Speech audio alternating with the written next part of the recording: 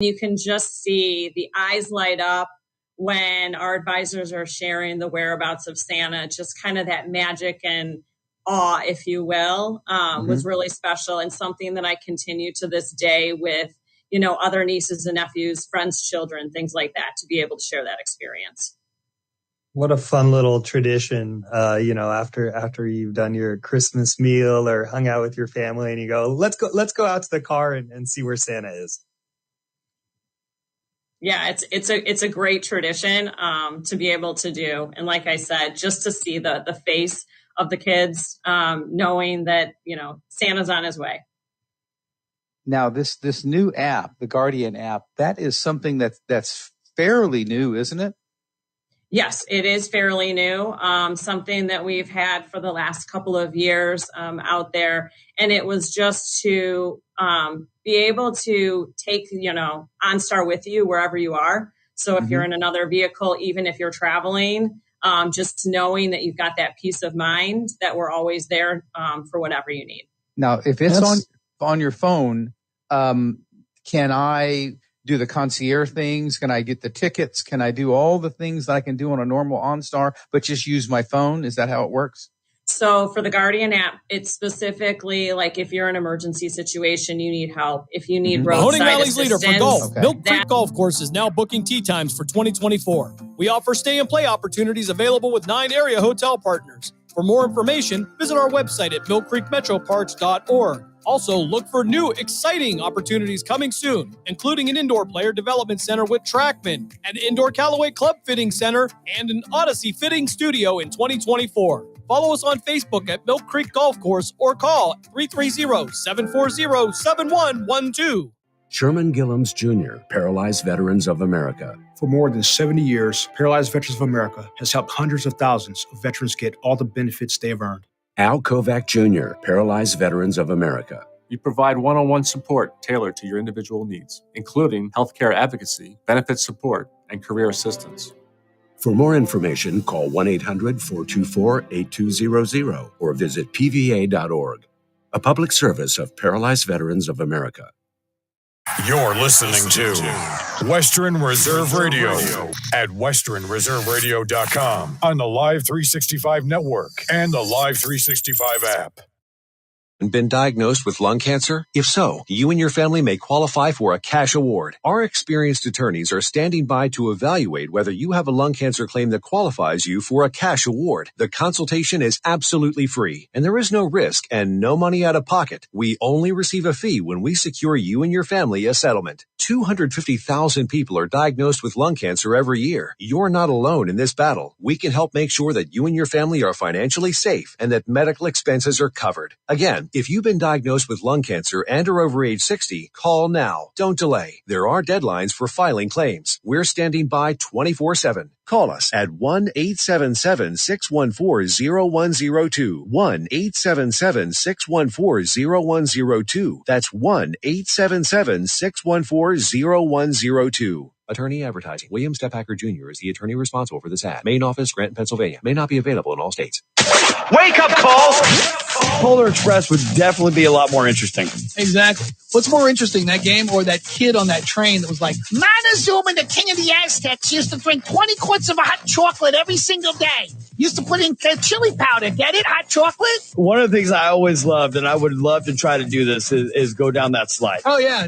That's awesome. Like a toilet bowl that dropped you into the bag of toys. Yeah, that looked fun. And to hear that little girl sing the song when the northern lights appear. Exactly, right? That's a heart-touching moment. The essence of Polar Express. The elves all look like little gangster alcoholics. They don't look cute. Those elves look kind of especially when he's like worn out. Trust me. Yeah. Trust me. Like, I don't know if it's kind of scary or more troll-like than a cherub little elf. Billy, the poor kid from the other side of the track. Drop him off. Doesn't even have like a full PJ set, just wears dad's shirt. Wake up call with Tony V and Ron Colbert. Weekdays from 9 a.m. to 1 p.m. Eastern. The Die Hard. Jalen Hurts was sick. He had the flu. Is he going to be the next Michael Jordan? Could people please stop comparing anybody to Michael Jordan? Can people stop doing that? Because there's never going to be another Michael Jordan. There's never going to be another flu game. There's never going to be another X of Michael Jordan. I lost $1,000 on the flu game. did. Of course you did. The Diehards, weeknights from 8 to 10 Eastern on the Sports Map Radio Network. The Boss and the Gloss with David Gow and Carla Dawson. We have joining us on the Progressive Insurance guest line, Hall of Famer Fred Biletnikoff. For those who may not recall, Fred Biletnikoff went to Florida State. Florida State on the outs after the College Football Selection Committee this weekend. Love to get your thoughts on this very controversial outcome. Listen, let me tell you, people have no idea how hard it is to go undefeated. And I don't care who's on your team, who's playing, whatever, you're still undefeated. I hated them using the situation because of the quarterback getting hurt. They still won games. If it was any other team than Alabama, that committee would have no other choice but Florida State. But they're afraid of Saban and that whole crew. That's the problem. The committee has no guts. They have no guts. It was disgusting. The Boss and the Gloss, Monday nights from 6 to 8 Eastern. Children are the greatest joy and our best hope for a better future. Friends, they are the future. But did you know that millions of kids are facing hunger every day? Food is not just food. It's energy, health, confidence, hope, and even love. Yes, love. Thank you! Learn more about how No Kid Hungry is helping end child hunger in America at helpnokidhungry.org. Youngstown, Warren, and Salem's local and national sports talk can be found on TuneIn and the Live 365 app at Western Reserve Radio, WRDB, The Scourge. WWE superstar Alberto Del Rio, take one. Behold the angry giant. Try it again, Alberto. Behold the angry giant. Perfect. Good luck tonight. Behold the angry giant. Yay! Read me another one, Dad. This is WWE superstar Alberto Del Rio. It only takes a moment to make a moment. Take time to be a dad today. Visit fatherhood.gov. Brought to you by the U.S. Department of Health and Human Services and the Ad Council. Western Reserve Radio is the Valley's online source for sports talk and local live events. Tune in and be a part of their live weekly shows, as well as all of the hard-hitting action of Youngstown Phantoms hockey, high school football, and the GDFL. Find them at westernreserveradio.com. Tune in and the Live 365 app to be a part of the area's sports conversation. Be sure to visit them on Facebook at Western Reserve Radio and on Twitter at WR_radio. In the small town of Elmira, New York, a boy was born into an all-American family. The odds of him achieving his dream in the fashion industry? 1 in 23 million.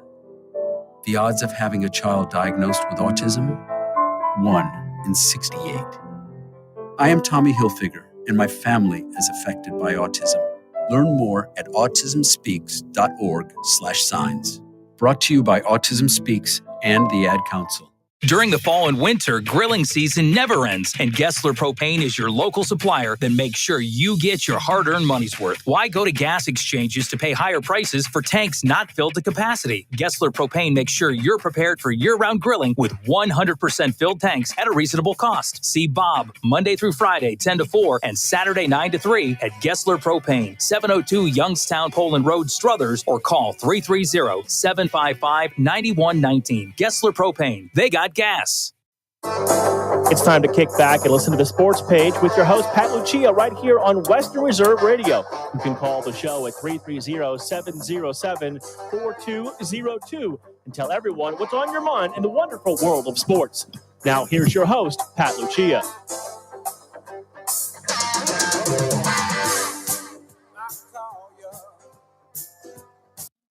It's the Saturday morning sports page. Pat Lucia, Dave Clark, Merry Christmas to all out there from the Saturday morning sports page. Have a safe and a Merry Christmas. As I always end the show, we always recommend do not drink and do not drive. Get a designated driver or get an Uber, get a taxi, but don't get behind the wheel and drink and drive. And have a safe and Merry Christmas to all out there.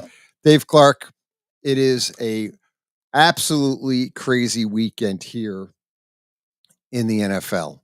These games today, when we go to pick them, are going to be coin flip games. I was looking through a lot of the games, and the point spreads are, I guess, interesting is maybe a way to put it, but these are going to be a tough pick. I was 6-8-2 last week. You were 7-7-2. We both lost on the Monday night game. Seattle, as Drew Lock turned into Johnny Unitas in the last, I don't know, couple minutes, taking the team, 88 yards down the field with less than a minute and a half left, and made a couple great throws of his career. And that sunk the Philadelphia Eagles. And now the Philadelphia Eagles are kind of on a downward trend. But they'll probably go on an upward trend when they play the New York Giants, who they play this week. That's a big point spread. So we'll have to get the lumber truck here and back it up to the propane studios, the Gessler Propane Studios, the newly renovated propane studios in Struthers, Ohio. But there is a lot of great games this weekend. This is almost to the point where, as we come into the NFL, this is going to be like the wild card weekend is a few weeks away, but these are kind of small playoff games. Yeah, every week is going to be that. And that's what we're going to get all the way down the stretch because of what they always wanted, parity. And that's what you got. And which makes it better, makes it interesting. Fans can be engaged because their teams are still have an opportunity to be in the playoffs. So that makes for a great NFL. And that's why it's KING, King. It's nothing else that beats the NFL. When you think of ratings and this worldwide interest, the NFL is number one in that. Well, what's really like to be this weekend coming up, we have 3 games on Christmas. Mm-hmm. You know, the NFL did it last year. And I know the NBA has all their games on Christmas. Mm-hmm. But the reality is it any ratings if the NBA was getting when there's no football is going to just, dominate. Because they do have, I will give it, the NBA has always had great ratings on Christmas. Right, they do. Yeah, they do. Their ratings are good. Games. People will tune in and watch the games. And the guys do play hard. Oh, they for do. some reason, for Christmas, they give a present. It's like a present to the fan. Sure. But it's still not going to beat the NFL. Plus, these games, if I'm not mistaken, on that day, means something. It's not like the Raiders are at the Chiefs. That's the Monday game at 1:00. Very important for the Chiefs to keep winning. So, I mean, they may not get home field, but they sure can get a home game. So it's very important for them to keep winning. You know, they're right there, though. They're still right there. 3 games left. The Giants are at the Eagles. Now, it means nothing to the Giants. But it does to the Eagles. And the Giants, it means something to those players because you're playing for jobs. Job security is and very the Giants important. Have the rival. Yeah, and that's and that's what I like. Both games you just mentioned. What are they? Divisional games. Old rivals. Yeah, old rivals play hard against each Always other for some reason. Kind of throw out the records. Just forget the records. It doesn't matter what they are. And the third game of Christmas night will be what everybody will be watching. All these games are network games, by the way. That's one. This is probably one of the best games of the weekend. Ravens are at the 49ers. Mm-hmm. And obviously the Niners are still wanting to keep home field advantage. The Ravens are obviously in the same boat, wanting to keep home field advantage. Both had big wins last weekend. Ravens beat the Jags 23-7. 49ers did away with the Cardinals 45-29. So, but obviously the Niners are going to want to obviously continue to win out. And so they figure everything will go through their San Francisco, or I guess San Jose, where they play. Yeah, Santa Clara. Whatever Santa Clara. But the Ravens are looking at the same thing. And now I read an article this morning. It looks like Lamar Jackson is now favored for the MVP. Slightly, but he's favored. Yeah. Which I don't get. I don't really care I don't pay a lot of attention to those awards because, like, it's like I'll give you an example. This is a little. I'm going to move away a little football, but here's a classic kid. Juan Marichal, great pitcher, one of the greatest pitchers I think of all time in the argument. I don't think he. I have to look. I don't think he won a Cy Young. And people are, well, he never won a Cy. Yeah, because every year he was against Sandy Koufax, Drysdale. He was going against the greatest pitchers of his in that era. Yeah. And he just, I mean, he was a great pitcher, but sometimes with these awards, you don't take affected the competition. You can have fantastic pitchers, like, and he might not have ever won one, but he was like, they read his numbers off the other day was listening to Mad Dog Russo. His numbers are off the charts. Right. Well, I mean, that's And how it is and everything. Like it was Bob Gibson. He and Bob Gibson, like I think he never won. I have to look it up. I don't believe Marichal won a Cy Young, or he might have won one, but then like Gibson won 3. But he was against like Sandy Koufax and Bob Gibson and Drysdale, some other great pitchers every year. I know. And that's the era he came up with. That high kick. And that high kick. Where the ball, and he turns his body a little bit. You couldn't even see where he's coming from. No, you could never find that ball till it was there. Yeah. Yeah. And it's like that in everything, all sports for years. Right. Like Michael Jordan. I don't know how many MVPs Michael Jordan won, but everybody knew every year he was the best player every year. Yeah. Right. But and that's the thing, is they don't want to give it to him every year. Right. So they have to, like the NBA last year. Everybody knew the Joker was the best player, but they gave it to Embiid because Joker won it 2 years in a row, and they didn't want to give it to him a third year, so they gave it to Embiid.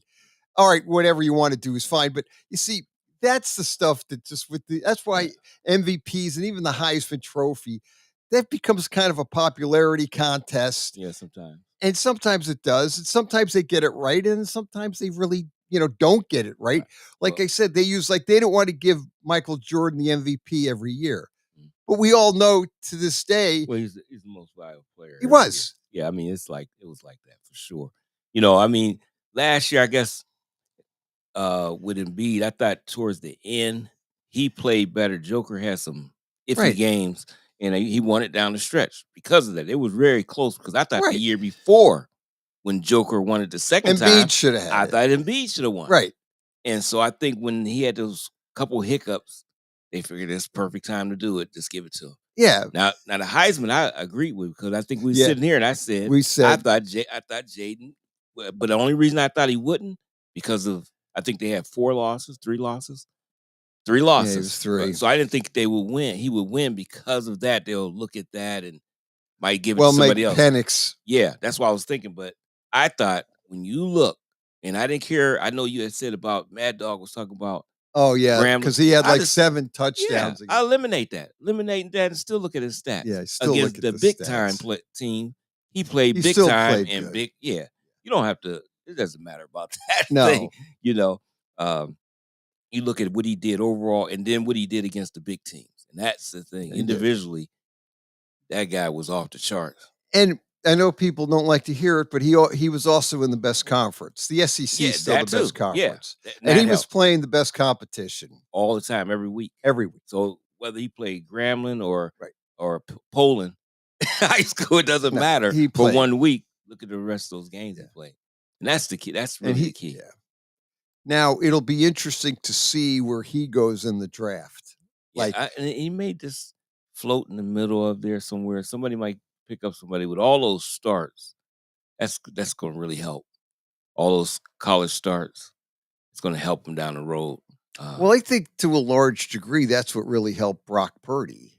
Oh, yeah. Because he had all those college starts. He played all those years, 4 straight, because he was a freshman. He started like all those games as a freshman and just played his whole career, but 4 straight years at Iowa State. Under a pro offense. And it's a pro offense. Yep. So when he walked into Shanahan's system, it was easy for him to adapt to Shanahan's system, all the starts, but he had a pro offense. And, Shanahan seems to be the guru when it comes to coaching as far as quarterbacks going. And it's a great system, and he has a great team around him. I hate this I mean, it's said all the time, but I have never agreed with it. When people say a quarterback is a system quarterback. No, yeah. All Yeah. quarterbacks are system quarterbacks. Every single one of Yeah, them. they all are, Because right. if you're playing for me and I have a system and you're doing great, you're a product of that system. Now, when you see that he does so well in that, you go somewhere else. If you got a lenient looking coach, I mean, that really looks at things, what does he do? Do he just put the round peg in the square hole? No, you find out what he does well and do that towards the system, which is what he does well. It's not that you find the things that they do well. That is the system. Right. Why would you make somebody do something, That throw they're deep right. all the time, but they don't have the big arm to do that all the time? It never made sense to me. Because we talk a lot about that, where it's important that the coach gets a system tailor made to his quarterback's uh, strengths. Right. So you want to always work the strength of the quarterback into your system.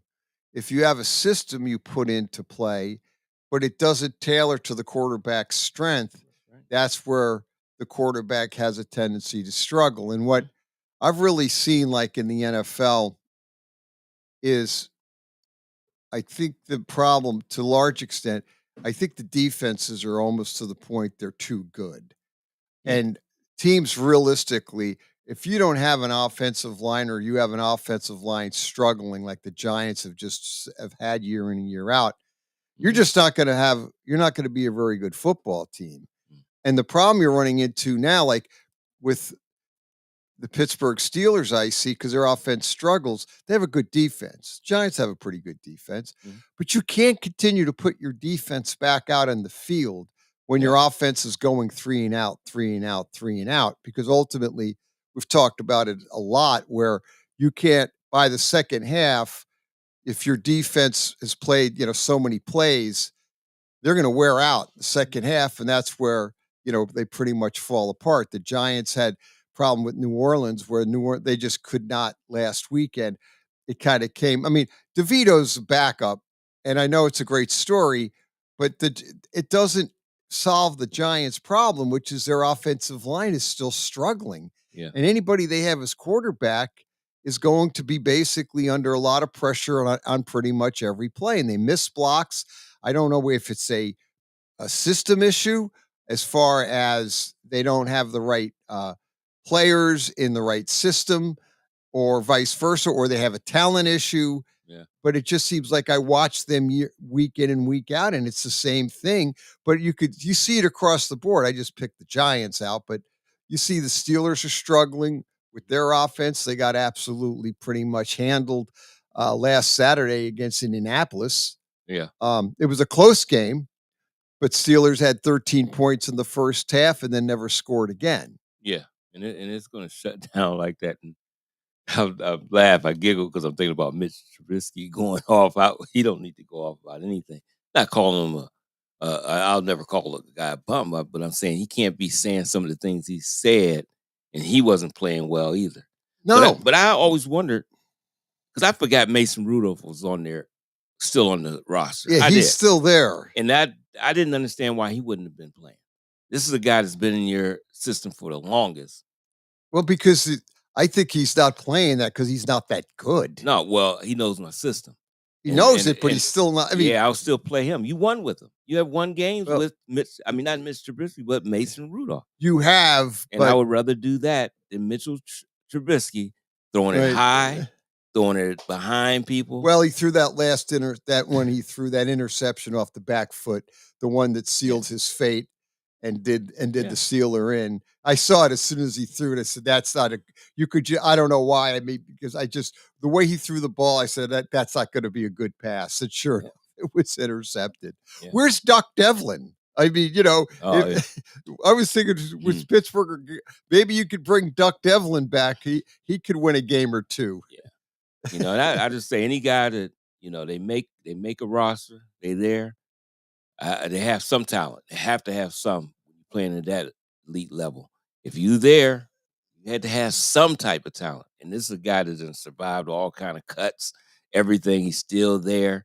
They could have put all kind of people and picked him up and got rid of Mason Rudolph. Oh, yeah. So if he's there, I just would have played him just to see if it gives us a spark, some things, anything, because it's not working with Trubisky. And No. you got your guy that you think would be your quarterback down in the future, but he's still injured. I don't think he's ready to come back yet. Not today, anyway. But I don't even know if he's the quarterback. So I wouldn't be surprised in the offseason to Pittsburgh do something either. If they move up in the draft, if let's see any kind of stuff like that, I think they're going to go after a quarterback. If not, then they may get somebody else. The Murray thing is still floating out there a lot, but I don't know if that's going to happen. Arizona might keep Murray. I don't know. They might. Well, here's the Arizona and Chicago are in that boat where they have to decide, do they want to keep their current quarterbacks? Because they will probably, the Cardinals are sitting at 3-11. Right now, I think they're third in the draft behind the Patriots. And then they won, Panthers won last week over the Atlanta Falcons. And now we think the Atlanta Falcon coach is on the proverbial hot seat after what the owner Blank said this past week. Well, I mean, Arthur Smith. Smith. I'm wondering about him because. Well, the owner's wondering about him too. Well, I just want to know, why do you draft? Was it Bijan Robinson? That's it. Yeah. Yeah. With the 5th pick, great offensive weapon, and you use him maybe 6 times. He gets 6 touches. Are you kidding me? That's what he gets. And then when he does get a lot of touches, he got all these yards. He can catch the ball. He can run the ball. Yeah. But they don't hardly use him. But they don't use him. They don't use him all the time. So, and you can't say it's when they get behind it, just don't use them. I actually watched a couple of their games. I'm like, this guy ain't even in. What is they doing? I can understand if you use him and the guy Tyler Algier as that like lightning and thunder type of backfield to use them. No, they just do some crazy stuff, and they got people to just be wasted on the bench. I mean, you got Cordell Patterson, who showed that he can run the football, but if you know you got Bijan Robinson, don't I use Cordell Patterson and trade him before the season started and got some, because a lot of teams that was interested in getting him, because he showed he's not just a receiver. He could play running back. He could do whatever you need him to do, and he's a great kick returner. So wouldn't you trade him because you can get some value for him? No, you keep him and just have him on the bench looking around. It's great. You get him in, you put him in the game. I think last week or the week before, he scores a touchdown for you real quick because of the talent that he has. I just don't understand Arthur. But he did the same thing at Tennessee. Just some of the same stuff that they didn't understand why you would do it. So I don't know. Well, when we were talking about coaches last week, we obviously we didn't mention Atlanta Falcons for a coach. These 2 losses, what you think now, though? But he might have potentially coached himself out of a job from what the owner is telling he's going to, if they lose today or where they play Saturday or Sunday, if they lose this week, after getting beat, I mean, they lost to the Panthers last week 9-7. I know it was a rainy game and it was in Carolina, but you could see, you can't lose those games. Yeah, and even if you lost to the Panthers, it's 9-7. 9-7. You mean to tell me you're a guy we brought here because of your offensive things that you can do, right? And you only can muster 7 points. Not even a touchdown and field goal. Touchdown, field goal, you win. You couldn't even muster that, and it was a struggle. That's not gonna fly. And you got all this talent. I mean, you got talent all over. London, you got Bijan and you're Robinson, 6-8. Allergy, yeah. And you're in a very winnable division. And I understand Ritter wasn't playing well, but you could switch and get somebody else. It doesn't do. It's not real hard for him to hand off. You got to throw it all the time. Run the football. It's an attitude. Running the football is not a strategy or different blocks. It's an attitude. And when you say I'm running downhill, no, I don't care who you got on defense. You just keep pounding it. Right, you're gonna right. Yeah, you just run it. Well, It's just that's an attitude. what when you're bringing that up, the Colts last Saturday had two basic guys off their practice squad, running backs, because Taylor Jonathan was out last week. Now he looks like he's playing this week. Yeah, he is. But Trey Sermon, who played for the Ohio State University, he was they were the old pound. I had a flashback. I had a flashback. I was looking to see if Woody Hayes coached the team. Yeah. Because the Indianapolis Colts they're going to run. They ran that ball against Pittsburgh that second half. Yeah. And they had Trey Sermon was pounding that ball rock right into the line and getting about 6-7 yards a pop. Yeah. And they were I like that other back. and the too. other back, Yeah, because he had some broke off some runs. he broke off some great runs too. Yeah. And I never seen Trey Sermon used like that since he was at Oklahoma, because he was really got the ball a lot. Well, the last time I saw Trey Sermon play that way was when Ohio State beat Northwestern in the conference final game for the Big Ten title. Yeah. Trey Sermon, I believe, ran had over 200 yards. Mm-hmm. And I was thinking, boy, Coach Hayes would love this guy because Trey Sermon made some great runs down the field. I didn't understand when he got at Ohio State, they didn't use him like that. No, I didn't either. Did. But Oklahoma did. For 2 years, they used him running the football and running it a lot. Yeah. So, he had that extra year eligibility, and he went to Ohio State. And he had that great game Mm-hmm. against Northwestern. And he was drafted by the Colts, third round. And I guess he was on the practice squad. But he's been around the league. But he's been around. Yeah, he's played with San Fran, Philly, quite a few teams. But he's a guy, if you want to pound the football with, you can get him.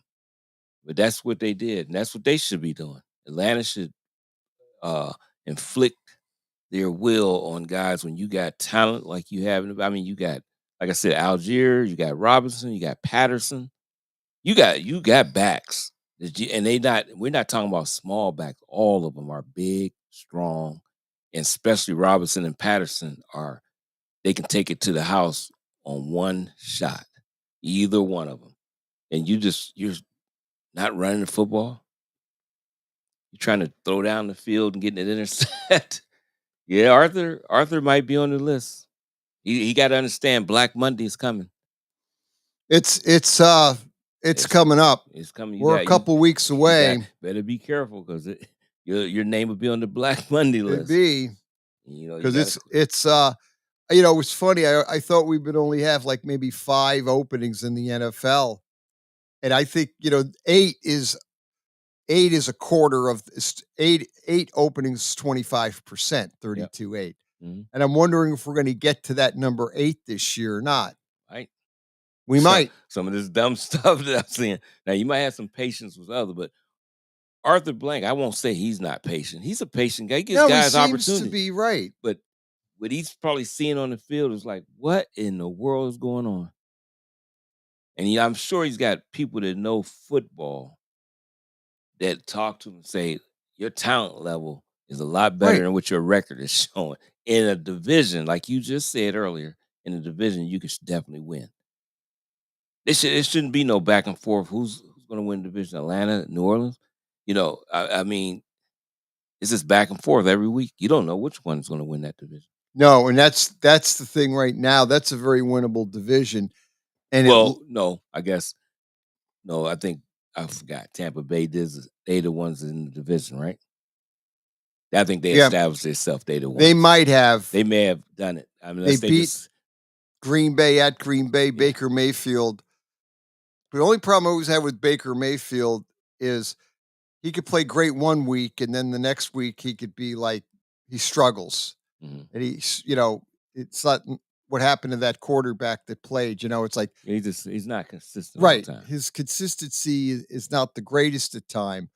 But, at one point in time, right now there's talk about the Saints, who got absolutely handled by the Rams Thursday night. It wasn't really much of a game. I mean, it became a little bit of a game when the Saints blocked that punt and then they scored off it real quick. But I really never thought they had really a chance to win that game. But the point is, now they're talking about Dennis Allen being on the hot seat.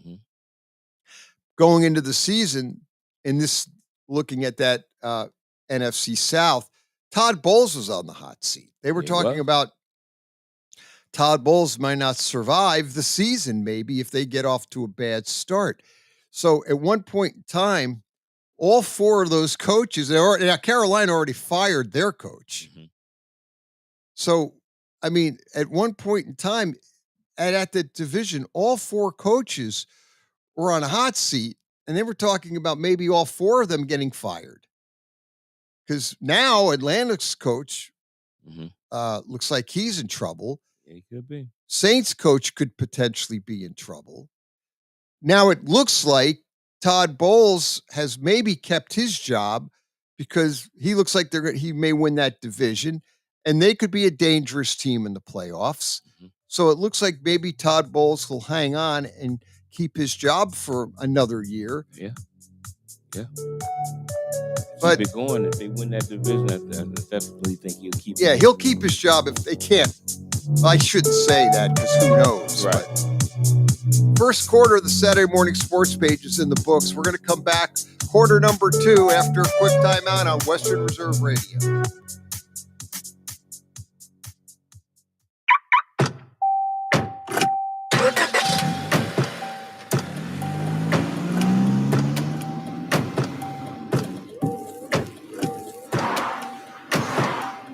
Driving has a rhythm all its own. Don't wreck it with a text. Before you get behind the wheel, silence your phone. Or better yet, designate a texter. For more text-free driving tips, visit stoptextstoprex.org. Brought to you by the Ad Council and the National Highway Traffic Safety Administration.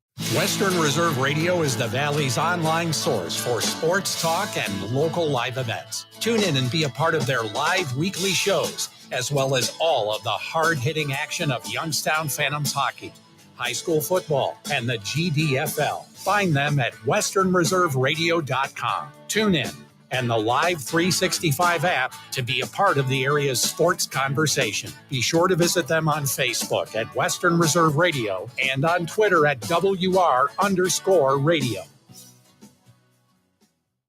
Welcome to Calvin's Barbershop. You all got to see this. I don't even want to know what you're looking at on that phone. Well, you should. I was learning about the dangers of high blood pressure and that we need to get ours checked regularly. High blood pressure can increase the risk of heart attack or stroke, but this text program can help keep it at a healthy range. Just text Barbershop to 97779 to sign up. I'll get right on it as soon as I'm done with this baby panda video. Text Barbershop to 97779. A message from the American Heart Association and the Ad Council. Looking for future leaders we can believe in? Look no further than the high school student athletes right here in Ohio. High school sports teach young people how to be effective leaders. It includes learning to listen, accepting responsibility, being a good role model, and it's about respect. The result, it transcends sports. It gives us hope for the future. This message presented by the Ohio High School Athletic Association and the Ohio Interscholastic Athletic Administrators Association.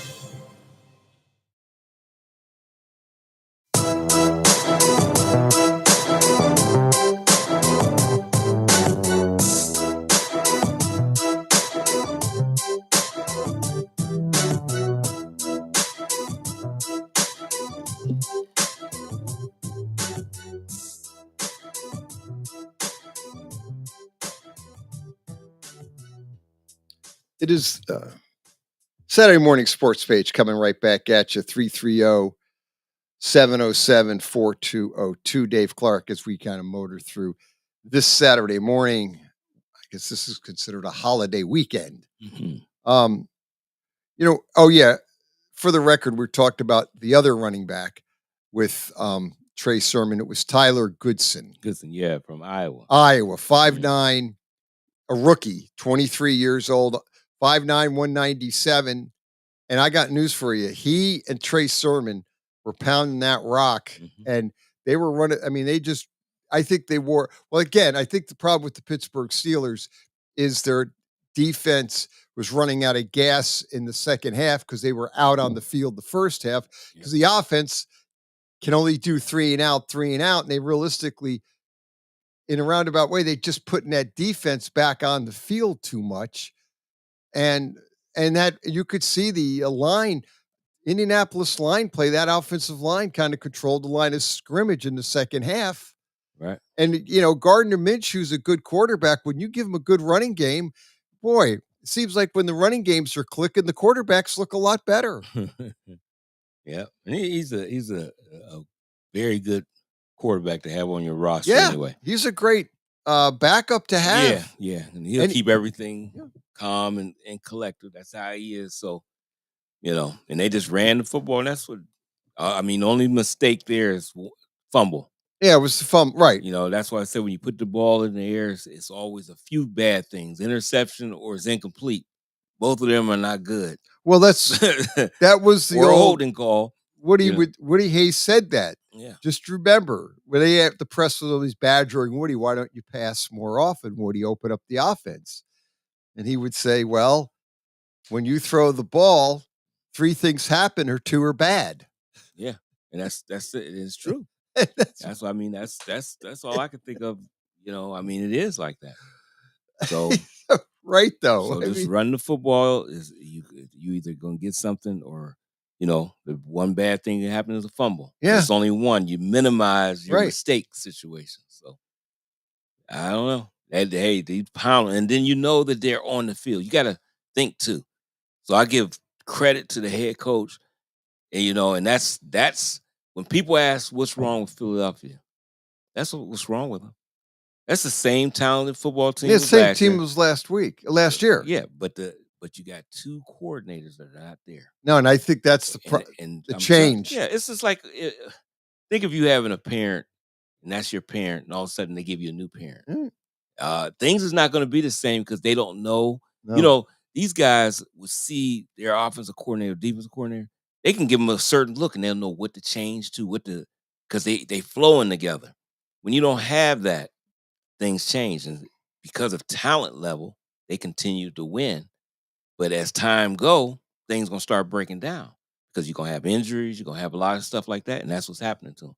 But in a way, I wanted it a little earlier. I wanted them to have this because they need it. People say you need to lose, yeah, because they got to find out, find themselves what they need to do. Unfortunately, got to find the. So I think this is a kick for them. They know they got the talent to still keep on winning. So they got to put it together. Well, they missed those coordinators. Believe they do. Me, that offense don't look the same, and neither do the defense. Well, speaking of, since we're in the NFC East with Philadelphia, what is going on with the Dallas Cowboys when they go on the road? Do they just decide they're not getting off the bus to play, or are they just going to not show up and play, or a little 45-degree cold weather is going to bother them? I don't know because I got news for you. I know the Buffalo Bills are can be talented, and they're kind of a little Jekyll Hyde thing. But my gosh, the Dallas Cowboys, that game Sunday at 4:25, I was all ready for a great game. It was over quick. That was over at halftime. Dallas was never. You watch that game, Buffalo just took over. From pretty much the kickoff. That was what? It was a 31-10 game, but it was really 31-3 at the end, and they gave him a touchdown. That was but no, it was complete. Dallas got absolutely dominated. Yeah, in every phase of the game. Every phase of the game. All the way. And I like McDermott because of what he did. He dummied down the defense. He just went to the basics. And play on your talent, and they did. They did. And they flying around. On offense, it was the coordinator. Well, they went ground and pound. Yeah, now they run the ball. It eliminates a lot of mistakes from Josh Allen at time. But he can still make the big plays when he needs to, because he's going to do that. It's I don't care how many interceptions. That guy is going to make plays. Especially when you give him a running game. Yeah, now that makes him more dangerous. That is a danger. You don't want to play them. Yeah, no. That's somebody you don't want to play. Dallas, this is why this game is interesting this week. I don't even know how to pick it. I don't either. You talking about 2 Jekyll teams? Those are two teams. I don't know who.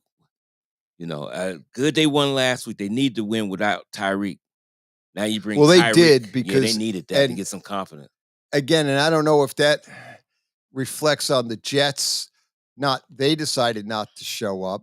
Now there's some question whether or not Robert Saleh's job could be in jeopardy. I heard they said he should be. They're gonna probably give him a pass. They will give him a pass because all the injuries and Aaron Rodgers is calling all the shots now, since they've made Aaron Rodgers the general manager, really, of the team.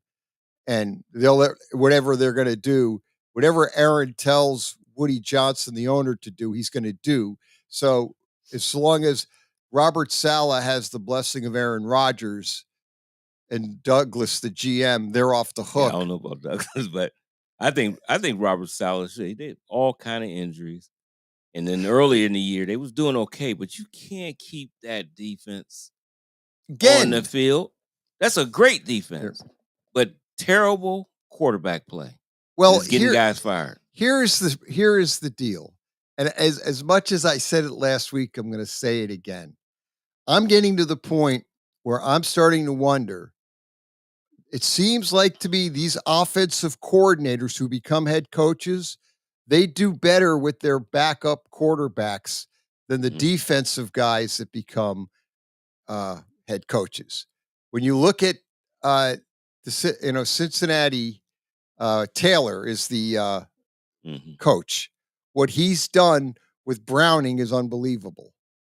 And then I see the Colts, their head coach is an offensive side of the ball. Yeah. He's done great things with Gardner Minshew as a backup. So I sit there and I look at those backups and I'm wondering, geez, why those backups look so good?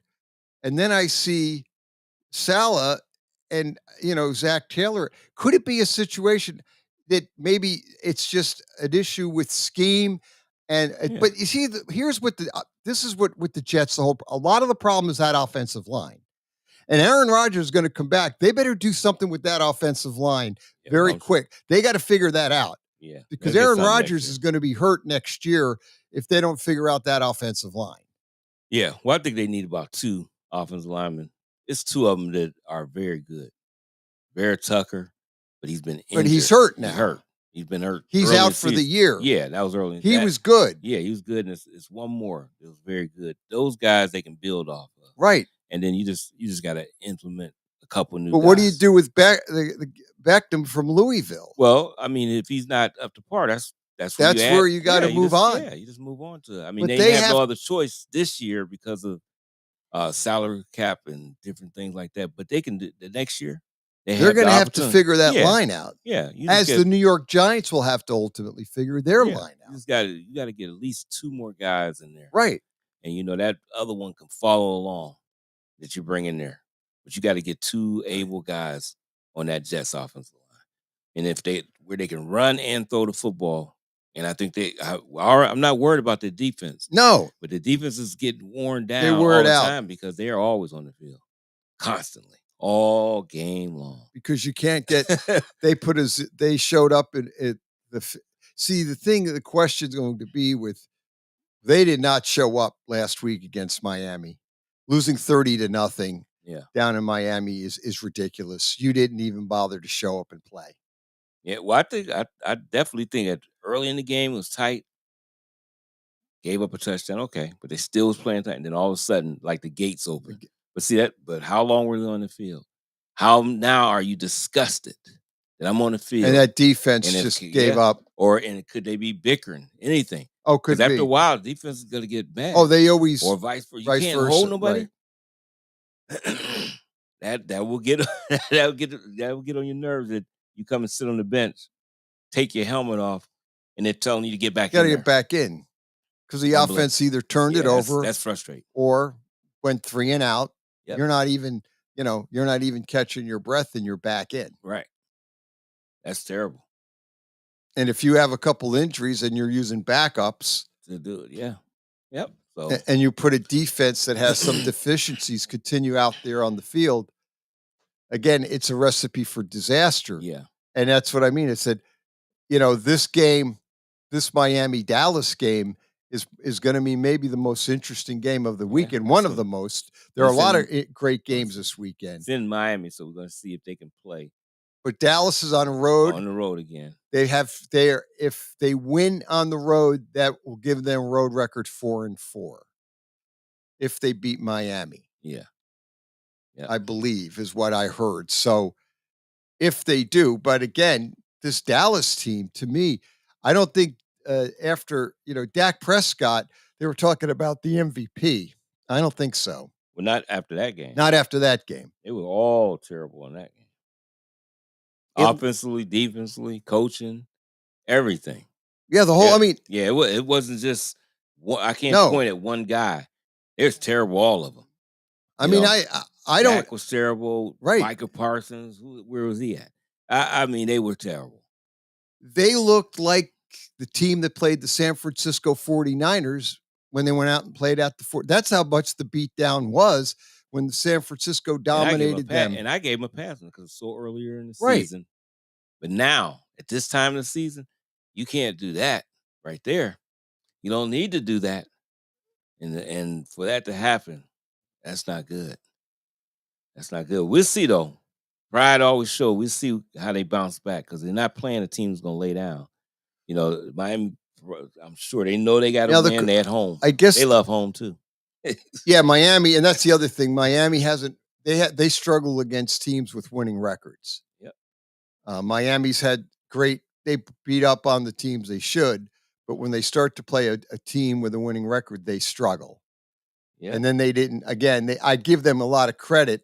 They bounced back from that horrible loss from the Tennessee Titans on Monday night to just do away with the Jets. But as much as I don't know how much I want to give Miami credit, is that the Jets were like, I thought the Jets would be okay. They beat Houston. They came off a big win at home, and then just to fly down to Miami, and it was just like, to basically give them nothing at all. Yeah, I was sad. like, that's what makes the NFL so great because you can never figure this out. No, I know. Yeah, it's great, and it's You can never figure out the NFL because what you think would normally be a behavior like, oh, okay, like the Jets going down to Miami, potentially a very remote chance of a playoff game. Not now; they're out of the playoffs now, or going to be very soon. But I thought this could get you in if you would have beat Miami. That's like, hey, wait a minute. Now you're in, and maybe at least making it interesting. Yeah. Now you not only lose to Miami, you don't show up. Yeah. Yep. We're gonna see. I mean, So this is the game again with Dallas. You thought they would go up against Buffalo after they realistically dominated the Philadelphia Eagles. They thought, okay, they're real. They're here to play. They're going to go up. It's going to be a tough venue, but they should play. Yeah. I mean, I thought it would be a close game. Yeah, and I know they but don't not like to, play to on show up. Yeah, I mean, I thought Buffalo would because they don't because Dallas don't play on the road, but not to get smashed like that. No. And I figured they would beat Philly, but how good they play, I don't know. But I knew they were going to play good at home, and they always split. And Philly was not playing well, so I knew I felt Dallas would win it. But you looked at them and said, okay, maybe they're ready. I won't be able to determine that until they can go here and beat Miami and beat them on the road, put a lot of pressure on Tua. You got to knock them around a little bit. And if you do that, sometimes they falter too. So we'll see. Well, I guess the question we need to find out. Nobody can cover Tyreek if he's playing. What is Tyreek's status? Is he a game time or is he a questionable? I believe. I just seen something said breaking news on my The phone. last thing I heard said it. is the last thing I thought is he was on the questionable route. And that's kind of what I think everybody's kind of waiting to see. Will Tyreek play? It said here at 12 hours, he was limping in practice. He's still listed as questionable versus the Cowboys. That's Still it. Okay. So at least at 12 hours ago, they listed him as questionable for the Cowboys. Yeah, he's a different kind of animal, Tyreek. Oh no, the way he messed that ankle up, I couldn't believe he came back in and was playing. And they made it. They had to make him not play the rest. He was running with the same type of speed. I couldn't believe it. That's insane. And now you let him rest for a week and put him back out there. There is absolutely, you get him the ball in space, you are in big time trouble. If he's healthy, I think he's the MVP of the year. If he can stay healthy and play out. Yep. Because he realistically, that team without him is a different team. Tyreek Hill makes that out, puts Miami in a whole different category when he's on the field as far as offense goes. Right. They're an elite team. He makes, because the thing is, people need to understand is when he's out on the field, then defenses have to really account for him, but then he makes the other players good because now all of a sudden Tyreek's getting all the attention. That opens up the door for all the other offensive players, the running backs, receivers on the field, because of Tyreek gets all that attention, and then he gets the ball. He's a broken tackle away from the end zone. Yeah, if you don't get him in that first, you're in bad shape. You're not. It's not going to go well if you're the defense. Yeah. Man, that guy left Kansas City. Kansas City hasn't been the same since. No, and they won't admit it, but that's if they had him, and then you still drafted that Rice, and you still had him. You should have Kansas City. They'll be unstoppable. I don't care what they say. Kansas City knows they screwed up. They should have found a way to pay him. Oh yeah, you should have figured it out. And you should have either had somebody come in, either Mahomes, Kels, somebody, making money, say, look, we got to, and in the NFL, they move that money around anyway. Yeah, it's kind of like, they didn't want to pay him. I don't understand. And they didn't want to pay him, and they have to regret. I know they won a Super Bowl without him. Right. Thank you to the referees for throwing that crappy flag on holding, and you handed the game to Kansas City. Didn't the Dallas Cowboys win a Super Bowl with Barry Switzer?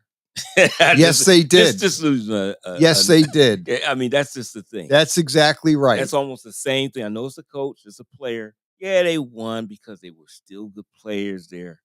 You still have that resume to get there. But that's still, even though they won it, they still was not the same team even then. You could see it. Oh, you could see it. They were still riding off of their high of how good they were. But then you've seen it big time this year. This year it's caught up with them. It's so clear. Tyreek, without Tyreek, you're in trouble. You miss Tyreek. Kansas City, it's not the same team without Tyreek. Mahomes is struggling a lot. He's still the best quarterback, but when you don't have a Tyreek Hill versus when you have him. I think any of your teams, if you got a team, anybody have a team they like, you put Tyreek Hill on, I think you can count 3 extra victories. Easy. Because if he's in space, you just got to design stuff to get him in space. If he stays healthy. And he stays healthy. You tell me he couldn't help you win 3 extra games just by him getting the ball in his hand? And they don't let him do stuff that he used to do. You remember, he used to be a punt returner and a kick returner for the Chiefs at first, and they took him off of that because he's so valuable. Yeah, they didn't want him getting hurt. Right. But think of him punt returning. Oh, my God. This is crazy.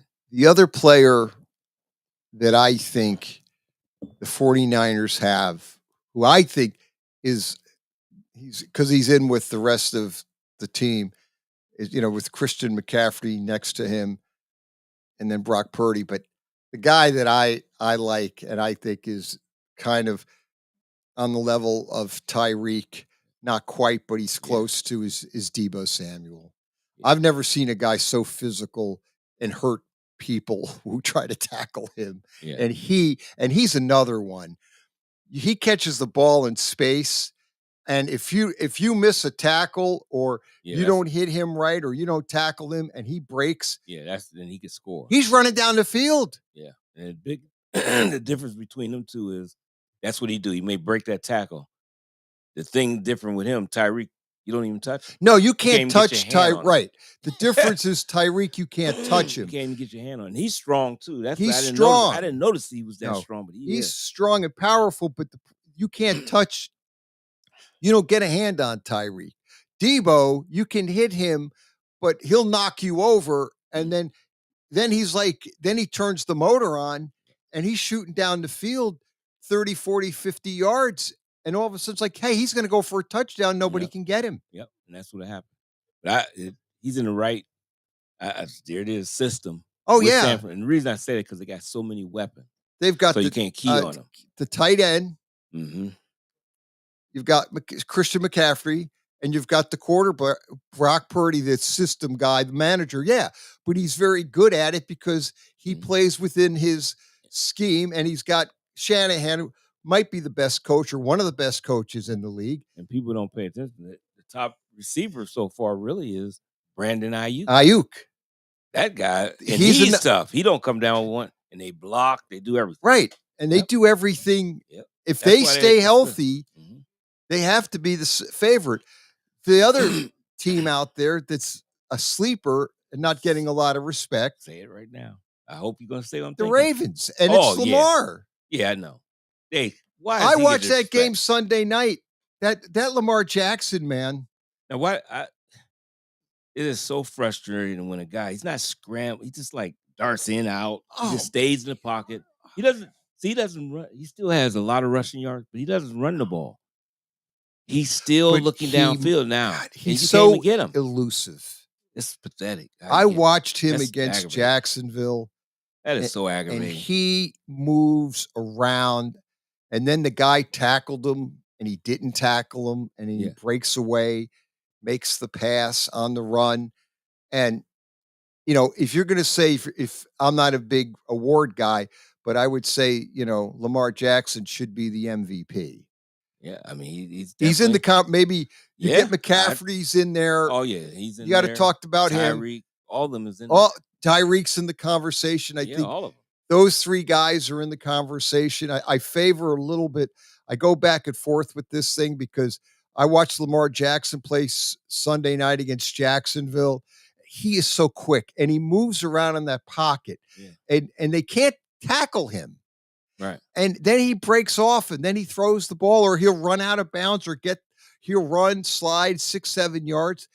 I mean, if you're a defensive coordinator, he's got to keep you up at night. Yeah, it's no question about it. Because you can't defend him. Yeah, it's hard. It's very hard. Now that he got so many weapons around him with Zay Flowers, Odell Beckham, the guy Likely he showed some promise, but now he has to play, and he's a good tight end. You still got Bateman. You got all kind of guys. He knows how to around get him. the ball to the tight ends good. Yeah, he loves going over the middle to those tight ends. It's almost like it's like innate. Like he just knows like where he needs to go with the ball when he's in trouble. And he just flicks. a lot. What always blows me away is people don't know or under how great his arm is. He flicks that ball, and it's 25, 30 yards downfield on a line. Yeah, I started to watch that because I know they used to question, do you got the arm strength? Yeah. Oh, he can't throw deep. Huh? Huh? That guy, I mean, it is a flick. He 'Cause I seen him he do just that has that against ball. All of a Jacksonville. sudden, he flicks it out of his hands, and it's like it's a dart. It's going down the field 25, 30 yards on a line. Yep. Yeah. And he seems like he's in trouble. Then all of a sudden, he flicks that ball out of his hands. It comes out as a shot, and it's in the tight end's got the ball over the middle, 20 yards. Yep. Well, it's going to be a great game. It's going to be a great game And I hope against San these guys Francisco. keep their mind right, because don't let it be we got beat or we got blown out. We're not good enough.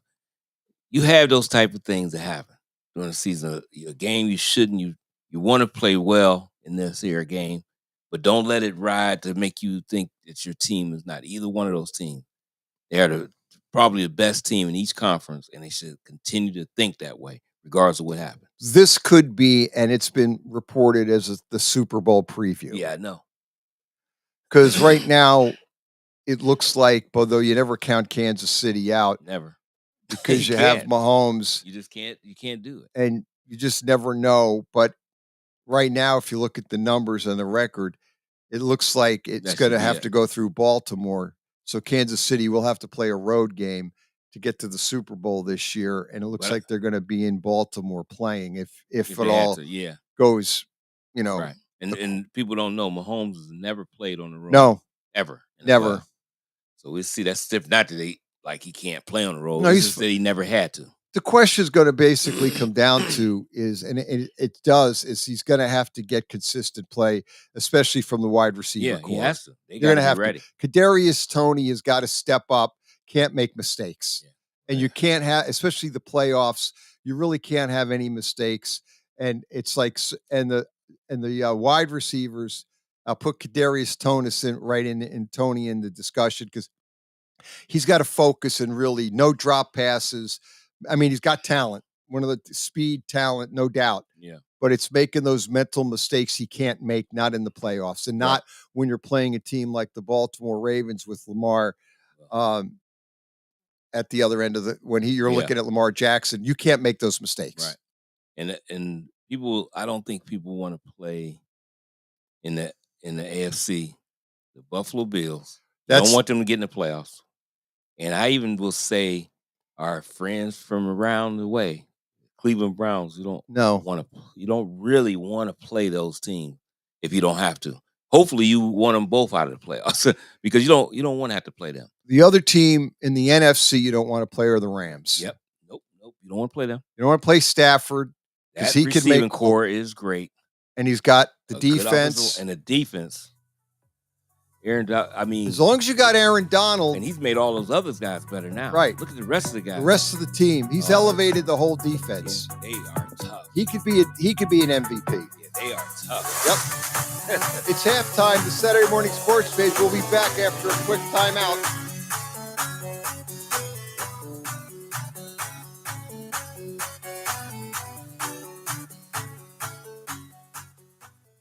Hi, it's Mark Means, host of By All Means, Tuesdays at 5, right here on Western Reserve Radio, WRDB, The Scourge. Hey, let me ask you something. Would you seat your 3-year-old child on a windowsill? Would you seat them beside a lit fireplace or by the deep end of a pool? One last question. Would you seat your child in a car seat that's not correct for them? Car crashes are a leading killer of children ages 1 to 13. Secure their future. Seat them in the correct car seat. For more information, visit safercar.gov/the-right-seat. A message from the National Highway Traffic Safety Administration and the Ad Council. During the fall and winter, grilling season never ends, and Gessler Propane is your local supplier that makes sure you get your hard-earned money's worth. Why go to gas exchanges to pay higher prices for tanks not filled to capacity? Gessler Propane makes sure you're prepared for year-round grilling with 100% filled tanks at a reasonable cost. See Bob Monday through Friday, 10 to 4, and Saturday, 9 to 3 at Gessler Propane, 702 Youngstown Poland Road, Struthers, or call 330-755-9119. Gessler Propane. They got gas. Mahoning Valley's leader for golf, Milk Creek Golf Course is now booking tee times for 2024. We offer stay and play opportunities available with 9 area hotel partners. For more information, visit our website at millcreekmetroparks.org. Also, look for new, exciting opportunities coming soon, including an indoor player development center with Trackman, an indoor Callaway Club Fitting Center, and an Odyssey Fitting Studio in 2024. Follow us on Facebook at Milk Creek Golf Course or call 330-740-7112. In the small town of Elmira, New York, a boy was born into an all-American family. The odds of him achieving his dream in the fashion industry? 1 in 23 million. The odds of having a child diagnosed with autism? 1 in 68. I am Tommy Hilfiger, and my family is affected by autism. Learn more at autismspeaks.org/signs. Brought to you by Autism Speaks and the Ad Council.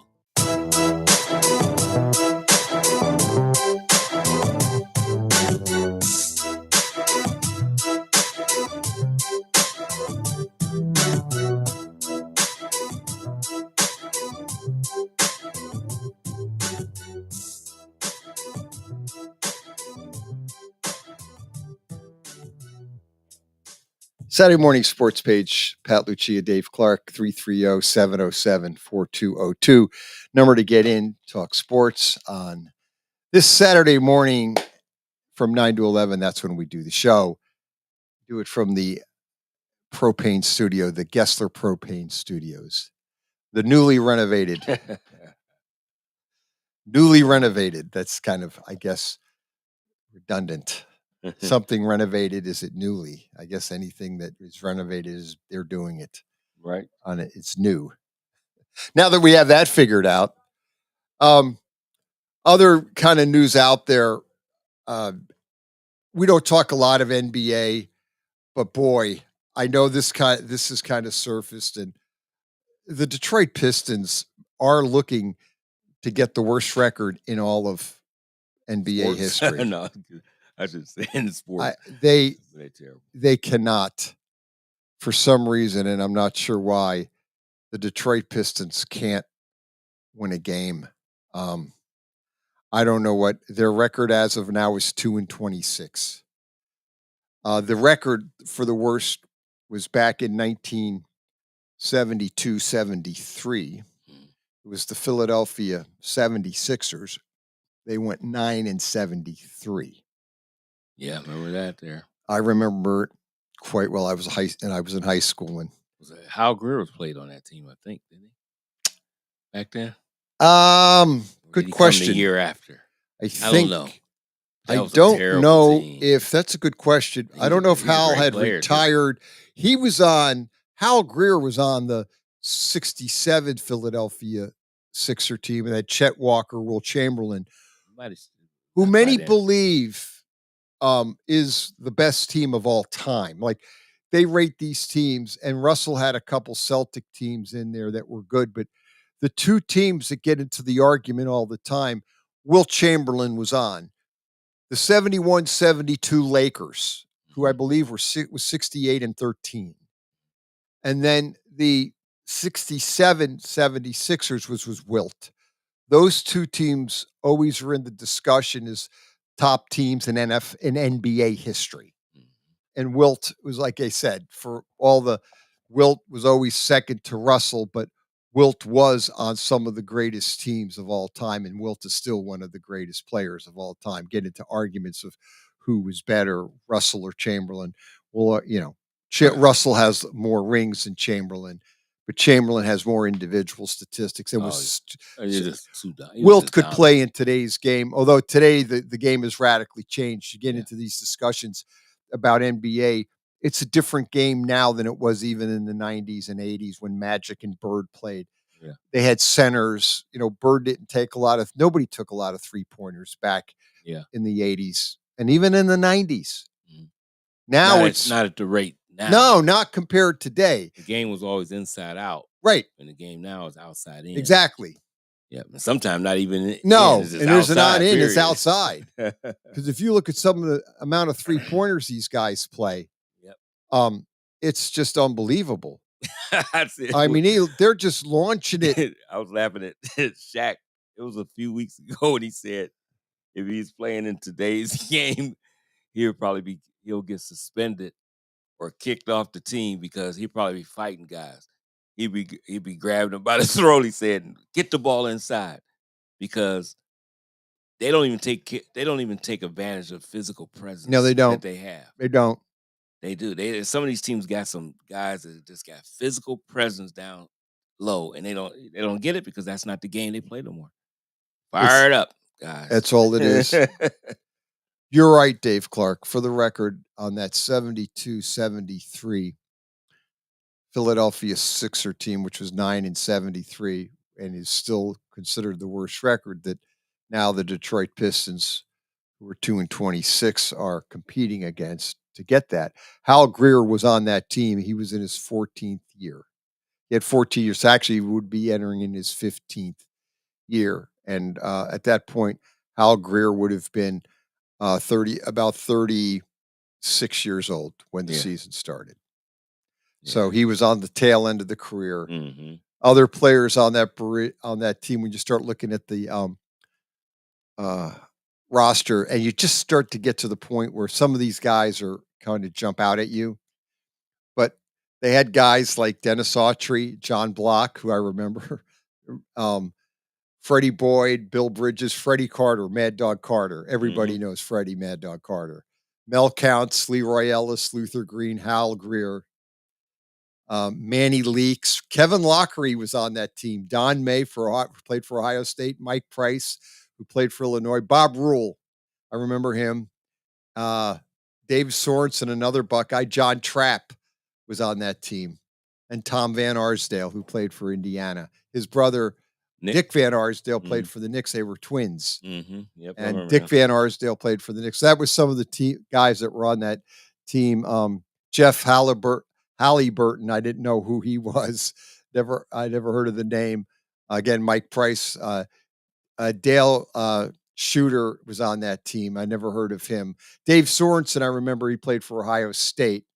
So that was that team back then. And now this Detroit Piston team is going to rival that team potentially. Yeah. To see get it going. Can they beat the 9-73 record? Sure, Cunningham wants to be traded. Oh, I'm sure. Right. All that talent he has. Well, they brought in, it's like they were talking a little bit about the Detroit Pistons, and they said, like, the team is, they put this team together. It's just not, go like Monty Williams is their coach. Yeah. And they went out and recruited him, and he's a good coach. I know. And the talent's there, but it's just like it's not. Yeah. It's they not got some meshing. talent. Yeah, I don't know. Boy, they're in a serious funk. I hope they can get out of it. Well, the other thing with the NBA, and then we're going to move on to our picks. I guess we want to get a little bit of Florida State now wants out of the ACC. Yeah. The only thing in the NBA this year that they've got 3 teams that are realistically just have bad records. I mean, they're bad teams. Detroit's one of them. But there's other teams in the NBA that are struggling on the line. The Washington Wizards are another team. They're 5-23. And then the San Antonio Spurs are 4-23. And then the Detroit Pistons are 2-26. I mean, you've got 3 teams and they got some talent. The Spurs have some talent, but they're though. young, and I think It's a young team. Yeah, I think they're gonna have. What's his name? Yeah, he's Wembanyama is a great player and will be. You could see the and they got other players too. and other players are actually good. I just think they're too young. Maybe they will just get better as the season goes on. Yeah, hopefully. But they're not looking good. No, they're not looking good. And the Wizards and the Washington. And see, I don't understand them either because even I was watching them yesterday. Yeah. It's playing well against Golden State at first, and they got players on there. Yeah, I got team. But I know Kyle Kuzma probably say trade me back to the Lakers. Yeah, get me back on the Lakers. Get me somewhere because his talent is off the charts. Yeah, but they got to get something. Him and Jordan Poole's over there just getting their brains beat. they getting beat. They're getting drilled, and they lost last night to Golden State, like you mentioned. Yep. And it's like, these 3 teams are just not even really. I mean, they play competitive games, but they just can't win. They can't win because they score a lot of points, the Wizards, but they'll score 120, but the other team scores 130. Yeah. And they'll lose. And they lose. They just find ways to lose games. Yeah. I mean, even if you do the quick math on this, what do they have? That's 13 games they've won between 3 games, and that's 43. And if you add 43 and 23, that's basically what? If you add 43 and 20, that's 66. Mm-hmm. So they're 13 and 66 combined. It's terrible. 11. No, that's 11. 11. They've won 11 games. All 3 of those teams together. Yeah. Yeah, it's bad. Yeah, they've won this is mind-boggling because these 3 teams have basically won 11 games. And then they have basically I have to go back to school and learn how it's 70. Okay. Is that right? 7. They have basically, I got to make sure this is right. This 72. They've lost 72 games, 3. 11-72 for three Yeah, teams combined. That is their record right now, 11-72. Well, you know, one thing that they did, I know most leagues try to do it, but the expansion of the league has changed things. Now, I do believe they should have had a little expansion. We go back to the 80s and you want to add a couple teams, but it's done got to the point that it gets watered down. And Right. man, if you could eliminate quite a few teams in there and then just take those players and distribute them, you would never have to worry about anybody doing. That's why I tell people, they talk about the super teams. Look at these guys. Well, they didn't have to do that years ago because everybody almost had big time players on their team. Even the ones that weren't that good still had some type of stars on their team. They just didn't have enough firepower to deal with the others, you know. But now you have watered down teams, and that's why you don't have as competitive. I think. I think if you always eliminate some, you can make the league actually stronger. Now I'm sure whatever cities that would get eliminated would be very upset, but I think you want a strong league. You can't keep having teams and keep keep expanding it. Here's just an idea. I know you get into these discussions about, well, those guys that played back in the 60s aren't that, they wouldn't be like today. Mm. Sometimes I wonder, people need to understand a few things.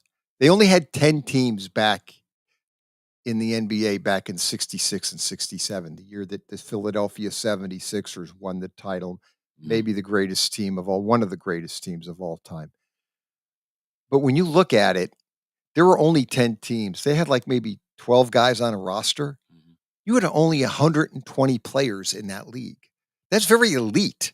Yeah.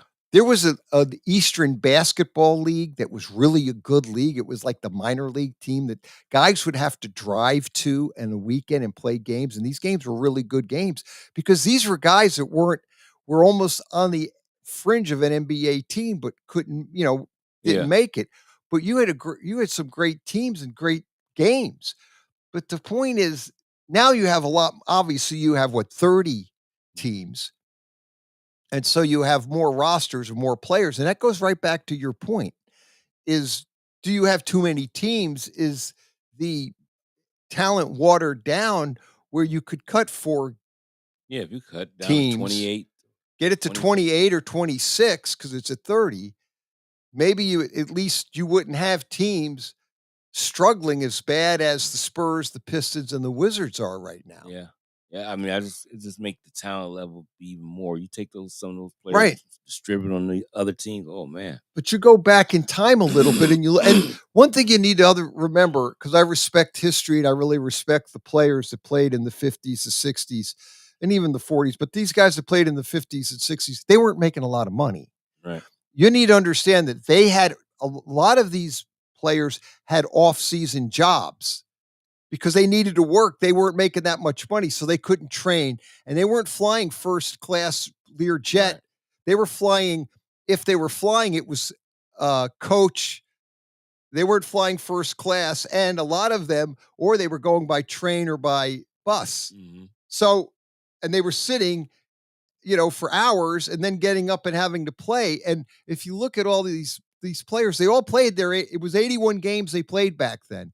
They all played their 81 games. A lot of guys, there was no load management. Right. Even going into Magic and Bird and even Jordan's 60s, 70s, 80s, and 90s, these guys were all playing. You look at Michael Jordan, he played every game. Yeah. And he played every game like it was a playoff game. Yeah, no. He didn't want to lose. Right. He didn't care. Yeah. He definitely. He was a wired guy, and he wanted to win every game. He did, and Bird and Magic were the same. Mm-hmm. Larry Bird and Magic played every game like they wanted to win it. I never heard Magic Johnson talk about load management. Right. And I never saw Magic Johnson not want to play and sit out, or Bird, or any of those guys. Right. Yep. I mean, they didn't care if they were playing the worst team or the best team. They wanted to win every game. Mm-hmm. Michael Jordan wanted to go 82-0. Yeah, he wanted it. He did. Yeah, I know. Yep. You know, he had that mean scowl look on his face. He didn't want to lose. Right. Let's go ahead and slide over. Florida State, real quick, wants out of the ACC. I think they have like a $500 million fee to pay to get out, and they're contesting that. So they want to get out of the ACC. So we're going to have to wait and see how that plays itself out. I mean, it's just. I think where we're going here, I think we're ultimately going to end up. I think we're going to ultimately end up with two conferences, two big, like they're going to almost mimic or try to mimic the NFL, American, the AFC, NFC. Yeah. To some extent, maybe not right away, but I think that's what they kind of want to go to.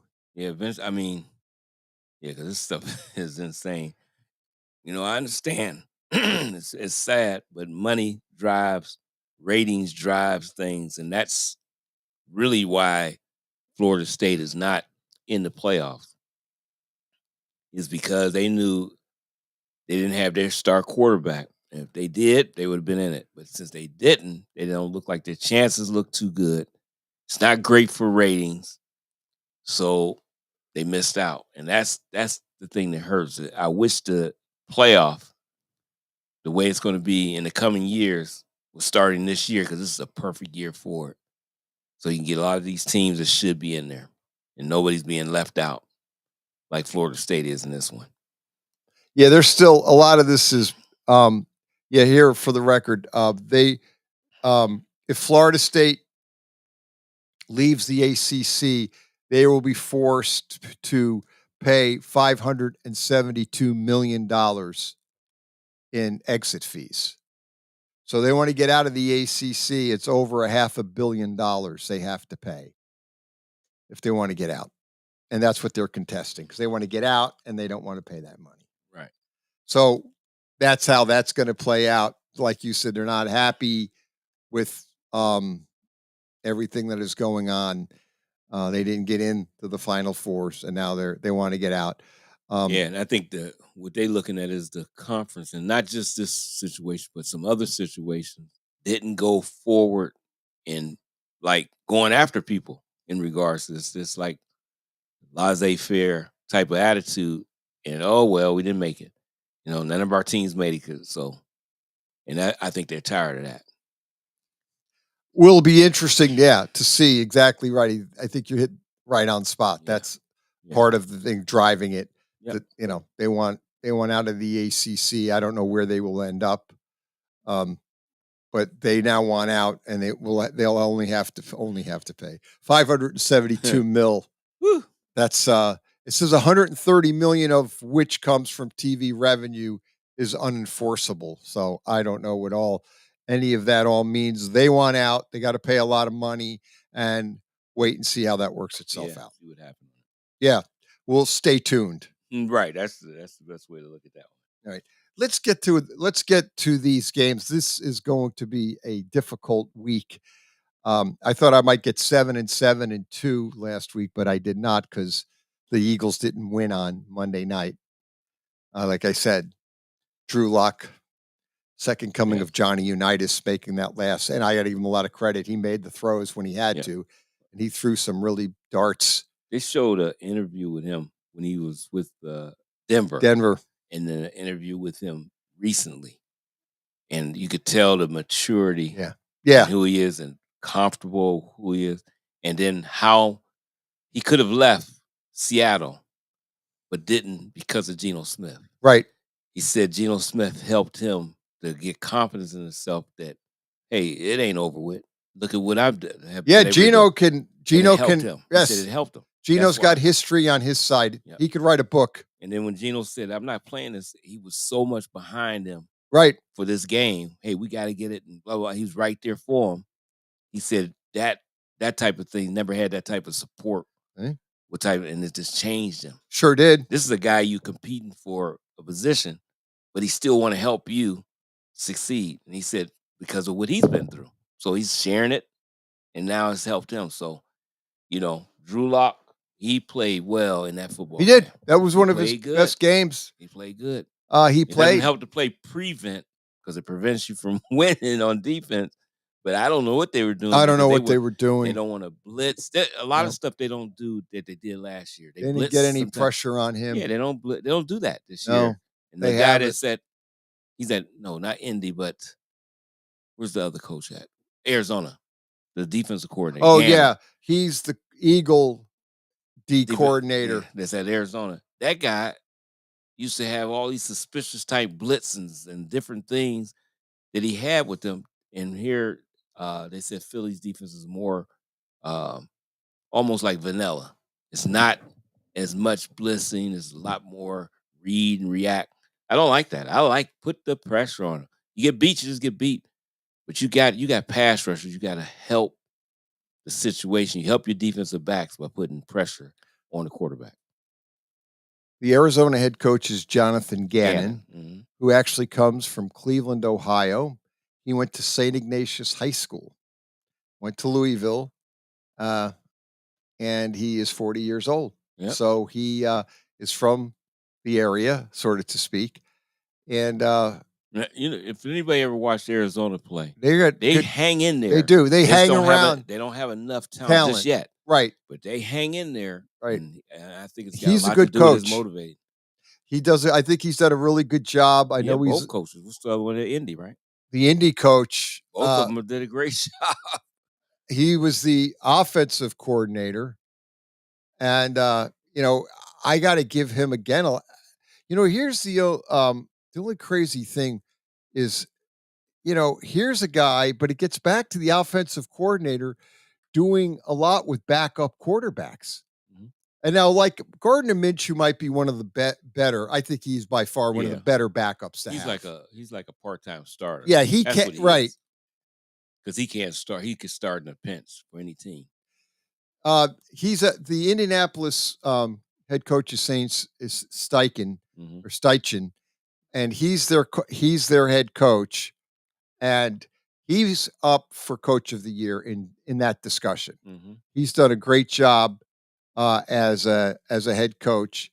He had 13 years of coaching experience, 12 seasons in the NFL. So he's a very good coach. When you brought up coaching, that started made me think about everybody wanting Tomlin's head.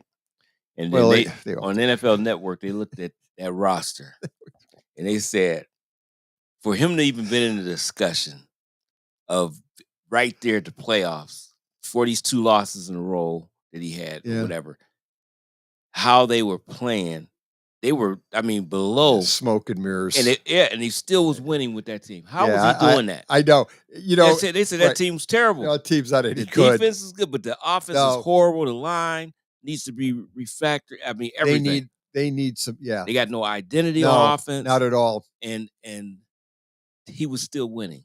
Yeah, that was the. That's why you got. That's how you said. That's how you know you got a good coach. Go ahead and fire him. He said, I don't think the Rooneys will do it, but if they did, I gotta fire him. He'll be picked up so quickly it won't even be funny. He's been there longer than Bill Cowher. Yeah. He's got more years there than Bill Cowher had. Yeah. All right. Here's the news flash. This is for all the people that thought Alabama, the SEC was not going to be in the Final Four either. Because people are, they're Alabama. No, people didn't. They were getting in the Final Four. Nick Saban won the SEC. He beat the best team in college football, Georgia. They were going to put Alabama in the Final Four. Yeah. Period. What would make you think they would? And there's people out there, no, they don't deserve it. No, they're getting in. Yeah. Yeah, they're getting in. They play right. And people, I was kind of shocked that they thought that way. I thought right. They would look at what teams we talked about. Well, it was Texas. Yeah, Florida State, Texas. They was fussing more about Alabama. I think it's the jealousy of the SEC. That's it, because they win every year. They win that Final Four thing every year in football. I call it the Final Four, but you got it. Yeah. For all the people out there that think Tomlin is getting fired, he's not. He's not going anywhere. The only way he goes, if he goes into Rooney's office and he wants out. Yeah. But if he doesn't want out, the Rooneys are not going to fire him. The Rooneys will keep him and let him work through this because that's what they do. Yeah, no, they don't fire their coaches, and they will let Tomlin make changes on the offense, bring in offensive people, coordinators, whatever, coaches. Tomlin is not going anywhere. Yeah, I mean, they got to fall way off the bridge for him to be fired. Not going. The only way he goes, he requests Rooney's. He's under contract. I believe he has a year left. He'll have to go into Rooney and say, I want out of the contract, because Rooney will basically not fire him. Yeah. They will not fire him. I will be shocked if he will not, because they like him. They've had him all those years. He runs the team. The Rooneys are not meddlers. They're very low key. They will keep Tomlin as long as Tomlin wants to stay there. Yeah. But see, that's the thing. Fans get irate. The same thing with the Browns. I don't know how many people have been. I got friends who want Stefanski. I got a friend of mine that still talks about him. I call him every day. Every week. The injury. He wants Stefanski fired. It should be called the Cleveland Mash. They are. That team is decimated with injuries, and he's still winning. I got a friend that wants him fired. I call him every week. I go, if they win, how do you fire him? He goes, he's up for Coach of the Year. I go, if he gets Coach of the Year, can you fire the Coach of the Year? Because this guy always wants to fire Stefanski. He's always telling me that. Unless you're a nut owner like, was that the Tepper, Spanos? the Spanos. Didn't they fire Schottenheimer? Spanos fired when he went 14-2 and got beat in the first game of the playoff. They fired him. He was the Coach of the Year that year. He was the Coach of the Year. He got fired. I believe he was. Thing. I always thought that was an underrated guy, Marty Schottenheimer. I thought he was one of the best coaches in the NFL. He belongs in the Hall of Fame. Mike Lombardi is on Mad Dog Russo, talks about it all the time. And he says it's a shame he's not in the Hall of Fame. Yeah. And Mike Lombardi has a great argument why he deserves to be in the Hall of Fame, and I agree. Yeah, Schottenheimer was great. Yeah, Schottenheimer's a great coach. Let's get fourth quarter. The NFL picks are coming up. We need to really study up here. Saturday Morning Sports Page, Pat Lucia, Dave Clark.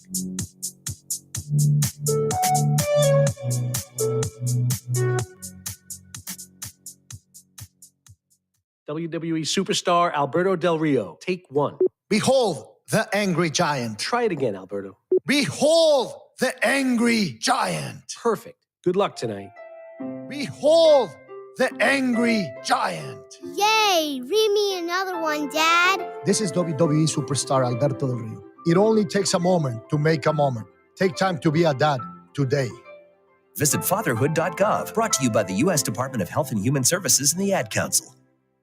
Welcome to Calvin's Barbershop. You all got to see this. I don't even want to know what you're looking at on that phone. Well, you should. I was learning about the dangers of high blood pressure and that we need to get ours checked regularly. High blood pressure can increase the risk of heart attack or stroke, but this text program can help keep it at a healthy range. Just text Barbershop to 97779 to sign up. I'll get right on it as soon as I'm done with this baby panda video.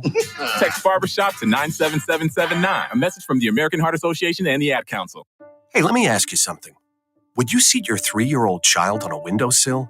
Would you seat them beside a lit fireplace or by the deep end of a pool? One last question.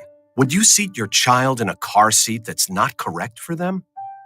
Car crashes are a leading killer of children ages 1 to 13. Secure their future. Seat them in the correct car seat. For more information, visit safercar.gov/the-right-seat. A message from the National Highway Traffic Safety Administration and the Ad Council. Let's be real. The odds of a high school athlete getting a college scholarship and making it to the pros are pretty slim. Don't get me wrong. It's okay to dream of becoming a pro athlete, even a famous one.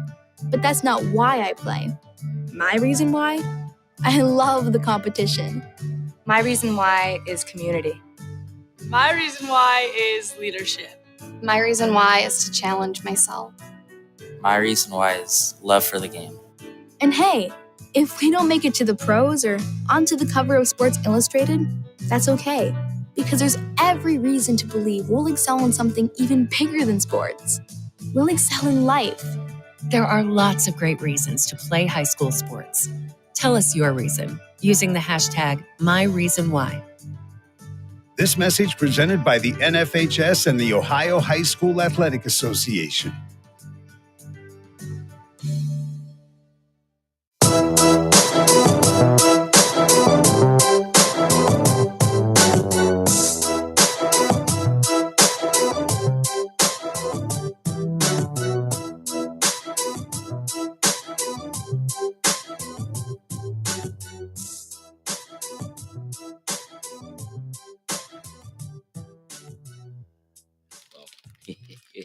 Saturday morning sports page. Pat Lucia, Dave Clark. 330-707-4202. Let's go ahead, Dave. Let's get to our games. I know we've kind of talked about this. Then we keep bringing up other topics to talk about. We have no rhyme or rhythm on this show. We always talk about the doors open from the side you're on, and we keep opening up doors and going down those rooms. And we do get back to where we need to be, but we have a roundabout way. We go through the maze of doors to get back to where we need to be. So anyway, this show is a maze of doors that open from the side you're on. That's from the old Cat Stevens sitting song back in the early 70s, as I'm showing you my age. Let's go ahead, though, and hit the games for today. The Bengals are at the Steelers. The Steelers are getting 3 points. Home dog. A lot of home dogs. Yeah. Where's Gessler's dog, by the way? He should have brought it in. We could have had it in the studio. Yeah, Because like we got all before. these home dogs. Yep. Should have told Gessler to bring in that dog of his. I'm going against the home dog. I'm taking Cincy. Me too. And give up the 3. Me too. You know what? I've been listening to people taking the Steelers. I've been wrong a lot. I'm taking the Bengals because I don't trust Rudolph at all as a quarterback. And I think the Bengals are playing good. I think it'll be a close game, and that's what bothers me, the 3 points, but it has push written all over it, maybe. But I'll take Bengals too. I agree with you. Let's move to the night game. This is the Buffalo Bills coming off that absolutely taking the Cowboys out to the woodshed and putting a whooping on the Cowboys last week, 31-10, which was really 31-3, but I digress. The Bolts are coming off that. They went out to that woodshed that the Raiders took them to, and they got pounded 63-21. It was really 63-7. Yeah. And the Raiders gave them 2 throwaway touchdowns at the end of the game because I guess they felt bad for them. I don't know. The Bills are laying, it's 12 points. The Bolts get 12 points at home. So it's a big home dog. I'm going to take the Bills. You're going to take the Bills and lay it. Yeah, just keep running James Cook and I think mix that's in what your they're going to big do. plays from Josh Allen and should take care of it. This is on Peacock tonight at 8:00. So if you want to watch this game, if you don't have the Peacock app, you have to order it. I think it costs, I don't know, you have to look it up, but I thought it was $4.99 for the Peacock app. I Yeah. could be wrong. Don't hold me to that. So if you really, and you're going to get a play, if you do it, you have to get it for 30 days. There is an NFL playoff game on Peacock. Yep. So if you do sign up for this, you get it for 30 days, and then you're going to get the NFL playoff game with it. So it's something to consider. Anyway, moving on. That's today. That's 8:00 tonight. It's on Peacock. Bills at Bolts. We're both taking the Bills and laying the 12 points. Let's move on to the game on Saturday, the first one on the docket. The Colts are at the Falcons. The Colts are getting 2 and a hook on the road. It's in a dome, so you don't have to worry about weather. I don't know where you want to go. I don't trust the Falcons for all the tea in China here. Yeah, but I'm going to take the Colts. You're going to take I'm taking the Colts. I have to. The Colts getting 2 points, right? 2 and a hook. 2 and a hook. Yeah, I'm taking them. The Falcons, to me, are the Hyde and Jekyll. Yeah, they may come out and blow. Because they could come out and blow out the Colts. But they lost last week to the Panthers. That's why I'm leaning on taking them. I don't trust the Falcons. I don't think I've gotten them right all year. Yeah. Because I can't ever figure them out. I like the way the Colts are playing, and it's in the dome, so there's no weather. Colts being a dome team. So it's almost, to me, and I don't think the home field down there matters much. Right. So I'll take the Colts too. Let's move on to the Seahawks or at the Titans. Boy, I can't figure this out either. This but is in Tennessee. Tennessee at Tennessee. Yes. The Titans are getting 3 and a hook at home. Oh, the Titans is getting 3. Yes, 3 and a hook. So now, is Will Levis was questionable earlier in the week. All right. It's important for him to be playing. Well, if they don't have Will Levis. Is Is Tannehill ready to play? I thought I heard somewhere. Yeah, I think he's ready to play, but they actually had him still as third. They had what Here. you call it, is the backup, Willis, as the backup. So I don't know if It he's said back and ready. this was as of the 22nd, is as of yesterday. Said Mike Rabel, head coach, said that Will Levis returned to practice. Well, So if he's practicing he's probably going to. under a limited capacity, he's listed as questionable for the game. Now Geno Smith is playing this game. Right, Geno Smith will play. This is a hard one right here. This is really hard to play. I'm gonna take Tennessee. They the home dog, right?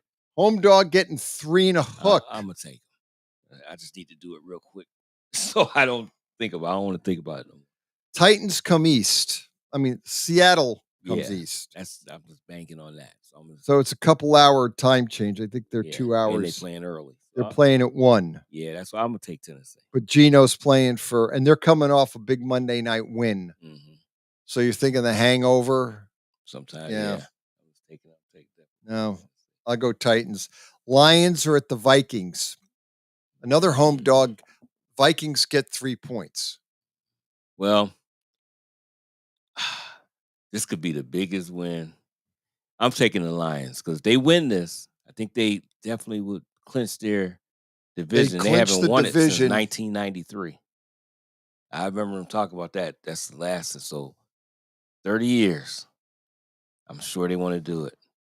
Yeah, because the way that works right now is, you're right, is if they do win, I think they clinch their, not only do they clinch that, but they could potentially clinch the second seed, depending on what Philly and Dallas does. Right. So this is a big game for the Lions. Minnesota's obviously playing with Mullins as the quarterback, but they're home and they're getting 3 points. Yeah, I'm gonna take Detroit. Yeah, I know we're kind of agreeing, but I got to go with. I think the Detroit on the road, laying the 3. I'll take it. It has somewhat of a push written on it. Okay, the next one's really hard because I don't know what to do with this game. Both these teams just aggravate you. The Washingtons are at the Jets. The 4-10 Washingtons are at the New York Jets, both coming off losses. The Jets, as we talked about in the first hour, but I don't know why did they not go down to Miami wanting to play football last week, getting 30 to nothing. I mean, you don't even make it a remote game. Like, you can't keep it within 7 points and be somewhat respectable. I'm mad because I picked them and they didn't show up. But they are getting, Washington gets 3 points. They're playing in the Meadowlands. Washington gets 3 points. I don't know who you trust here. Does Washington come back and beat the Jets in the Meadowlands? I don't know what to tell you. I think it's it 3? 3, and I don't think the weather is going to be a factor. Right. I don't think so. I believe it's going to be. If you're thinking, is it going to be one of these bad, rainy, crappy games? No, it's going to be.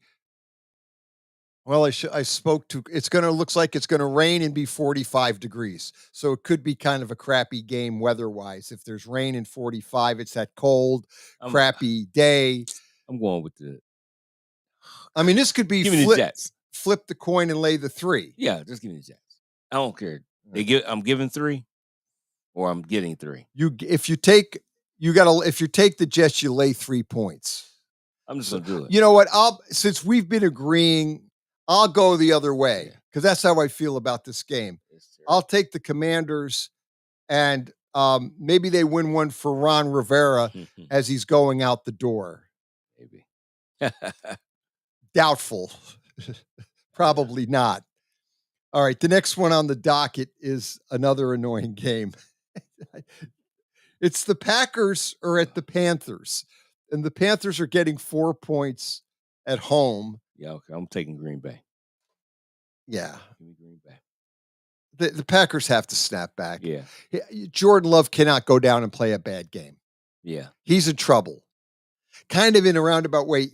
Jordan Love could be in trouble if he goes down against Carolina and plays a really crappy game and they lose. Then they're going to be wondering, is he our guy? Jordan Love has got it because he lost last week at home against Tampa Bay, and he lost the week before that against the Giants and Cutlets. So the bottom line is going to be he's got to play. He can't go out down in Carolina and play another bad game. Because if they lose to the Panthers right now, I think they're kind of out of the playoffs at 6-8. I don't think they can get in at this. They have mathematically a chance, but it's a remote chance of getting in. They got to get help. They got a lot of help and they got to win. Right. But he's got to go down. Jordan Love's got some pressure on him because he's got to go down and play a good game. Because if he goes out and they lose, they're going to wonder, do we need a quarterback? Because the Green Bay fans will turn. I'd take Packers too. Let's go on to the next one, which is another interesting game. The Browns are at the Texans, but no Stroud. He's out. He's concussion. He's out. So it looks like Case Keenum, who won last week against the Titans. Yeah. They were losing. Case Keenum brought him back and won 19-16. Joe Flacco found a way. They didn't play that great, but Joe Flacco found a way for the Browns to win. The Browns are 9-5. Is it a pick 'em? It's a 3-point. It's getting the 3? Texans get 3 at home. This has push written all over it. Browns win by 3. Last week was a push because the Bears were -3 and Browns won 20-17. So that was a push. We had 2 pushes last week. This was one. Case Keenum's a good backup. Yeah, I know. Yep. He's the guy you want as a backup because he finds a way to win games. He did last week against he's surprised. And the Texans are 8-6 right now. They're definitely in the playoff hunt. Yeah. Jacksonville's 8-6, and Jacksonville, they can't seem to get out of their way. We'll get to them because Lawrence is questionable. I'm gonna take the Browns and lay the 3. Home dog. Woo. Yeah. I don't know. This is tough though. I'll take the Browns too. It's tough. Speaking of the Jacksonville Jags, I don't know where you go here. Okay, here's one. The Jacksonville Jags are at the Tampa Bay Buccaneers. Jacksonville Lawrence is iffy. They lost last week. We saw on Monday night get absolutely handled by the Ravens and Lamar Jackson. The Buccaneers went up, and although they might have played their best game of the year and might have solidified Todd Bowles' job, they beat the Packers 34-20 in Green Bay. Yeah. Baker Mayfield looked really good. Well, he's the first quarterback to have a perfect quarterback rating in the history at Lambeau Field. No other quarterback. Think of all the quarterbacks. Of all the quarterbacks. Bart Starr. Anybody. Johnny Unitas. Steve Young. Just go down the list. Nobody's never had a perfect. All these great Hall of Fame quarterbacks have never had a perfect rating, but Baker Mayfield. He did. He had so a perfect Baker rating. Mayfield is in that conversation of Unitas, Starr, Rodgers. Yeah, all of them. Go down the list of the great quarterbacks. Starback. Everybody. Troy Aikman. We just keep going. Let's go on. Hall of Fame. Let's just take all the Hall of Fame quarterbacks that played a game in Green Bay. Yep. They have not accomplished what Baker Mayfield has accomplished. Right. And Tampa Bay is playing Jacksonville, right?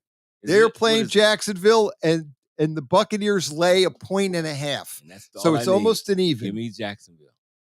Oh, you're going to go Jags? Yep, I'm going Jacksonville. All right. Mm-hmm. Well, I'll go other way. I'll take the Buccaneers. I'm on the wagon. Only thing is Trevor Lawrence is a questionable, so they don't know if he's playing. Right. So I'll take the Buccaneers. I'm making a bad mistake because I think Baker will probably lay an egg at home. He might. Or maybe these players are really motivated. Yeah, it might be. Because they want to save Bowles' job, which I think they really like playing for Todd Bowles. I think he's always been an underrated coach. I've always liked him. Maybe they're playing hard for Todd Bowles. The Buccaneers, 7-7. It looks like they have they can win that division. This is a big win if they win. Right. Yep. Because the Saints already got beat. And if the Falcons lose, who knows, they might. then the Buccaneers are they're going to lean toward winning that division. Yep. Let's go to this is one that means nothing, but it kind of does, but kind of really doesn't. The Cardinals are at the Bears, minus 4 points. Bears lay 4 points. Cardinals are getting 4 points on the road in Chicago. This is a 425 game. What? That can't be right. Why would they put this game at 425? This is a premier game. Well, because it's up against the Cowboys at the Dolphins, so you know which game you're going to watch. Right. This is in Chicago, you said? It's in Chicago. Weather-wise, it's going to be, let's see. It's going to be, weather-wise, is going to be 38 degrees and sunny. I'm gonna take Chicago. That's hard though because Murray's. I'll take the Bears. He puts a lot. The Cowboys are at the Finns, minus 2. Yeah, so the Cowboys are at the Finns, minus 2. So the Cowboys get 2 points. Yep, Cowboys get 2 points on the road. I shouldn't do this. This is the one we've been struggling with the whole series. I'm gonna take the Cowboys and the 2 points. All right. I'm going to go other way. I want the Finns. I'm hoping Tyreek plays. Yes, that's key. Let's get to let's go ahead. Patriots are at the Broncos, minus 7.5. Ooh. Yeah. Broncos lay 7.5 to the Patriots. Patriots are where? At Denver. You know what? I'm going to take the stinking Patriots. Oh, and lay the points. Yeah, because the points. Get the points. Yeah, because that one thing they can play. They play great defense. They play defense. They just wear down. And Denver don't put up a lot of points. So you said 7 in the hook. 7 in the hook. That's a lot. So I'm gonna take them. I'm taking the Patriots. I don't know. I'll go Broncos. I might be wrong. Let's go to the Raiders at the Chiefs, minus 10 real quick. Yeah, that's Raiders. I'll take the Chiefs and lay the points. I'm gonna take the Raiders. You're gonna take the Raiders. Different, yeah. Giants and the Eagles, 13 in a hook. No, until I see the Eagles get something right, I'm taking the Giants and the wood. And 13 in a hook. Yep. Man, that's a tough call. That's a lot of points I'm taking. That's a lot of points. Man, I don't know. Can the Giants keep this close? They're at Philly. I'll go Eagles and figure they're going to get it right. Finally, Ravens are at the 49ers, minus 6. 49ers laying 6 points to the Ravens. This is going to be San Fran. Yeah, me too. I'll go San Fran. Let's hit the phones real quick. You're on the sports page. What's up? Good morning, Pat. Good morning, Dave. Hey, Irish Mike. What's going on?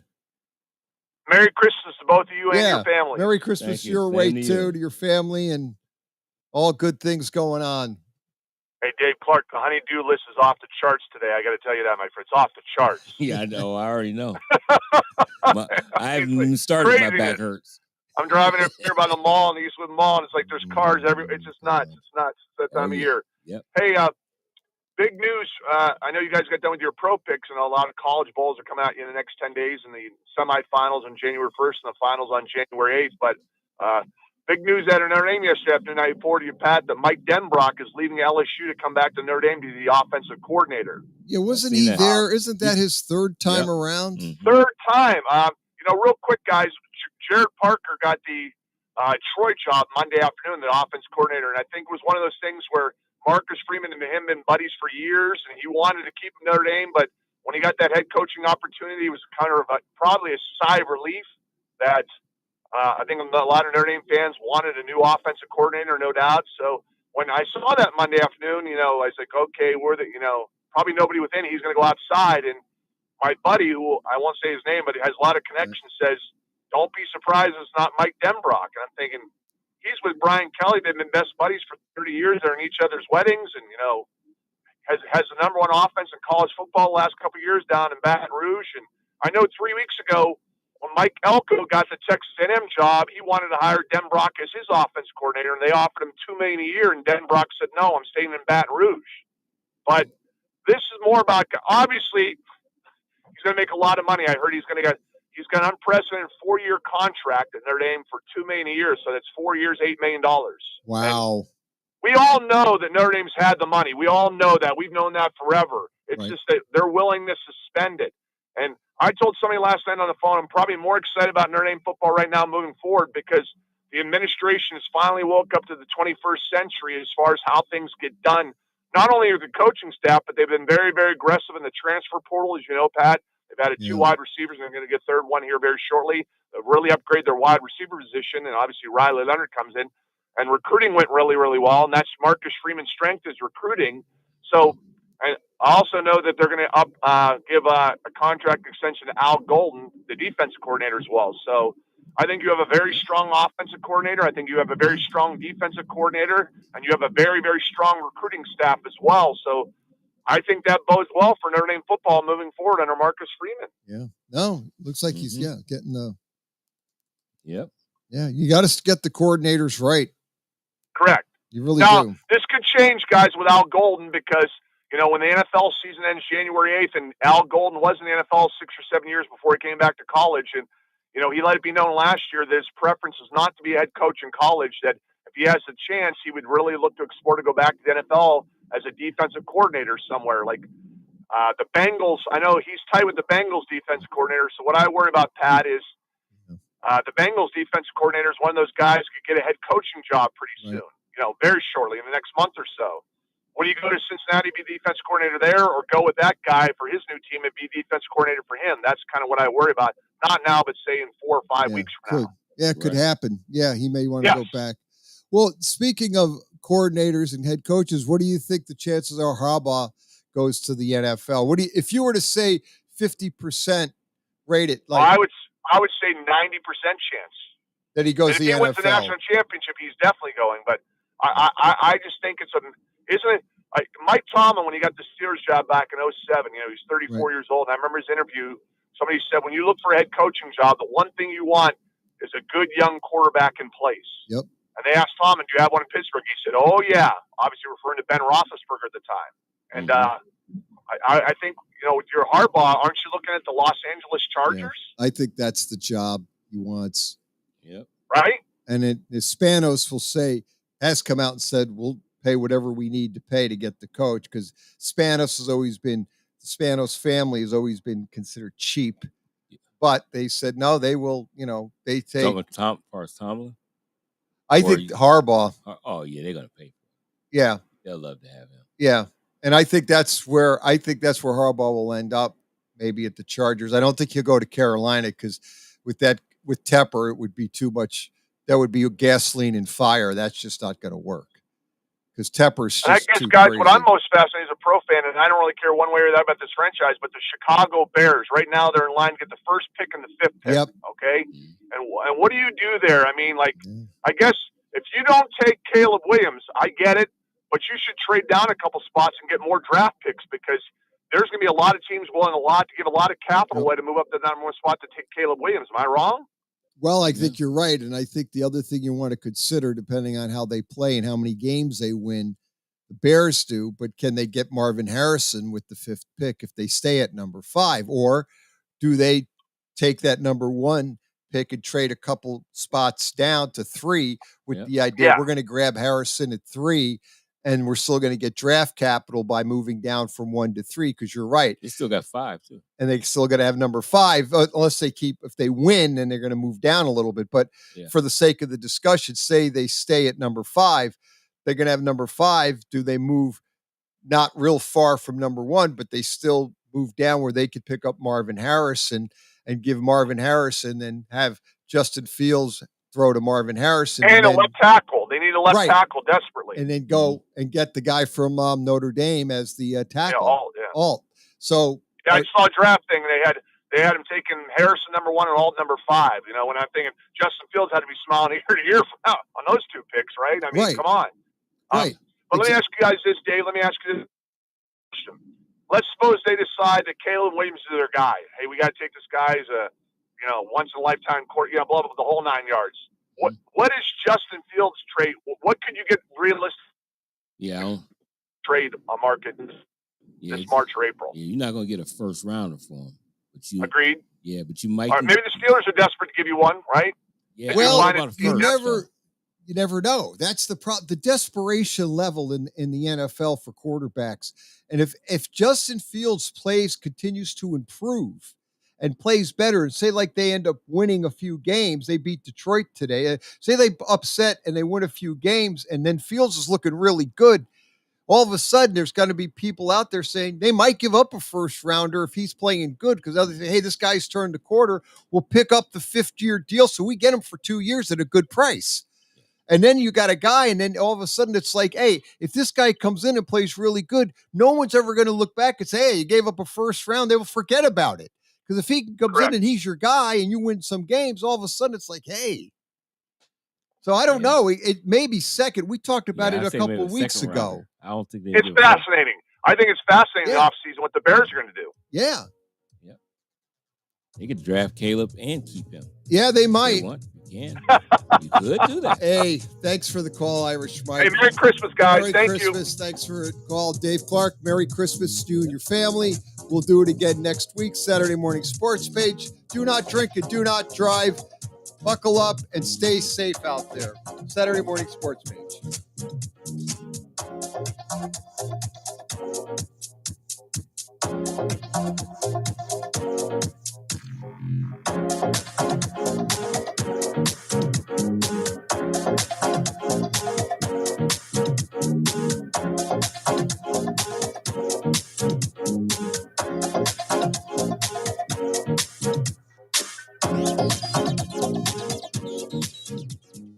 You're listening to Western Reserve Radio, WRDB, The Scourge, a part of the Sports Map Radio Network. People been saying to your friend, get a different face, and posting on their feed, they're super ugly. The things they say to them online are cruel and they're not true. So tell your friend, I'll stand up for you. Don't worry, I know what to do. Know someone being bullied online? You can be a witness and make a difference by letting the world know it isn't cool and by letting your friend know you care. Learn more at eyewitnessbullying.org. Brought to you by the Ad Council. Keyboard Cat, Hamilton the Pug, and Toast Meets World. These are some of the internet's most beloved pets. And they all have one thing in common. Their stories started in a shelter. Start your story. Adopt a dog or cat today. Visit theshelterpetproject.org to find a pet near you. Training that pet to play the keyboard, that's optional. Start a story. Adopt a shelter or rescue pet today. Brought to you by Maddie's Fund, the Humane Society of the United States, and the Ad Council. Allison is perfect. I mean, she'd never tell you that. She's humble and perfect. She likes everyone. She even likes her untidy roommate's weird guinea pig. Allison, wait, are you texting and driving? Allison, no. That's the exact opposite of what I was just saying about you. Why, Allison? Why? Texting and driving makes good people look bad. Visit StopTextStopWrecks.org. Brought to you by the National Highway Traffic Safety Administration and the Ad Council. We are live outside the home of Joe and Rosie Goddard, where a pretty big tickle fight broke out just minutes ago. Sources say their father instigated the laughter. Let's go inside for a comment. Apparently, they have no comment. Dads, let this be a reminder that it only takes a moment to make a moment. Call 877-4DAD-411 or visit fatherhood.gov. Brought to you by the U.S. Department of Health and Human Services and the Ad Council. WWE superstar Alberto Del Rio. Take one. Behold the angry giant. Try it again, Alberto. Behold the angry giant. Perfect. Good luck tonight. Behold the angry giant. Yay! Read me another one, Dad. This is WWE superstar Alberto Del Rio. It only takes a moment to make a moment. Take time to be a dad today. Visit fatherhood.gov. Brought to you by the U.S. Department of Health and Human Services and the Ad Council. Western Reserve Radio is the Valley's online source for sports talk and local live events. Tune in and be a part of their live weekly shows, as well as all of the hard-hitting action of Youngstown Phantoms hockey. high school football, and the GDFL. Find them at westernreserveradio.com. Tune in and the Live 365 app to be a part of the area's sports conversation. Be sure to visit them on Facebook at Western Reserve Radio and on Twitter at WR_radio. Hamilton was adopted from a rescue in 2008. He really likes to be around people. I get out my mat and I'm doing a downward dog and he's underneath. He's quite the pug about town. He gets invited to a lot of parties. He knows he's a pretty big deal. Look at this little face. How could you not love him? Hamilton the Pug, Instagram star and shelter pet. Amazing adoption stories start in shelters. Visit theshelterpetproject.org to find a pet near you. Brought to you by Maddie's Fund, the Humane Society of the United States, and the Ad Council. You make sure his toys don't have any sharp edges. You taught her what to do when the smoke alarm goes off. You do so much to keep your child safe. But are you using the right car seat for your child? Car crashes are a leading killer of children ages 1 to 13. Protect your child's future at every stage of life. For information on the right seat for your child, visit safercar.gov/the-right-seat. A message from the National Highway Traffic Safety Administration and the Ad Council. So you see, son, good manners are important. Should I go through it again? Yes. Yes, please. Yes, please. Exactly. Always say please, thank you, you're welcome, and excuse me. Sit up straight, hold doors open, don't speak with your mouth full, keep your elbows off the table. Share your things, play nice, and generally treat others the way you'd like to be treated. Got it? Got it. And stop picking your nose. Most parenting is hard to do in just 2 minutes. But 2 minutes twice a day, making sure they brush their teeth, is easier, and it could help save them from a lifetime of tooth pain. Visit 2min2x.org to find out more. A message from the Partnership for Healthy Mouths, Healthy Lives, and the Ad Council. I'm a retired school psychologist, and helping people was my thing. After my stroke, when Meals on Wheels started, I was on the other end of the stick, so to speak. My name is Julius Gaines, creative writer, poet, photographer. 1 in 6 seniors faces the threat of hunger, and millions more live in isolation. Drop off a hot meal and say a quick hello. Volunteer for Meals on Wheels by donating your lunch break at americaletsdolunch.org. This message brought to you by Meals on Wheels America and the Ad Council. Miss an episode of By All Means, and you can miss a lot. Mark, you're 100% right. He does not get enough credit around the league. He gets, obviously, Coach Calhoun and the assistants and the rest of the players here at YSU know how valuable he is. He is right now their best player on the floor, hands down. By All Means, Tuesdays at 5, right here on Western Reserve Radio and streaming live on westernreserveradio.com. This is Matt Lipsack, the voice of the Youngstown Phantoms, and your home for Phantoms hockey is Western Reserve Radio. God, that's in this team of Baltimore. I mean, they're one of the few teams that have it. They begin the fourth quarter with leads in almost every single game. They've had 12 games this year where they start the fourth quarter with the lead. Man, you always talk about like controlling football games. This Ravens team, I mean, they've trailed for like 30 minutes of game time so far this season. Like, it hasn't been a whole lot of time that this team has been trailing. They tend to kind of grab control of these games. And I think what the line is telling you, the line has a lot of respect for the 49ers, as it should. Like, the Niners are a great team. And I think if you poll the average NFL fan, they'll tell you best team in the league, 49ers. We all get that. But like you said, 6 is a lot to be given this head coach, this quarterback, and Lamar Jackson. And real quick, if he wins this game, if the Ravens win, do you think Lamar jumps to being the front runner for MVP? Well, they don't want to give it to Purdy. So if Lamar wins, I mean, let's face it, nobody wants to give it to Purdy. Nobody wants to recognize Purdy as a good player. Everybody just wants to say it's everybody else but Purdy, right? So, yeah, of course he's going to move up, especially if he plays to a high level. Don't count Tua out. Tua could get back in this thing, too. Everybody votes for Tua. Here's the thing that's interesting. I said this on McAfee yesterday, and I almost thought those guys, they looked at me like I was completely talking with no idea what I was saying. But Kyle Shanahan is 1-31 when he's trailing by 3 or more points entering the fourth quarter. Okay? Yep. 1-31. Now, under Kyle Shanahan, the 49ers are 0-37 when trailing by 8 or more points entering the fourth quarter. If Baltimore keeps this game close and they have that lead going in there, I like their chances to cover. Yeah, to cover. They might just win the game outright. based on the numbers that you just gave out there, since they never go ahead and come back in those games. So I can't wait to watch the game. Maybe it's a good live betting angle of if Baltimore grabs control, maybe you can still get Baltimore at some plus money prices since they're coming from so far behind from the closing spread standpoint. Likely going to close 6 or 5.5 in this range at least here. How about the next game here for now or later? D'Amico Ryans plus 350 to win Coach of the Year, or Texans money line Sunday afternoon plus 130 against Cleveland. I think I'd take D'Amico to win Coach of the Year, and I think he deserves it. Look, I think Sean McVay needs to be in this conversation too. He won't get it because he's won a Super Bowl. So everybody thinks winning games is easy. I think D'Amico's done a tremendous job. And if he finds a way to win another game with Case Keenum, I think he's a lock to win it. Look, that game last week was one that I'm not sure they should have won. Dalton Schultz made sure of that with stripping the ball away from an interception. That was interception that became a completion.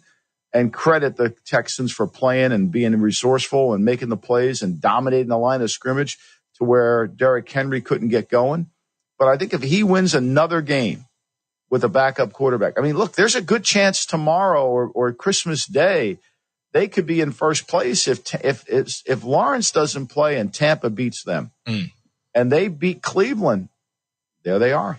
Yeah, and we'll see what happens as well with the Indianapolis Colts against the Atlanta Falcons. But right now, someone's going to have to explain to me how Dan Campbell is still the favorite for this award at plus 200. Nobody's talking about him for Coach of the Year, and the Lions had expectations of winning the division, and they're likely going to do that. So I don't know. Like they don't really give Coach of the Year for a 3-year turnaround. It's usually what you do that season, isn't it? How about Stefanski, 4 quarterbacks? Yeah. Keeping his team together. He's got 9 wins.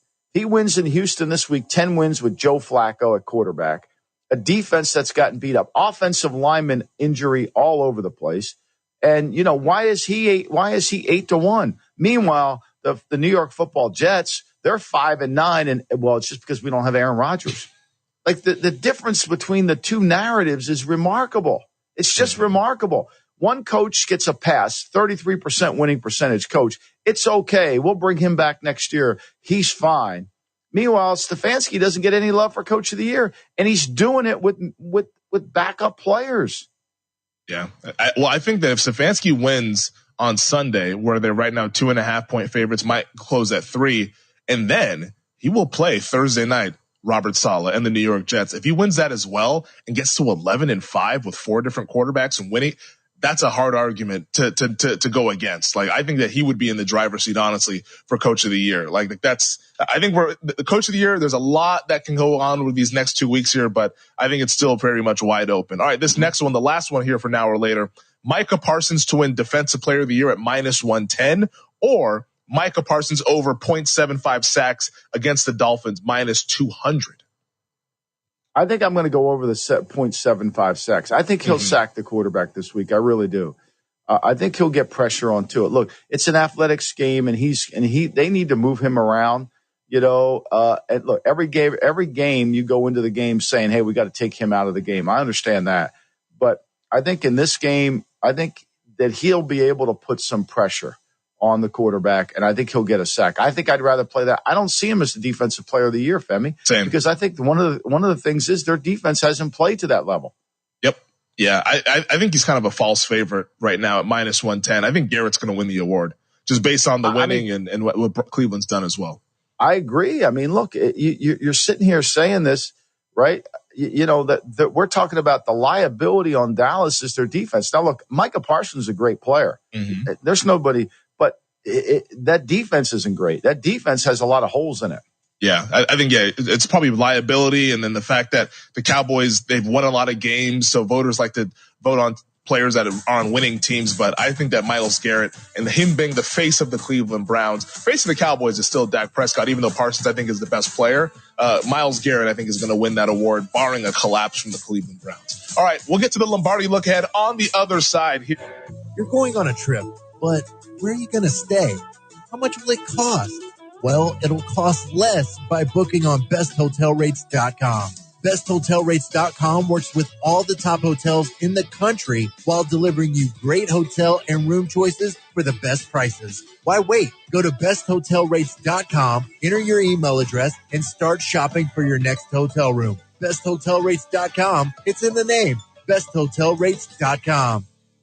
Paid non-attorney spokesperson. Are you over the age of 60 and been diagnosed with lung cancer? If so, you and your family may qualify for a cash award. Our experienced attorneys are standing by to evaluate whether you have a lung cancer claim that qualifies you for a cash award. The consultation is absolutely free, and there is no risk and no money out of pocket. We only receive a fee when we secure you and your family a settlement. 250,000 people are diagnosed with lung cancer every year. You're not alone in this battle. We can help make sure that you and your family are financially safe and that medical expenses are covered. Again, if you've been diagnosed with lung cancer and are over age 60, call now. Don't delay. There are deadlines for filing claims. We're standing by 24/7. Call us at 1-877-614-0102. 1-877-614-0102. That's 1-877-614-0102. Attorney advertising. William Stephacker Jr. is the attorney responsible for this ad. Main office, Granton, Pennsylvania. May not be available in all states. Wake up call! I didn't know this, but Tom Brady was drafted by the Expos in 1995. Yep. Fun fact, he was their last ever draft pick. Wow, how cool is that? Forget 7 Super Bowl championships. That's how I would introduce myself if I was Tom Brady. I'd be like, I was actually the last ever draft pick by the Montreal Expos. 18th round. That's pretty wild. Wake up call with Tony D and Ron Culver. Weekdays from 9 a.m. to 1 p.m. Eastern. Jim Gaffigan here with some more Straight Talk. Let's take a moment to appreciate our sweet children, loving grandparents, and eternal soulmates. Now let's use them to save money on wireless. Because with the Straight Talk Silver Plan, you get 4 lines for just $25 a month with unlimited data and no contracts. So add those human pawns, loved ones, and save money. Thanks, kids. You're finally worth it. Straight Talk Wireless, available at Walmart. Get 4 lines on Silver Unlimited for $25 per line per month, plus taxes and fees. For data management practices and additional terms, visit straighttalk.com. The diehards. Jalen Hurts was sick. He had the flu. Is he going to be the next Michael Jordan? Can people please stop comparing anybody to Michael Jordan? Can people stop doing that? Because there's never going to be another Michael Jordan. There's never going to be another flu game. There's never going to be another X of Michael Jordan. I lost $1,000 on the flu game. And of course you did. The Diehards, weeknights from 8 to 10 Eastern on the Sports Map Radio Network.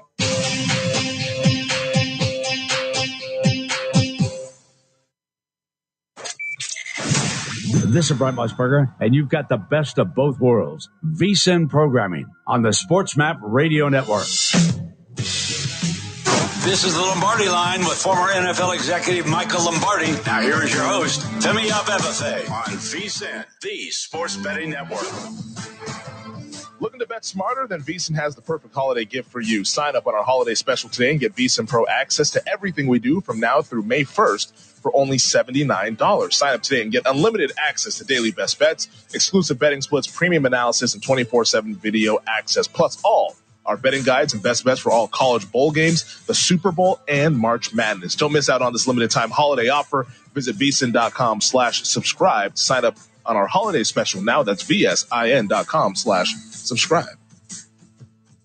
Welcome back. This is the Lombardi Line, rolling along here on a Saturday morning on the DraftKings Network. Femi Abebefe, Michael Lombardi, Matt Humans, VSiN host and host of the VSiN College Ball Betting Podcast, will be joining us next segment here. We'll get Humans' plays in the NFL and also what he might like in college football and in college hoops. But let's get to the Lombardi look ahead. And we always start off with a game that you want no parts of, our Hall & Oates play of the week here. What is that game that you have identified that you're going to stand 10 feet away? I mean, you guess. What game do you think I think stinks? Like, seriously, what game do you like? This isn't a hard one. This isn't like, how can anybody feel comfortable?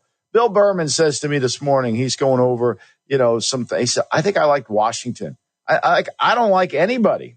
Like, I don't like any game, and then today I had Charles Leno, the left tackle, who's not a great player for Washington, is not going to play. Mm-hmm. Like, I don't like either side in this game.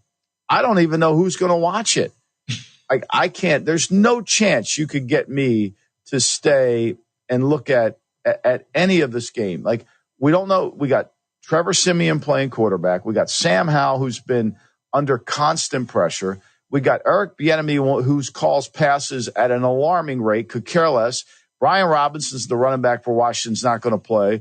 More chances to call more passes, more chances to get the quarterback killed. It's like, Washington's just playing it out. So you can't back them. And the Jets, I mean, they're horrific offensively. It's just not bad. It's historically bad. And now they come in with Simeon. I don't know where to go. What would you do? Who are you playing, Femi? Well, if this isn't the lowest played game in the contest, I'm going to be shocked. Well, we said about a month ago, it might have been 5 or 6 weeks ago, that we said everyone at VSiN needs to play this game here because if you're truly into dumpster diving, this is the game for you, Commanders at the Jets. And me and Bill Berman are riding together, Michael. We're riding with the Washington Don't tell Commanders. me you did this. You did it. We did it. I did it. Who did you take? I took +3. I took the Commanders at +3. He wanted to take the Commanders, too. You guys are on the same page. We ride together on Christmas I wrote in Eve. my notes on Monday morning when I start getting ready for the week, I always go start with the line. What's the opening line, where the line is. And then I every day I have a different color on the line on what it's going to be. And on Monday of last week, I wrote, I don't care where this line moves to. There's no chance you're getting me to play it. There's no chance. Like, there's zero. Like, there's just no way. Like, I don't care if it went to Washington +10, I wouldn't take it.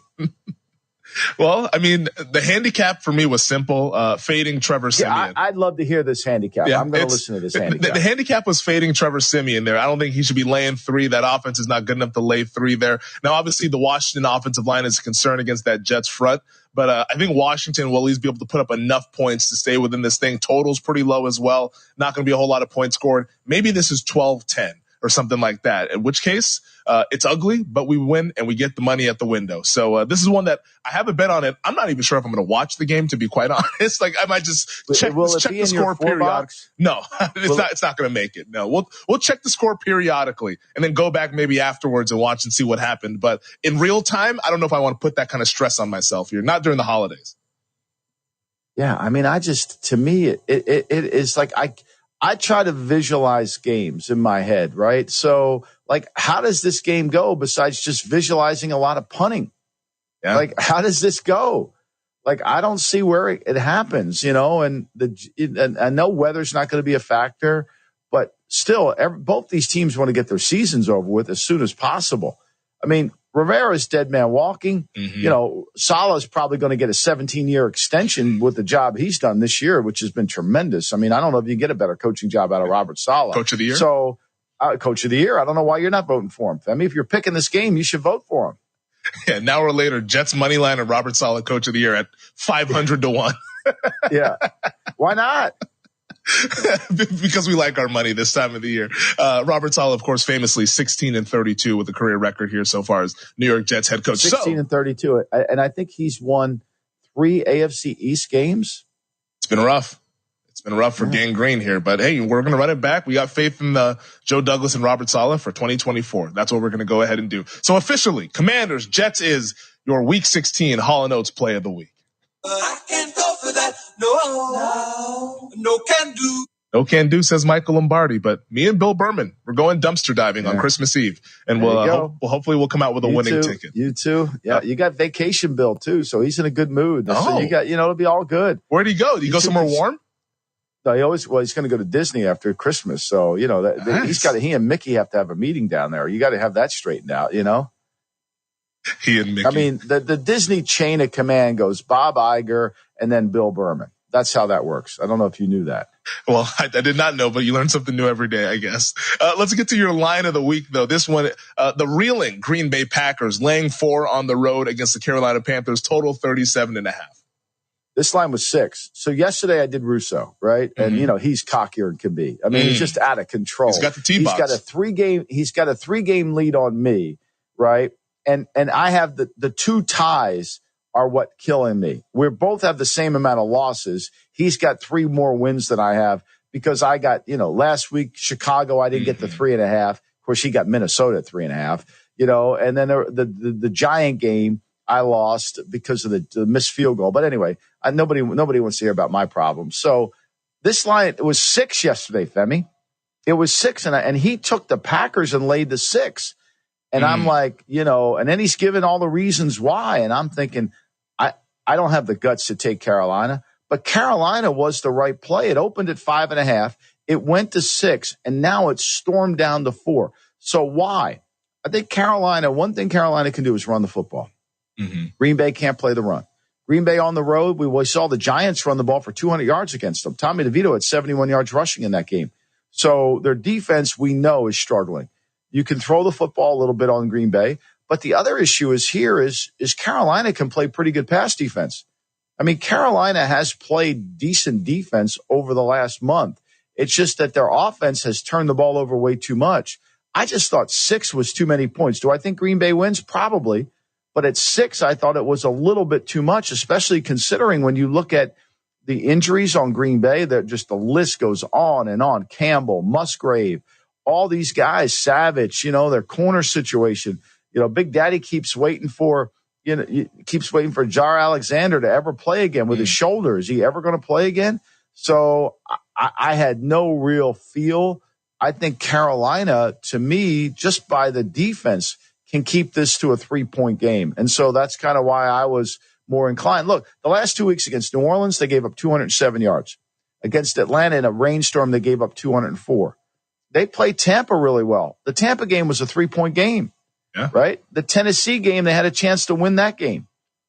The Dallas game, they had no chance. Chicago, they're sitting right there. That's a 3-point game.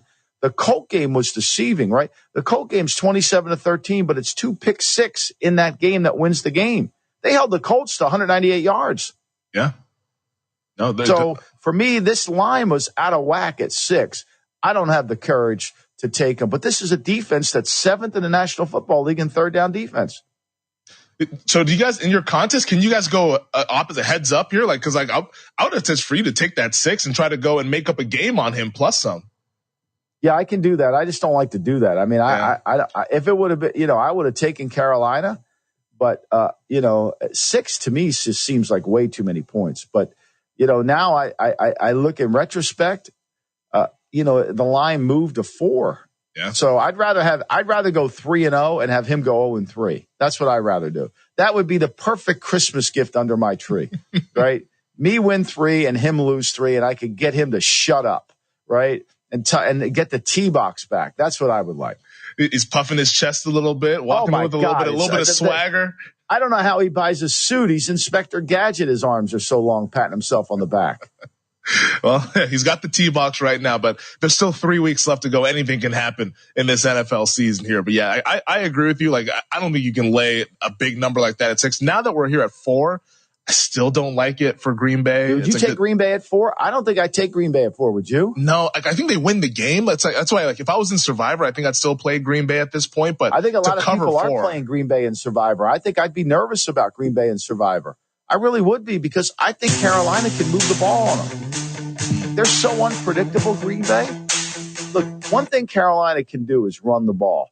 And with Tabor and with Campen, the 2 coaches there kind of running the program, they've kind of tried to trying to take some of the pressure off of Bryce Young. If they can do that, it should be a closer game. Now, there'll be more Packer fans there than there'll be Panther fans. That's the other thing. It'll be a home game for the Packers. Yeah, home game. Hopefully they'll be there. Hopefully the weather holds up out there in Charlotte. All right, Matt Humans will join us on the other side. Honey, come here, quick. What is it? Shh, check it out. All these highly rated wines are under $20. Total Wine must have made a mistake. Nope, they always have the lowest prices. Oh, remember that amazing rosé your sister brought over last week? See? It's right here. Whoa, that's a low price. I mean, whoa, that's a low price. With the lowest prices for over 30 years, you'll always find what you love and love what you find. Only at Total Wine & More. Drink responsibly. B21. Here's a message just for the attorneys out there. So you passed the bar, joined a firm, or even built your own. Now are you finding out that you're doing more administration than actual law practice? Lexicon can help. Lexicon is a legal technology provider with over a decade of experience streamlining administrative tasks like timekeeping, billing, and more, so you can focus on maximizing billable hours and increasing client satisfaction. Call 855-4-LEXICON or visit lexiconservices.com/go to learn more. Children are the greatest joy and our best hope for a better future. Friends, they are the future. But did you know that millions of kids are facing hunger every day? Food is not just food. It's energy, health, confidence, hope, and even love. Yes, love. Thank you! Learn more about how No Kid Hungry is helping end child hunger in America at helpnokidhungry.org. Sports Map Tonight with Luke Morrow. But the most annoying part about flying, of course, is always the people. I can't stand the people that cut the line. As soon as the plane lands, they're up out of their seat and they're running towards the front of the plane. And especially when I try to stand up to get out of my row and they don't stop for you, they just keep passing you. Oh, man, I think we'd be playing enemies. You and I? I think so. Why? You're one of those? You're getting right off the plane? I am one of the guys who try to jump and rush off the plane. But I will let people in if they're like, people keep passing them up. Yeah. I will let them in line. Oh, well, at least you'll do that. Unbelievable. You're reclining your seat. You're cutting to the front of the plane. I only recline my seat with kids. That's the only one. Oh, okay, if you say so. What about when it comes to boarding the flight? Do you wait till your zone, or are you up, like, hovering around? No, I wait till my zone. Okay, all right. But oddly enough, they always think I'm military whenever I come. Oh, really? Like, I always get asked. Yeah, I can see that. You fit the role. Sports Map Tonight, weeknights from 10 to 1 Eastern. Wake up calls. You guys want to kick field goals all game? Is that what the league is coming down to now? Do you know how many box scores I look at where I see a kicker kick 4 field goals in a game now? It happens all the time. The offense seems to be able to move the ball in their first 50 pretty easily. Exactly. Once they get past the 50, everything gets stalled. But now you have kickers where it's like, oh, let's go for the 50-plus yard field goal. He's consistent. At this rate, kickers are going to start making $20 million a year. It's a kicker's league, Tony. Wake up call with Tony V and Ron Colbert. Weekdays from 9 a.m. to 1 p.m. Eastern. Wake up call. Are you ready for the schedule of bowls kickoff? And then there's pretty much one a night all the way through to January 1st. You know what? I look forward to the ones that are on that random Tuesday in the afternoon. I love those. I absolutely love those. Those are the ones, the Friday night ones, the Saturday night ones. I mean, yeah, they're on.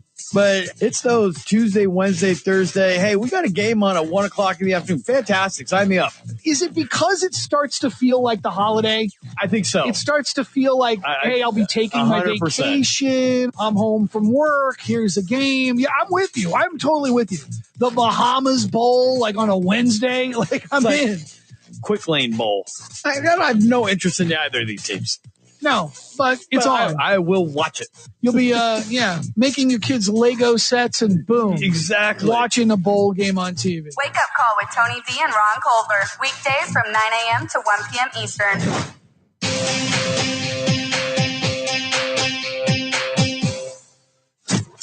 This is Brent Musburger, and you're listening live to VSiN on Sports Map Radio.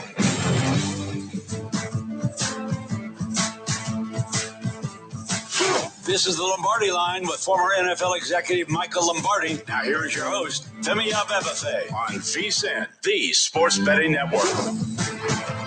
All I want for the holidays this year is some NBA action. This week, new customers can score $150 instantly in bonus bets just for betting $5. Download the DraftKings Sportsbook app now and use code VSiN only on DraftKings Sportsbook with code VSiN. The crown is yours. Welcome back. This is the Lombardi Line on the DraftKings Network. Michael Lombardi out in the great state of New Jersey. Femi Abebefe hanging out here in downtown Las Vegas. And joining us now, our buddy, he joins us each and every Saturday, host of VSiN Tonight, which you can check out Monday through Friday, and co-host of the VSiN College Football Betting Podcast. It's Matt Humans here joining us on the Lombardi Line. Matt, we appreciate you taking the time this morning. You have plays in both of tonight's NFL games here. We'll start in Pittsburgh, where the Steelers right now are 3-point home dogs, total 38 here. What do you like in this AFC North clash? Steelers fighting for their season. Yeah, it's not a lot to like about the Steelers, and they're 7-7, consecutive losses to the Cardinals, Patriots, and Colts. Mike Tomlin was a home favorite against Arizona and New England, much more dangerous as a home dog. And I think, that's the basis for the play here is, Tomlin typically wins these type of games as a home dog when his back is to the wall. I kind of like the quarterback switch from Mitch Trubisky to Mason Rudolph. I think that should prove to be a good move. The Steelers do have injury issues in their secondary, which is going to be a problem, but Cincinnati's offense dealt a setback this week. Jamar Chase ruled out with a shoulder injury. And the Bengals are off that kind of a miracle comeback last week to pull out that win against the Vikings. I actually think this is a decent spot here for the Steelers. Catching 3, I didn't intend to play this, I'll be honest, at the beginning of the week. But if you're going to give me a full 3 with the Steelers at home, the more I've looked at it this week, the more I like it. So it's a small play for me here. Matt, I couldn't agree more. On Russo yesterday, I took the 3. If it was 2.5, I probably would have said no. But to get Tomlin as a 3-point dog at home in a game that, the AFC, this North is always a battle. Whether these two teams are good or bad, that they always play hard. And look, remember, they gained 427 yards against the Bengals in Cincinnati and won the game 16-10. And that was just 4 weeks ago. So there has to be some confidence. They're going to play Patrick Peterson at free safety, which could extend his career, which I think will help them because it's critical for them to get somebody in the middle of the field to help call. So I like the play. I hope we're both right on this one.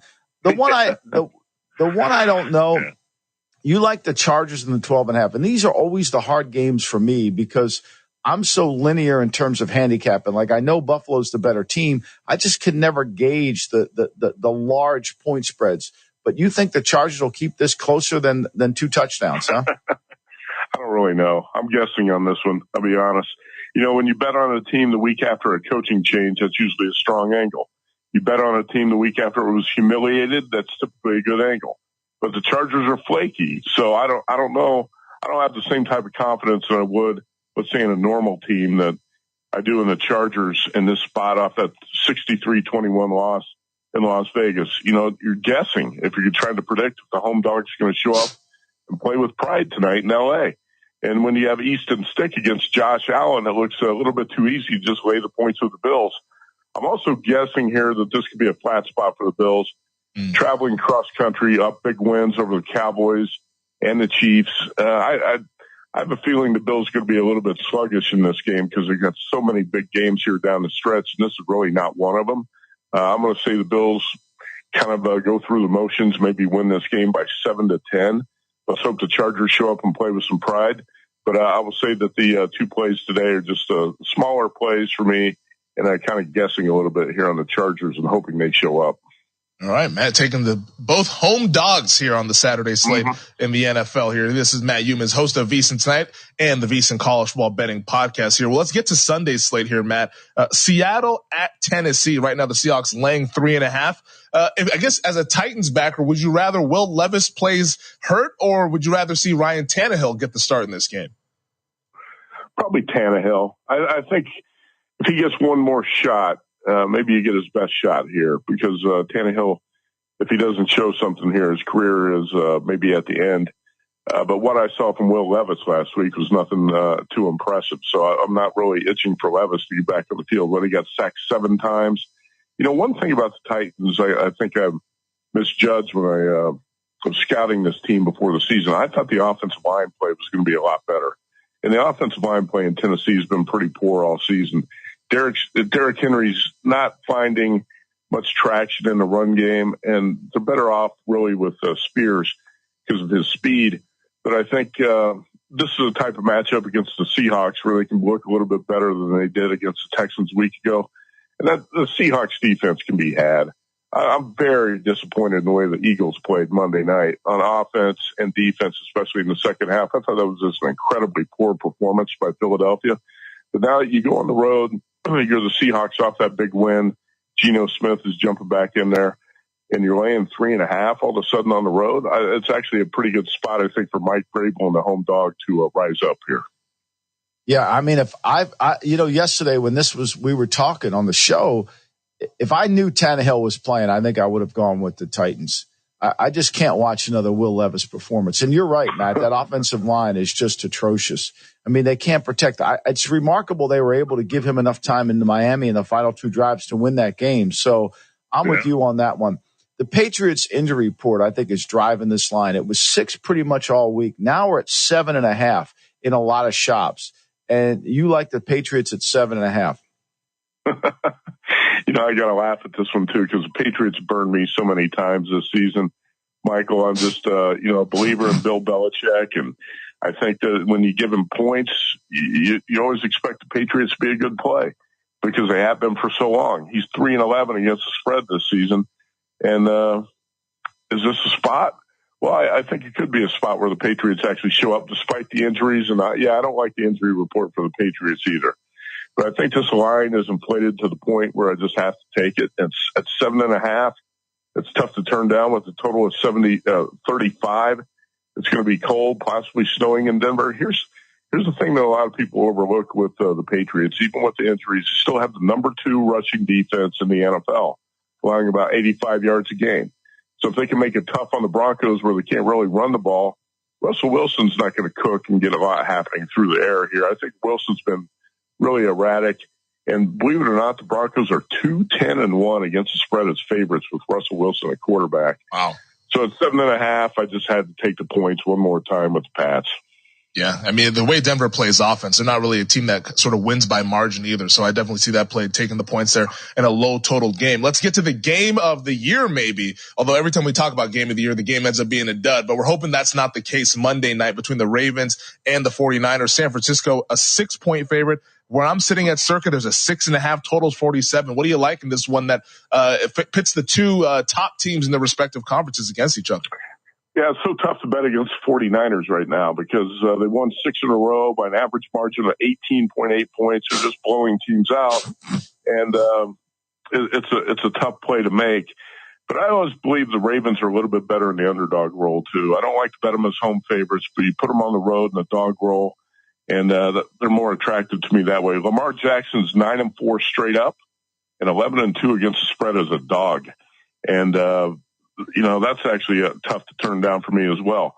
I think during the winning streak, the Niners have feasted on mediocre and weak defenses that all rank outside the league's top 10 in scoring. The Ravens actually ranked number 1, and I think this Baltimore defense is actually capable in containing San Francisco's offensive versatility enough.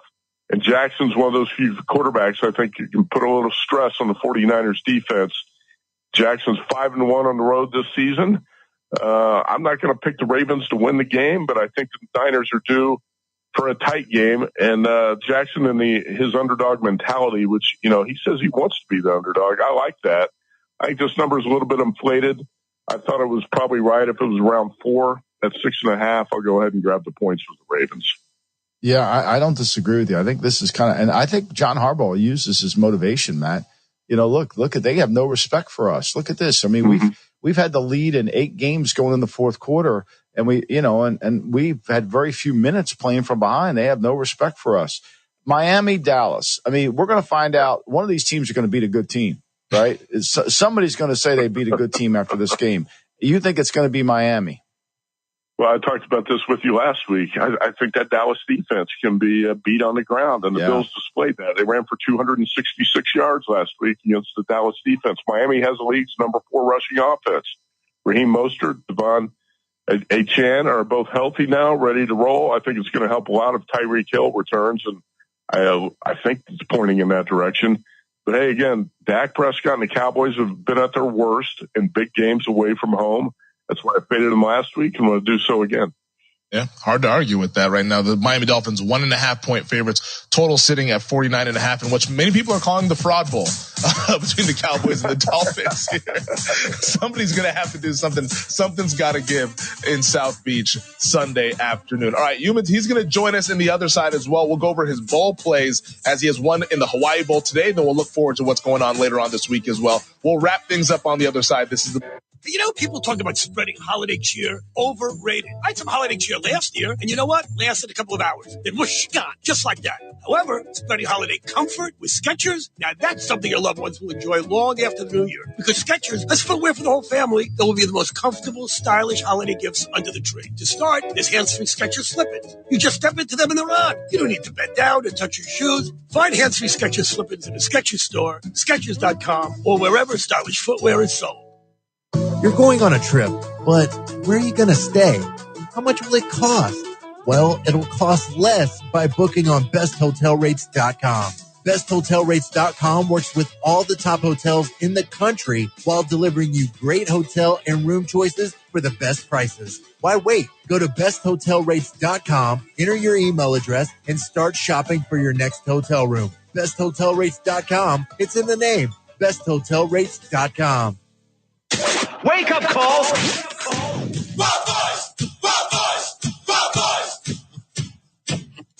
Duran, right? Yep. Can you find Duran at a local casino? Probably. You know what's amazing? These guys, at one point, they're playing in arenas, right? And then they're going to be like, come for the buffet, stay for Duran. Show starts at 6. Buffet begins at 5. Wake Up Call with Tony V and Ron Colbert. Weekdays from 9 a.m. to 1 p.m. Eastern. The diehards. I'm a monkey running around. It's tough. They can't control me. You know what I mean? I'm an idiot.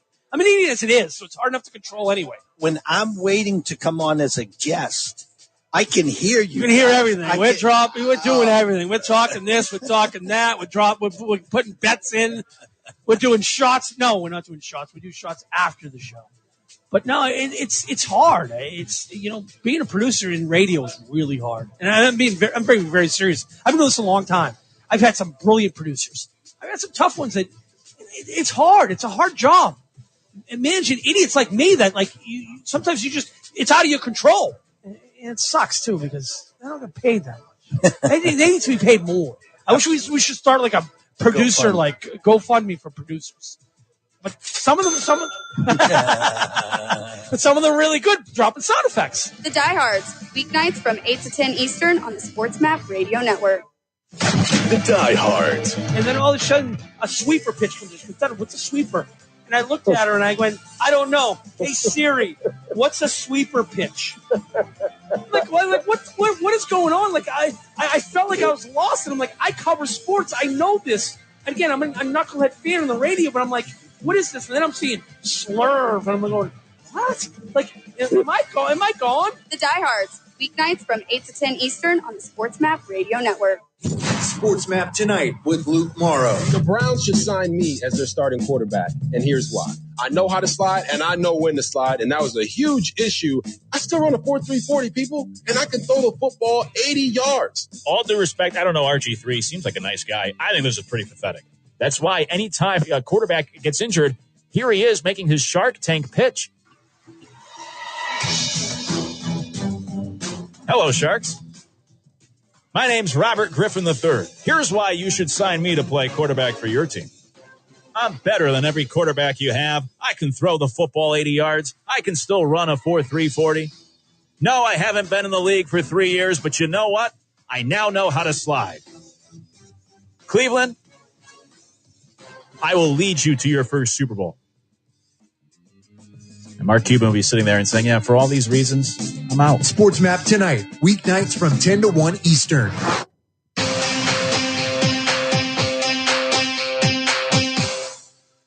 This is Brent Musburger, and you've got the best of both worlds. VSiN programming on the Sports Map Radio Network. This is the Lombardi Line with former NFL executive Michael Lombardi. Now here is your host, Timmy Abebefe on VSiN, the Sports Betting Network. The holidays are here, so let Omaha Steaks take the guesswork out of gifting. All you got to do is go to omahasteaks.com and save 50% off site-wide. Plus, when you use promo code VSiN at checkout, get an additional $30 off your order. We're talking about the filet mignons, the mouth-watering burgers, the jumbo frakes, everything that your red meat-loving friends would desire. Once again, omahasteaks.com, 50% off site-wide, and then save an additional $30 off when you use promo code VSiN. Minimum order may be required. All right, this is the final segment of the Lombardi Line here on the DraftKings Network. Femi Abebefe, Michael Lombardi. It's been a fun show here on a Saturday, second to last Saturday of 2023. And joining us for two segments, as he always does each and every week, Matt Youmans, host of VSiN Tonight and the VSiN College Football Betting Podcast. Matt, let's jump right into your college football stuff. You have a play in tonight's Hawaii Bowl between Coastal Carolina and San Jose State. Right now, the Spartans laying 8 total at 48. What do you like here over in the island? Well, I'll tell you what the best bet is today. That's Omaha Steaks. I actually sent a shipment of Omaha Steaks to somebody as a Christmas gift. And I tell you, I wanted to send a shipment to myself. It looks so good. And I advise that. And they get those things out quickly, too. You order it, and 2 days later, it's on somebody's doorstep. I didn't play San Jose State in the Hawaii Bowl. I laid 8. You know, I'll tell you what. I'm looking at the screen, the odds screen this morning, and this is not a good sign. Because this number has crashed to 8.5, 8 at most books. It was as high as 11 about a week ago. Wow. I'm not really sure why the sharp money is showing up on San Jose, but I'll tell you this. when you see numbers crash in the bowl season, you got to respect it most times because that means there's some sort of information out there. And I'm not really sure what it is because when I handicap this game, almost all signs point to the Spartans. You got a 6-year quarterback in Siobhan Cordero who's wrapping up his career in his hometown of Honolulu. Brent Brennan, the coach, seeking his first bowl win. He's got his players highly motivated for this game. San Jose State has not lost since October 7th at Boise. Has won 6 in a row.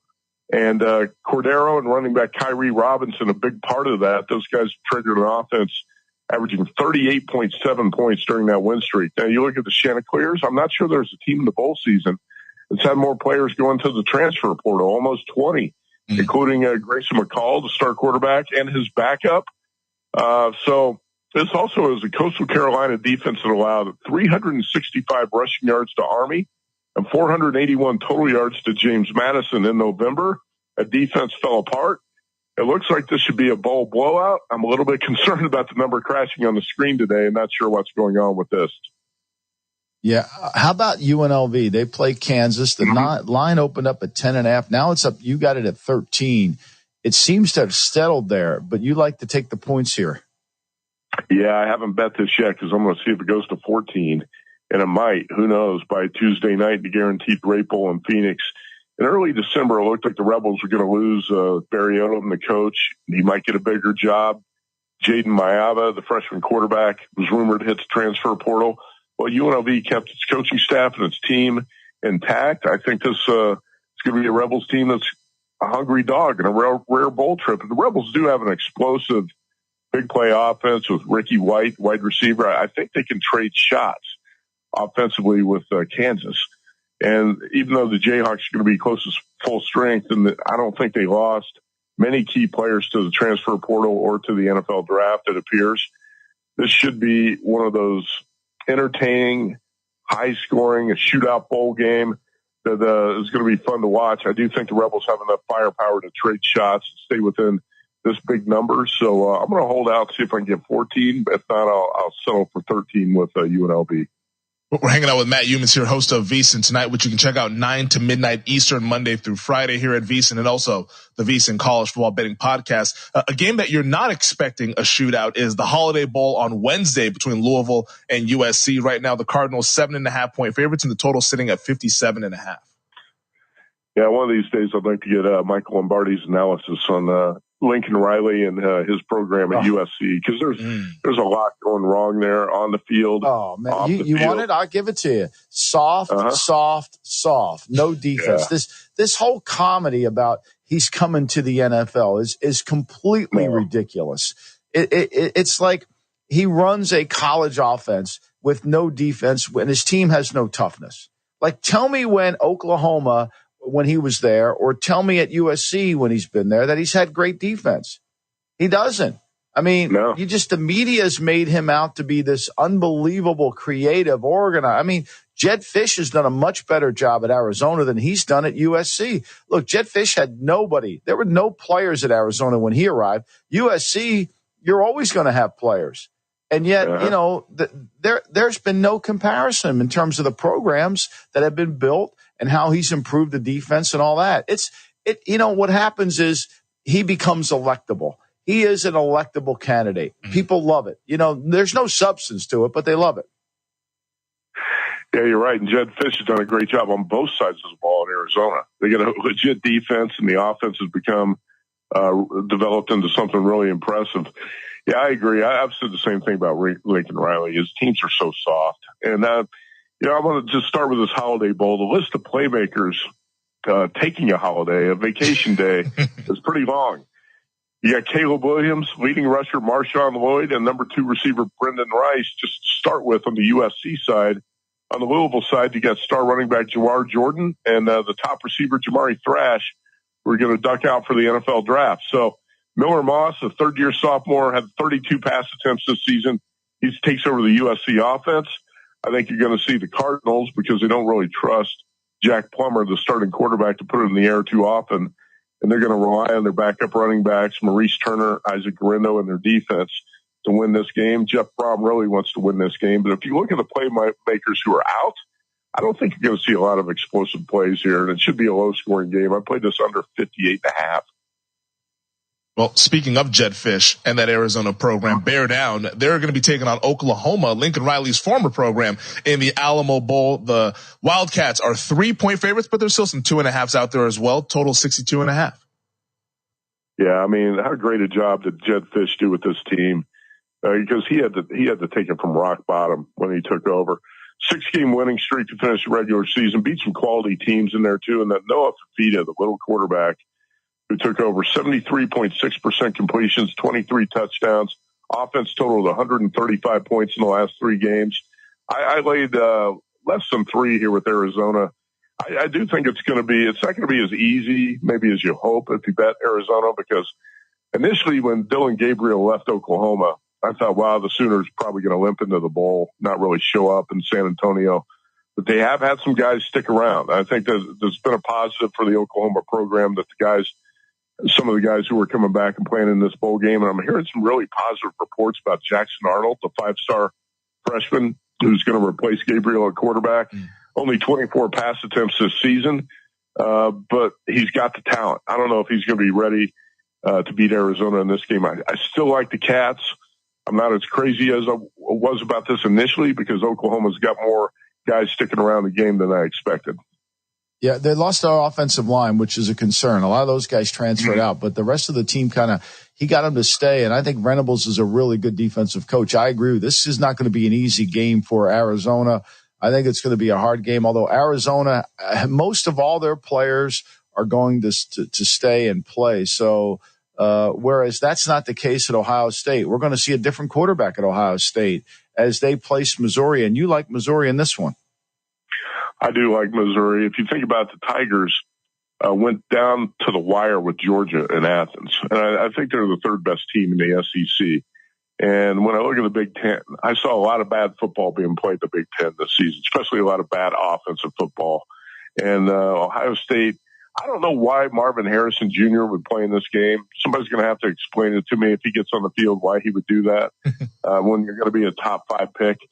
But when Kyle McCord opted out or transferred and he's headed to Syracuse, I think that's a big negative for the Ohio State offense. Mahoning Valley's leader for golf, Milk Creek Golf Course is now booking tee times for 2024. We offer stay and play opportunities available with 9 area hotel partners. For more information, visit our website at millcreekmetroparks.org. Also, look for new, exciting opportunities coming soon, including an indoor player development center with Trackman, an indoor Callaway Club Fitting Center, and an Odyssey Fitting Studio in 2024. Follow us on Facebook at Milk Creek Golf Course or call 330-740-7112.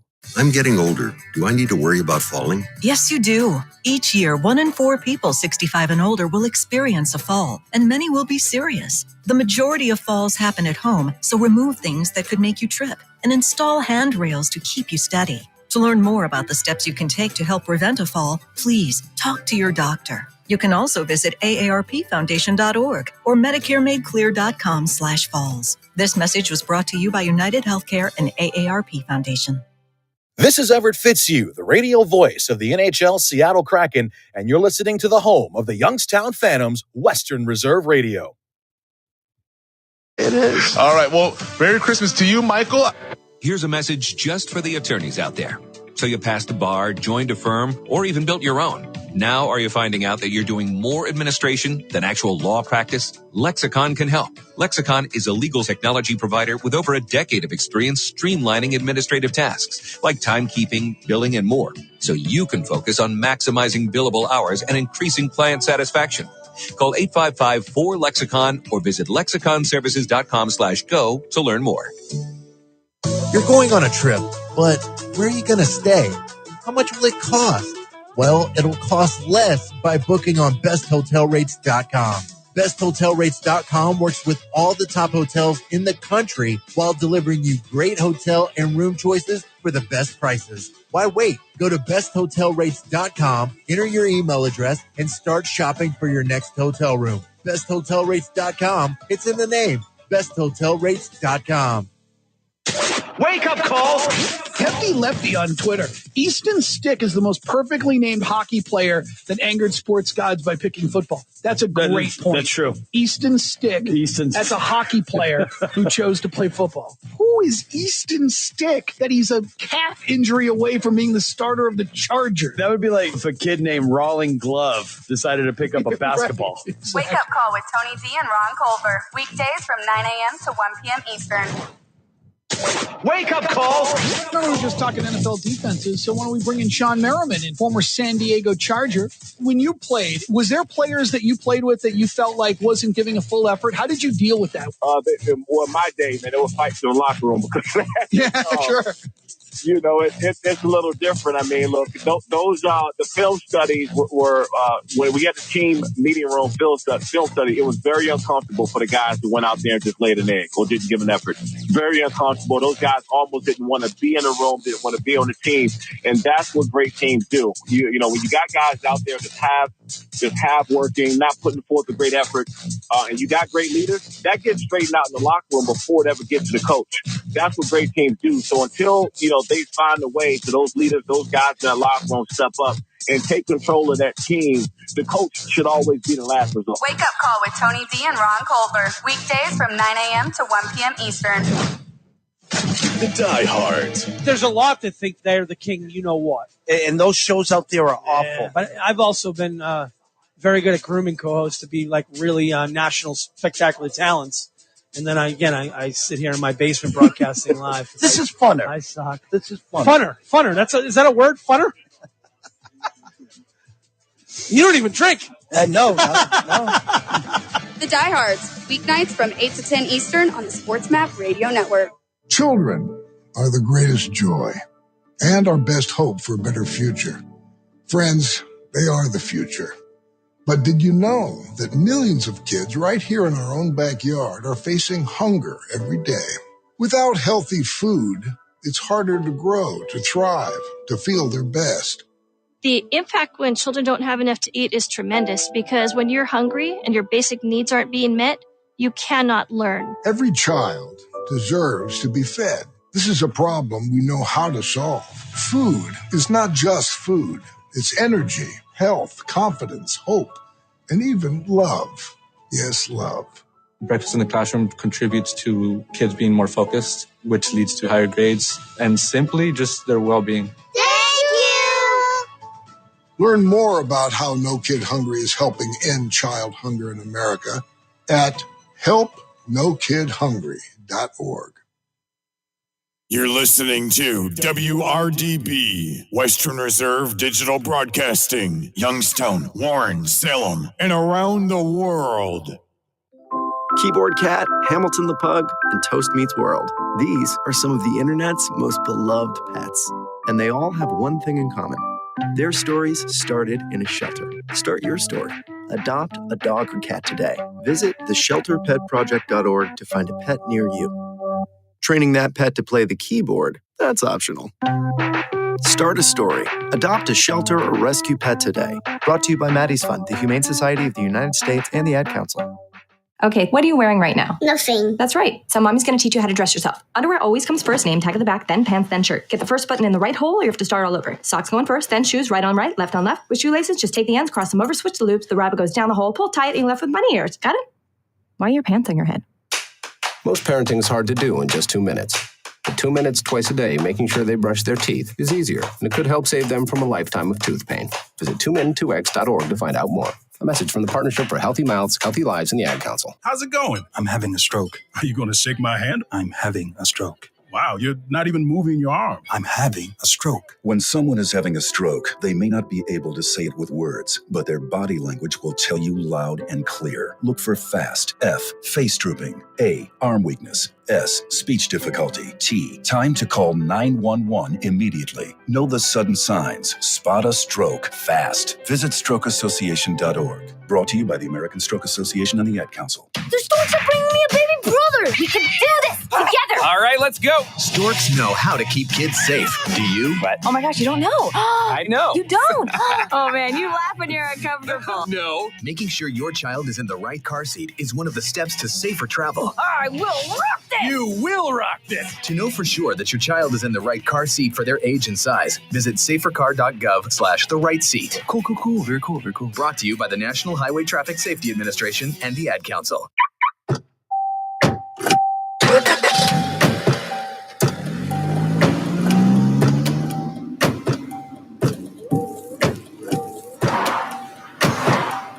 Driving has a rhythm all its own. Don't wreck it with a text. Before you get behind the wheel, silence your phone. Or better yet, designate a texter. For more text-free driving tips, visit stoptextstoprex.org. Brought to you by the Ad Council and the National Highway Traffic Safety Administration. Hey, let me ask you something. Would you seat your 3-year-old child on a windowsill? Would you seat them beside a lit fireplace or by the deep end of a pool? One last question. Would you seat your child in a car seat that's not correct for them? Car crashes are a leading killer of children ages 1 to 13. Secure their future. Seat them in the correct car seat.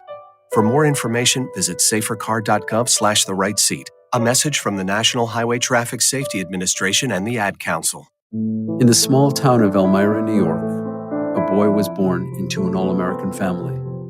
The odds of him achieving his dream in the fashion industry? 1 in 23 million. The odds of having a child diagnosed with autism? 1 in 68. I am Tommy Hilfiger, and my family is affected by autism. Learn more at autismspeaks.org/signs. Brought to you by Autism Speaks and the Ad Council. Dear John, I'm leaving. Uncontrolled high blood pressure is serious, and I can quit whenever I want. Why can't we get back to when you checked on me? I don't want to leave, but remember, when I quit, you quit. Sincerely, your heart. Listen to your heart and don't let it quit on you. High blood pressure can lead to a stroke, heart attack, or death. Get yours to a healthy range today. For help keeping yours at a healthy range, text PRESSURE to 97779. A message from the American Heart Association, the American Stroke Association, and the Ad Council. WWE superstar Alberto Del Rio. Take 1. Behold the angry giant. Try it again, Alberto. Behold the angry giant. Perfect. Good luck tonight.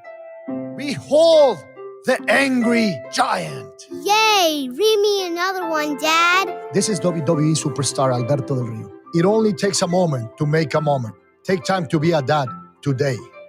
Visit fatherhood.gov. Brought to you by the U.S. Department of Health and Human Services and the Ad Council. It may be hard to believe, but people just like you are already saving money. Feedthepig.org makes it easy. Their simple savings plan teaches you how to start saving without going overboard, so you don't need to sell all your belongings and live in a commune. These dungarees belong to all of us now, Tom. You don't need to get a second job as a stuntman. We need a new stuntman! You just need feedthepig.org. Don't get left behind. Get tips and tools at feedthepig.org. Brought to you by the American Institute of CPAs and the Ad Council. Miss an episode of By All Means, and you can miss a lot. To the radio play-by-play voice at our buddy back from here at Youngstown, it is the voice Fitz. Everett Fitzhugh. My friend, how are you? Man, it feels good to hear your voice again, Mark. Everything's going well, and definitely excited to be back on the airwaves briefly for here in Youngstown. By All Means, Tuesdays at 5, right here on Western Reserve Radio, and streaming live on westernreserveradio.com. This is Everett Fitzhugh, the radio voice of the NHL Seattle Kraken, and when I want to catch up with Youngstown sports, I tune in to Western Reserve Radio, WRDB, The Scourge. Follow like Shaq O'Neal had us back after that. And you see him at these conferences, he's at Milken, like mingling with the big time, John Gray and all that. So, I mean, props to him, yeah. Yeah, he's definitely pushed in that direction for a while. And I'm glad you mentioned that he has a SPAC and other athletes, former athletes had SPACs as well. His SPAC called SLAM, it was formed during the heyday of the SPAC. So that was in 2020. Can you tell us a little bit about what their intention was in terms of what kind of investments they were looking for and how that journey has gone before it eventually found a partner in Link Global. Yeah, it's not an easy journey for A-Rod or Slam. They raised this vehicle with the intention to find targets in sports, media, entertainment, health, wellness, anything that's consumer facing, but they end up finding Link Global, which we just discussed is not very consumer facing. It's a B2B business. It's not necessarily it's not necessarily a worth business, but it's not what they intended to find. They actually had initially had conversation with a sports card maker called Panini in Italy, and that deal eventually fell apart in 2021, according to our own reporting. But a lot of the trouble isn't really finding, the target that you then set up to find. It's also that investors kind of lost interest. Like with the interest rate going so high, the interest that you're getting or the upside that you're getting from putting your money in a SPAC, it's much lower. So they actually was hit with a redemption where a lot of investors took their money out, and 60% of the investors redeemed their shares. So that left them with about like 200 million when they had initially raised 575 million. So whatever this valuation of this deal is, so they have signed a letter of intent saying that the valuation of Link Global will be no less than 800 million. So this is them giving a commitment, but it doesn't mean that all of that money is coming from the SPAC. So, Crystal, I remember when A-Rod and his SPAC were having talks with sports card maker Panini, and I had always thought he was trying to get his hands on a Derek Jeter rookie card, but now we're talking about satellite to phone technology. And my question is a simple one.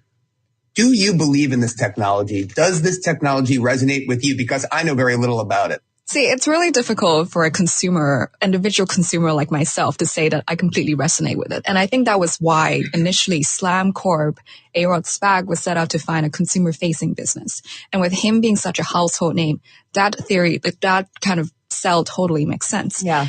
But being a B2B business also has its merits. Even though it doesn't show up on your phone as a branded product every day, you're still using it. And a lot of the time, the contracts with businesses are more stable than the contracts with individual customers. So I guess it's not really about whether it resonates, but it's, how good this business is and how good these contracts are going to be. I want to go back to something, and you alluded to it, because in Canada, like you said, that there are some issues involved. And I have to remember, yes, we're always thinking, A-Rod connected to this. This is a U.S. deal. No, this is going to hundreds of people in different nations, it's hundreds of nations, to help around the world. And this is a big thing. Yeah, it's not really a U.S. story only. Satellites, it's in space. In theory, it could go to anywhere on Earth. So this is a story, I think, more about developing country, more about undercovered area. And it's about, bringing people online. And that's been the trend for the past, 2 decades, like bringing people online, bringing the world closer. So yeah, I would say it's more than a Canada-U.S. story.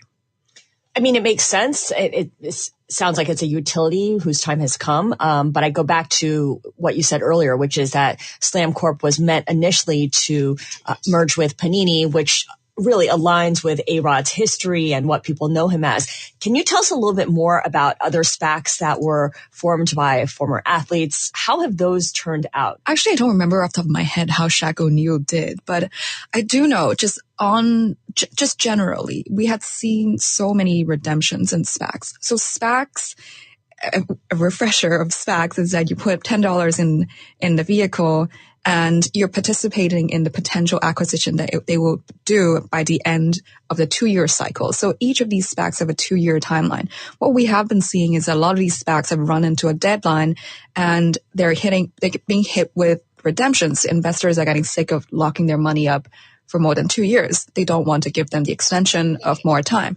So a lot of these vehicles end up having to return investors' money and not do any deal at all.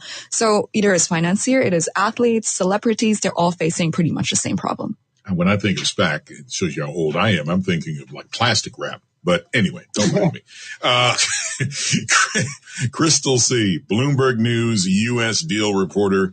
Thank you so much for joining us on the Bloomberg Business of Sports. We really appreciate it.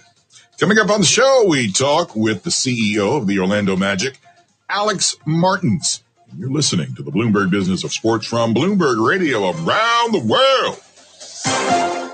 You're listening to the Bloomberg Business of Sports on the Sports Map Radio Network. Ready for your next content binge? Check out www.believe.com. That's BLEAV for sports analysis, pop culture, health and wellness, and much more. Our network includes current and former pro athletes, Olympic gold medalists, award-winning actors and actresses, and many more. Find your next binge on Believe.com today. Do you believe?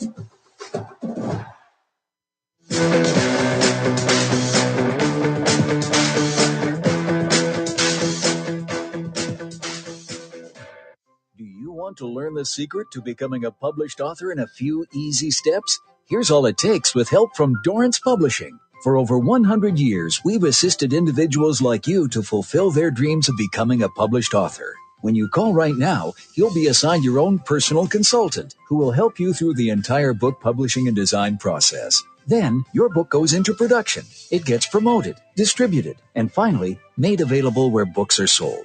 If you've got a book idea, call Dorrance Publishing right now for a free consultation. We'll help get your great idea out of your head, on paper, printed, and sold. It's a free, easy call. We're trusted by thousands of book authors just like you. So don't wait another day. Call now. 800-847-1362. That's 800-847-1362. 800-487-1362. Imagine learning about radio and being mentored by true radio professionals in real radio stations. Well, actually, you don't have to imagine, because there's Radio Connection. Radio Connection gives you the opportunity to learn one-on-one and be mentored by radio pros. Plus, you don't have to worry about getting into a crazy amount of debt with school tuition either. Radio Connection keeps their tuition at much lower costs. To find out more info, visit radioconnection.com. Every day, our brave military men and women, along with their families, make tremendous sacrifices for our freedom.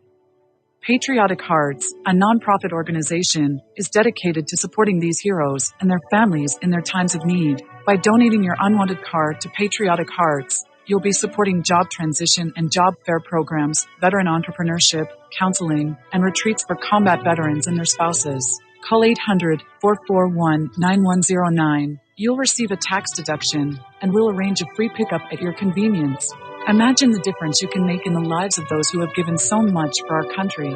Your car donation will directly impact military families, veterans, providing them with the support they desperately need. Call 800-441-9109. You can become a part of something bigger. Join us in our mission to uplift and honor our military community.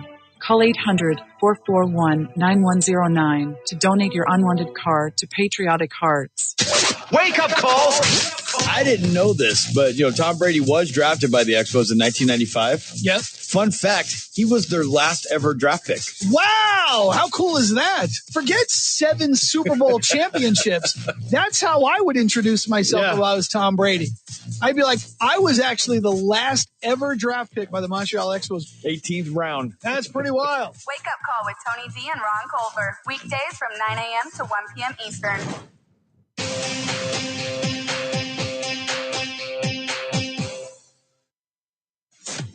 This is the Sports Map Radio Network. You're listening to Bloomberg Business of Sports from Bloomberg Radio. This is the Bloomberg Business of Sports show, where we explore the big money issues in the world of sports. I'm Michael Barr, along with Scarlett Fu and Damian Sassauer. The Orlando Magic, they are off to a pretty good start this NBA season with young rising stars like Paolo Banchero. Plus, on the business side, they just entered a new arena naming rights deal. Yeah, buddy. The talk about that deal and the future of the club, we welcome Orlando Magic Chief Executive Officer Alex Martins. Alex, thank you so much for joining us on the Bloomberg Business of Sports. We really do appreciate it. Thank you. Thank you for having me. Well, let's start with the new naming rights. You guys are going to have Kia replacing Amway? That's correct. We've done a partnership with Kia America, and our building will now be called the Kia Center. We're extremely excited about it, to have this incredible global brand on our building and to be associated with Kia. Actually, they're a partner of ours for the last 16 years. And this is just a major expansion of that partnership. I see. Thank you for explaining that. So you're really deepening the partnership that you already have with Kia. That being the case, can you tell us a little bit about what Kia has brought to the table and what you hope it will continue to bring to the table with the Magic that you hope they can really activate around? Well, Scarlett, Kia has been a long-time NBA partner. They've been the official vehicle of the NBA and the WNBA and the G League for many years. And as I stated, they've been our partner here at the Orlando Magic. This is their 16th season now. This expanded partnership is really going to give us an opportunity to take more of a global approach with Kia as our partner. Of course, Kia has been one of the fastest rising automobile manufacturers in the world. Certainly, more Kias are sold in the state of Florida than any state in the United States.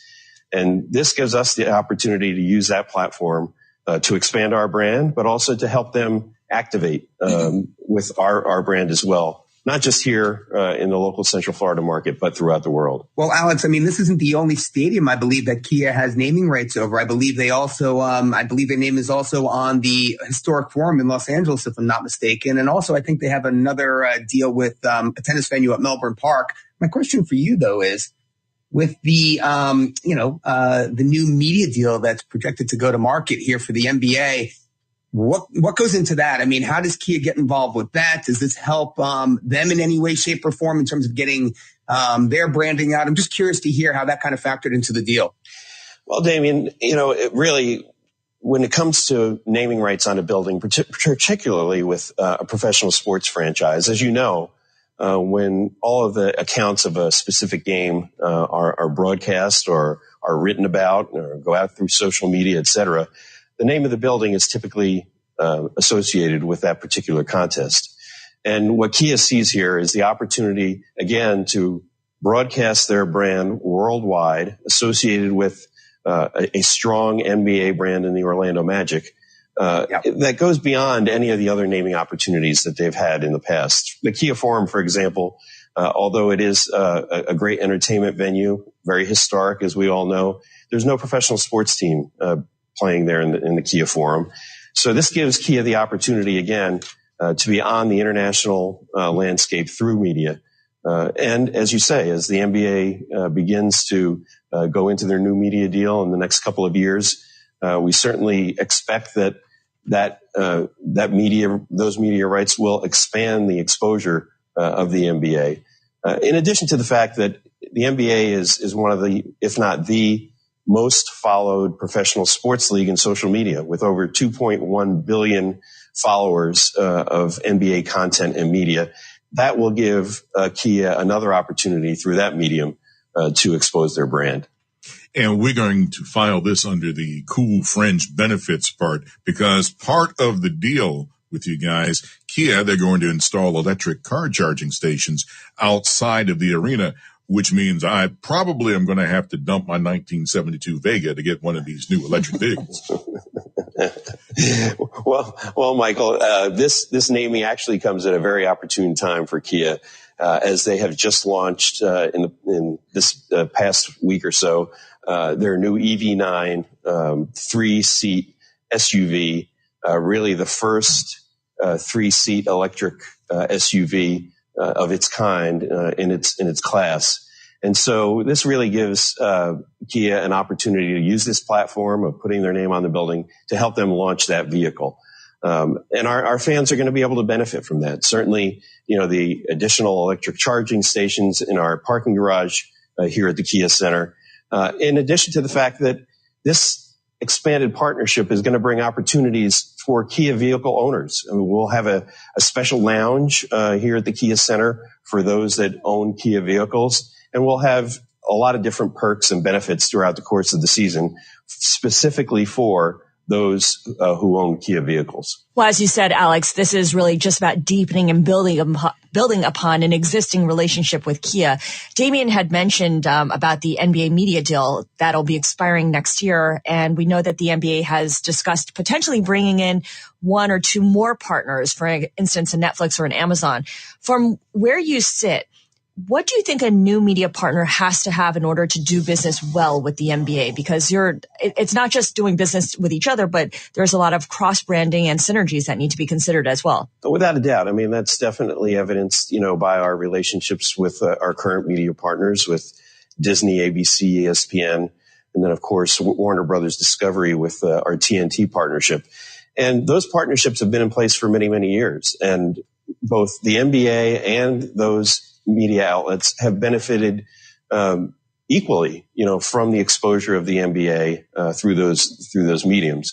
A streaming platform such as Netflix or Amazon will broaden that even further. And we certainly believe, the NBA and the strength of its brand and the strength of its product will be able to help those mediums grow as well, just as ESPN and ABC and TNT have seen, their mediums grow tremendously with the association in the NBA. So I think that will transform itself into streaming, whatever platform, the NBA ultimately ends up on. And there'll be strong partnerships, just like the partnerships that we have currently with our national media partners. Alex, I'd love to spend all our time talking about the Kia brand in the Orlando area and what it means for, your team. But can we just for 1 second talk about Jalen Suggs? Give me a break. What a revival here, man. And, I'm looking right now at the odds for the Magic to win. The Magic are fourth in the East. Odds to win the NBA championship. You guys are below the Indiana Pacers, who are barely above 500. What's up with that? Talk to us about the team. What are your prospects for the rest of the season? Well, we're certainly excited about the start to this season that we've had. The team, as you know, has been in a rebuilding mode for the last several years, and we've built primarily through the draft. And so we have a great young core of players that now are coming into their own. Players like Jalen Suggs and Paolo Banchero and Franz Wagner and many more. But the team has really come together. They've gelled together. They have a great camaraderie and chemistry amongst themselves, coached by a great young coach in Jamal Mosley. His third season as our head coach. And the team has really come together here at the beginning of the season, but we all know it is a long season, and health is an important factor that needs to be maintained during the course of the year if we're going to continue to play at the level that we've played here in the early season. But we're excited about it. We certainly believe that this is a team that has the opportunity to make it into the playoffs this year. And then once we're in the playoffs, we'll see what happens. Alex, good luck to you guys. Again, Alex Martins, Chief Executive Officer of the NBA's Orlando Magic. Thank you again for talking with us. Thank you all very much. Coming up, we talk with a pioneer for athletes in business, former NBA pro and successful entrepreneur, Junior Bridgman. That is up next on the Bloomberg Business of Sports from Bloomberg Radio around the world.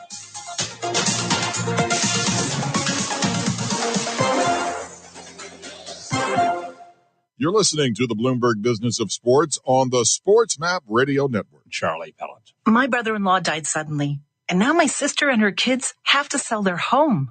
That's why I told my husband we could not put off getting life insurance any longer. An agent offered us a 10-year, $500,000 policy for nearly $40 a month. Then we called SelectQuote. SelectQuote found us identical coverage for only $18 a month. A savings of nearly $300 a year. Whether you need a $100,000 policy or a $10 million policy, SelectQuote could save you more than 50% on term life insurance. In a hurry? Don't worry. With SelectQuote, you can get up to $2 million in instant, affordable same-day coverage with no medical exam. Call SelectQuote at 1-800-637-9116. That's 1-800-637-9116. Or go to SelectQuote.com. That's 1-800-637-9116. Full details on example policies at SelectQuote.com/commercials. Wake up call! We see them every day. People driving, using their phones. There's the sneaker peeker or the fast scroller who can quickly become the fender benderer, the got-a-ticketer, or the driver who killed someone. Pay attention or pay the price. You drive, you text, you pay. Paid for by NHTSA.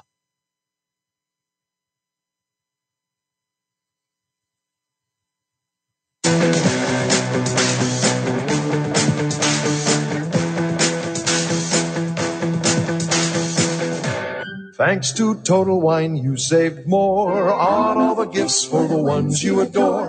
Wines and beers all nestled on shelves. Got some advice from our helpful elves. Oh, so many gifts to explore when you go to Total Wine and More. Bottles so delightful, whoa. Priced so amazingly low. With the lowest prices for over 30 years, you'll always find what you love and love what you find. Only at Total Wine and More. Drink responsibly, B21. Jim Gaffigan here with some more Straight Talk. Now you can get a Walmart Plus membership, plus not pay for it, because it's included with Straight Talk wireless plans. You get free delivery with Walmart plus a Paramount Plus subscription included. Plus, you pay less for gas. That's a lot of pluses. Only Straight Talk gives you unlimited 5G data and Walmart Plus included on select plans for free. Straight Talk Wireless, available at Walmart. Requires service on Gold or Platinum Unlimited. One offer per eligible account. Paramount Plus Essential Plan only. Separate registration required. Additional terms apply. The Die Hards. Jalen Hurts was sick. He had the flu. Is he going to be the next Michael Jordan? Can people please stop comparing anybody to Michael Jordan? Can people stop doing that? Because there's never going to be another Michael Jordan. There's never going to be another flu game. There's never going to be another X of Michael Jordan. I lost $1,000 on the flu game. And of course you did. The Die Hards, weeknights from 8 to 10 Eastern on the Sports Map Radio Network. The Die Hards. Jeff, have you seen the commercial with Fitzmagic? Yes. The Switch and the Thursday Night Football game is on. And it's Thursday Night Football, and it's awesome. You know what's cool about that video? When he flips the switch and they show all the teams and the highlights back and forth, it doesn't glitch. It shows hey, it's an actual football game. It's cool, Prime. You're very good. But every time I put Prime on Thursday night, I get a delay. I get a glitch. It's not playing. Right now, my TV's not even connected to the internet with the routers 5 feet away from it. The service stinks, but forget that. Now I can't even get the stream. Now I don't even have a connection. Freaking games. No, don't worry about it. I only have 2 dimes on it. Don't worry about it. Just freaking don't play it. Just tell me after. I friggin' hate this beyond word. But this sucks.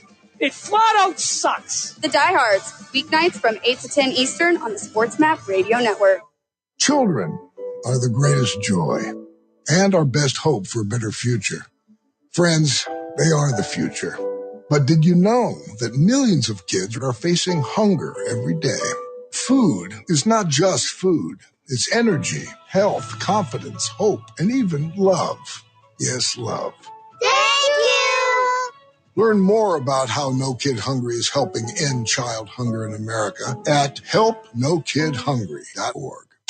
Wake up call! So NBC keeps doing these promos for the Olympics in Paris. And Chris Collinsworth was literally begging Mike Tirico for a spot on the broadcast team going to Paris. Now, if he goes to the Olympics, how much does he know about equestrian? Well, I tell you, what I love are the horses, right? They're beautiful animals to look at. And when you really think about it, isn't it kind of hard to take a horse and jump over fences and stuff? I can't wait for the news that Jack got invited. That's my biggest worry.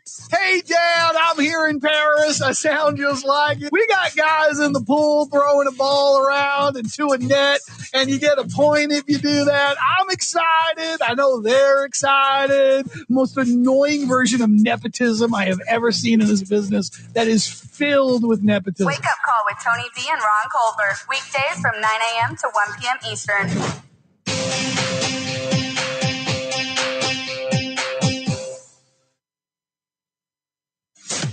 This is the Sports Map Radio Network.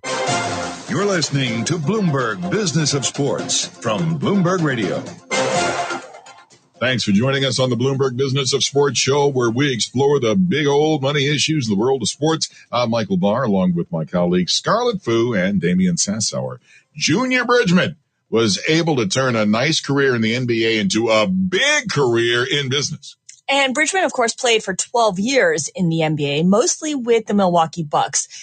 After retiring, he became a restaurateur, founding a company called Manna Inc., which is now one of the largest restaurant franchise operators in the country. Yeah, one of the largest, but now he is CEO of Heartland Coca-Cola Bottling Company. the culmination of a relationship he started with the soda maker back during his playing days. But now I'm hungry and thirsty. Scarlett, Damian, and Bloomberg U.S. sports business reporter Randall Williams recently got a chance to chat with Bridgman about his pivot from the pros to a successful career in the fast food business and more. Let's listen in on that conversation. You are one of the world's wealthiest former athletes, despite never making more than $350,000 thereabouts a season during your NBA career. So my question to you is, did you spend a lot of time plotting out life after basketball while playing in the NBA, or did you address it mainly after retiring? No, a lot of it went on while I was playing, and you got to think back, as I think back to that time, very few players back in my time were going to retire with enough accumulated money where they didn't have to do anything the rest of their life, so to speak. And so, unlike maybe today's world. So everybody back then had an eye on what am I going to do when my playing career is over with. And so a lot of us worked in the summertime. And I spent a couple of years working at Howard Johnson's, learning the hotel business. Great hot dogs. Yeah, really. I worked at an insurance consulting firm for a couple of years, and you did all that just trying to get experience and also thinking, is this an area that may make sense for me whenever the playing time is over with? Well, Junior, let's go back in time. Let's go back all the way to 1975. You were a rookie coming into the NBA, 3 weeks in, and all of a sudden you're traded from the Los Angeles Lakers to the Milwaukee Bucks in exchange for Kareem Abdul-Jabbar. And that began, the Showtime Lakers, I guess is what you want to call it. So let's just, imagine that in reverse. Let's say that trade never happened and you're in Los Angeles. Do you think that you're going to find your way into fast food franchises, Wendy's, Chili's, the bread, the butter, everything, Junior? How did you get to where you are? And do you think that if that trade never happened, your life would be much different than it is today? Oh, I definitely think so. It's really interesting that the area of the country, so to speak, or the area that you're living in, how that influences your perspective on things to do. And obviously in LA, you meet a lot of people that were in the industry of making movies or making TV shows, and then a lot of Hollywood people. So you probably would have, if I had started there, would have been influenced into maybe getting involved in some aspect of the movie or TV or something. Yeah, you would have been in an airplane. Right, exactly. Well, it would have been a great movie to be in with Kareem back then, but you never know. I mean, do I think I'd have been a movie? No, but you might have been in the background doing something, maybe helping to produce or something along those lines. Now, when did you realize that all of the classes you were taking and the things that you were investing in were a good opportunity? Because obviously these things have grown over time, but at one point did you realize, like, okay, this is going to be really good?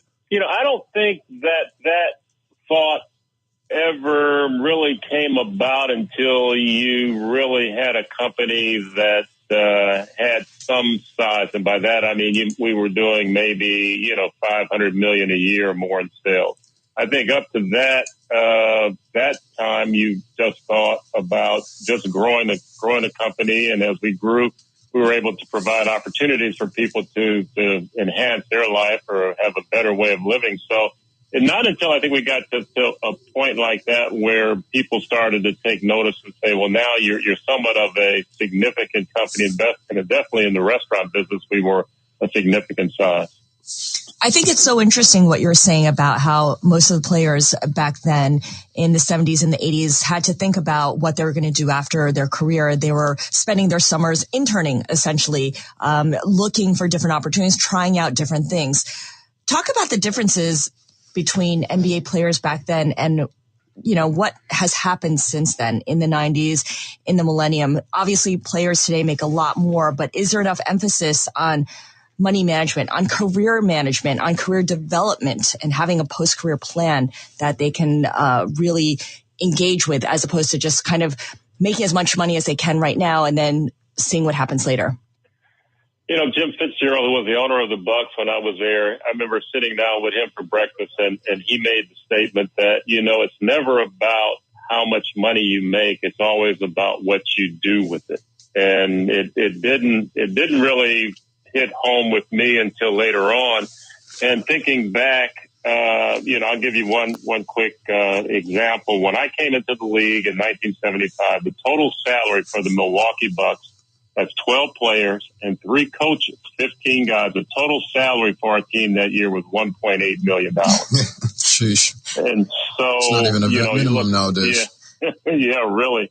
And so comparatively, there wasn't a lot of thoughts on financial planning and all of that. And as things have progressed and the players, make a lot more money, they've instituted programs and had people come in and talk to them about what to do with your money, saving your money, not getting involved in scams and all of that. But even with all of that, unfortunately, too many players still today wind up getting involved in the wrong things or doing the wrong things, and end up losing their money. When I was involved heavily with the Players Association, we saw that year in and year out, and it didn't matter how much money you made. If you went the wrong way or did the wrong things, you could just as easily lose your money as somebody who made a little bit of money. Well, Junior, what you do with your money. I mean, let's take a step back for our audience here. 163 Wendy's old-fashioned hamburger restaurants in 5 states, 24 Chili's restaurants in 4 states. By the way, this is Manna Inc., and this isn't even the company that you're currently involved with, right? I mean, I think if I'm not mistaken, you're now the CEO of Heartland Coca-Cola Bottling Company. So how do you make that switch from being a restaurateur into Smart Water, Monster Energy, Coke, Sprite, and Fanta? I mean, what's that all about? The thing that I learned early on is that what did it take for you to get to the NBA? And, Malcolm Gladwell in one of his books writes that, it takes 10,000 hours in any one area for you to become proficient and really skilled in that area. And I thought back to basketball, and yeah, I probably put in 10,000 or more hours practicing basketball growing up, and was fortunate enough to get to that level. So what would make you think that you could just leave the game of basketball and go into some other area and be great at it? And that's where I think a lot of players make a mistake. They make the mistake of thinking that just because I played and I was a professional athlete that I should step in and be the executive vice president or the CEO of a company, and I really don't know how the business really works. So it was the same thing for me. And I went back, when I got in the restaurant business, I went back and learned how to do everything from mopping the floor, cleaning the bathrooms, and making hamburgers and everything all the way up, and spent a lot of time learning the business. And it's been the same way with whatever we do now. Obviously, you surround yourself with a lot of people that still know more than you do, but you can't expect to be successful, in my opinion, unless you really know what you're getting involved in, and the nuances of every business is different. That's Junior Bridgman, former NBA pro and a pioneer for athletes in business. We've got more from Junior Bridgman coming up. When David Stern was the commissioner, you could have bought an NBA team. I remember talking to him, and they were selling for $400 or $500 million. Mm-hmm. And he said, if you're going to get involved, you better get involved now, because in a year or two, it'll be out of reach. That's straight ahead on the Bloomberg Business of Sports from Bloomberg Radio around the world.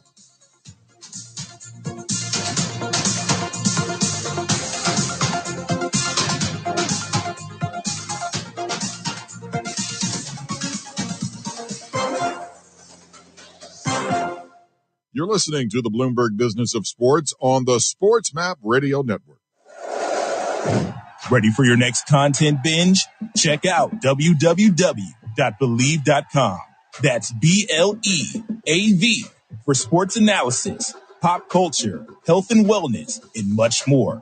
Our network includes current and former pro athletes, Olympic gold medalists, award-winning actors and actresses, and many more. Find your next binge on Believe.com today. Do you believe? We see them every day. People driving, using their phones. There's the sneak-a-peeker or the fast scroller who can quickly become the fender benderer, the got-a-ticketer, or the driver who killed someone. Pay attention or pay the price. You drive, you text, you pay. Paid for by NHTSA.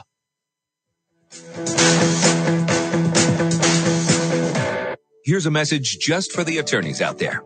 So you passed the bar, joined a firm, or even built your own. Now are you finding out that you're doing more administration than actual law practice? Lexicon can help. Lexicon is a legal technology provider with over a decade of experience streamlining administrative tasks like timekeeping, billing, and more, so you can focus on maximizing billable hours and increasing client satisfaction. Call 855-4-LEXICON or visit lexiconservices.com/go to learn more. You're going on a trip, but where are you going to stay? How much will it cost? Well, it'll cost less by booking on besthotelrates.com. Besthotelrates.com works with all the top hotels in the country while delivering you great hotel and room choices for the best prices. Why wait? Go to besthotelrates.com, enter your email address, and start shopping for your next hotel room. Besthotelrates.com. It's in the name. Besthotelrates.com. Wake up call. You guys want to kick field goals all game? Is that what the league is coming down to now? Do you know how many box scores I look at where I see a kicker kick 4 field goals in a game now? It happens all the time. The offense seems to be able to move the ball in their first 50 pretty easily. Exactly. Once they get past the 50, everything gets stalled. But now you have kickers where it's like, oh, let's go for the 50-plus yard field goal. Yeah, He's consistent. At this rate, kickers are going to start making $20 million a year. It's a kicker's league, Tony. Wake up call with Tony V and Ron Colbert. Weekdays from 9 a.m. to 1 p.m. Eastern. Sports Map tonight with Luke Morrow. Doc Rivers, quote-unquote, hired Dennis Rodman to come babysit his kids when they were both teammates in San Antonio in the mid-'90s.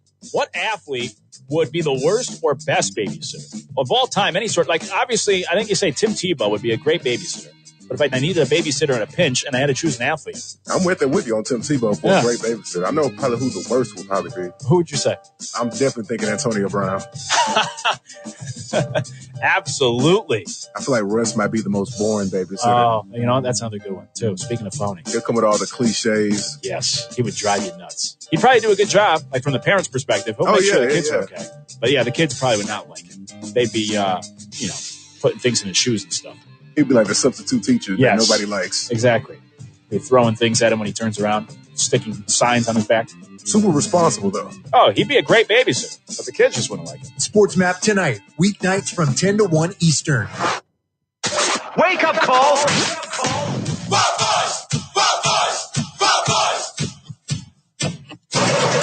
Duran, right? Yep. Can you find Duran at a local casino? Probably. You know what's amazing? These guys, at one point, they're playing in arenas, right? And then they're going to be like, come for the buffet, stay for Duran. Show starts at 6. Buffet begins at 5. Wake up call with Tony V and Ron Colbert. Weekdays from 9 a.m. to 1 p.m. Eastern. Did you know you can go to a trade school college that has you learning as an apprentice in a real radio station, culinary kitchen, film studio, or in a recording studio? Stay out of debt and out of a boring college classroom and learn on the job in the real world. The Radio Connection puts you in a real radio station. The Recording Connection trains you in a real recording studio. The Film Connection has you learning under a real filmmaker. And CASA has you learning one-on-one in a real restaurant. It's your life. Amplify it now and learn as an apprentice in a unique way to get a career as a broadcaster, podcaster, chef, music producer, or filmmaker. Just visit one of our sites, radioconnection.com, recordingconnection.com, filmconnection.com, or casaschools.com. Or call 1-865-413-5724. That's 1-865-413-5724.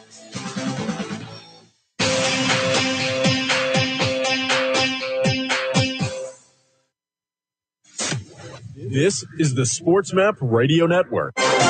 You're listening to Bloomberg Business of Sports from Bloomberg Radio.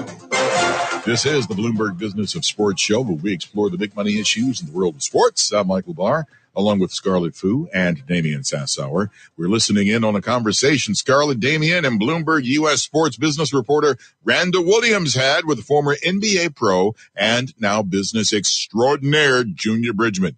Let's listen to more of their discussion.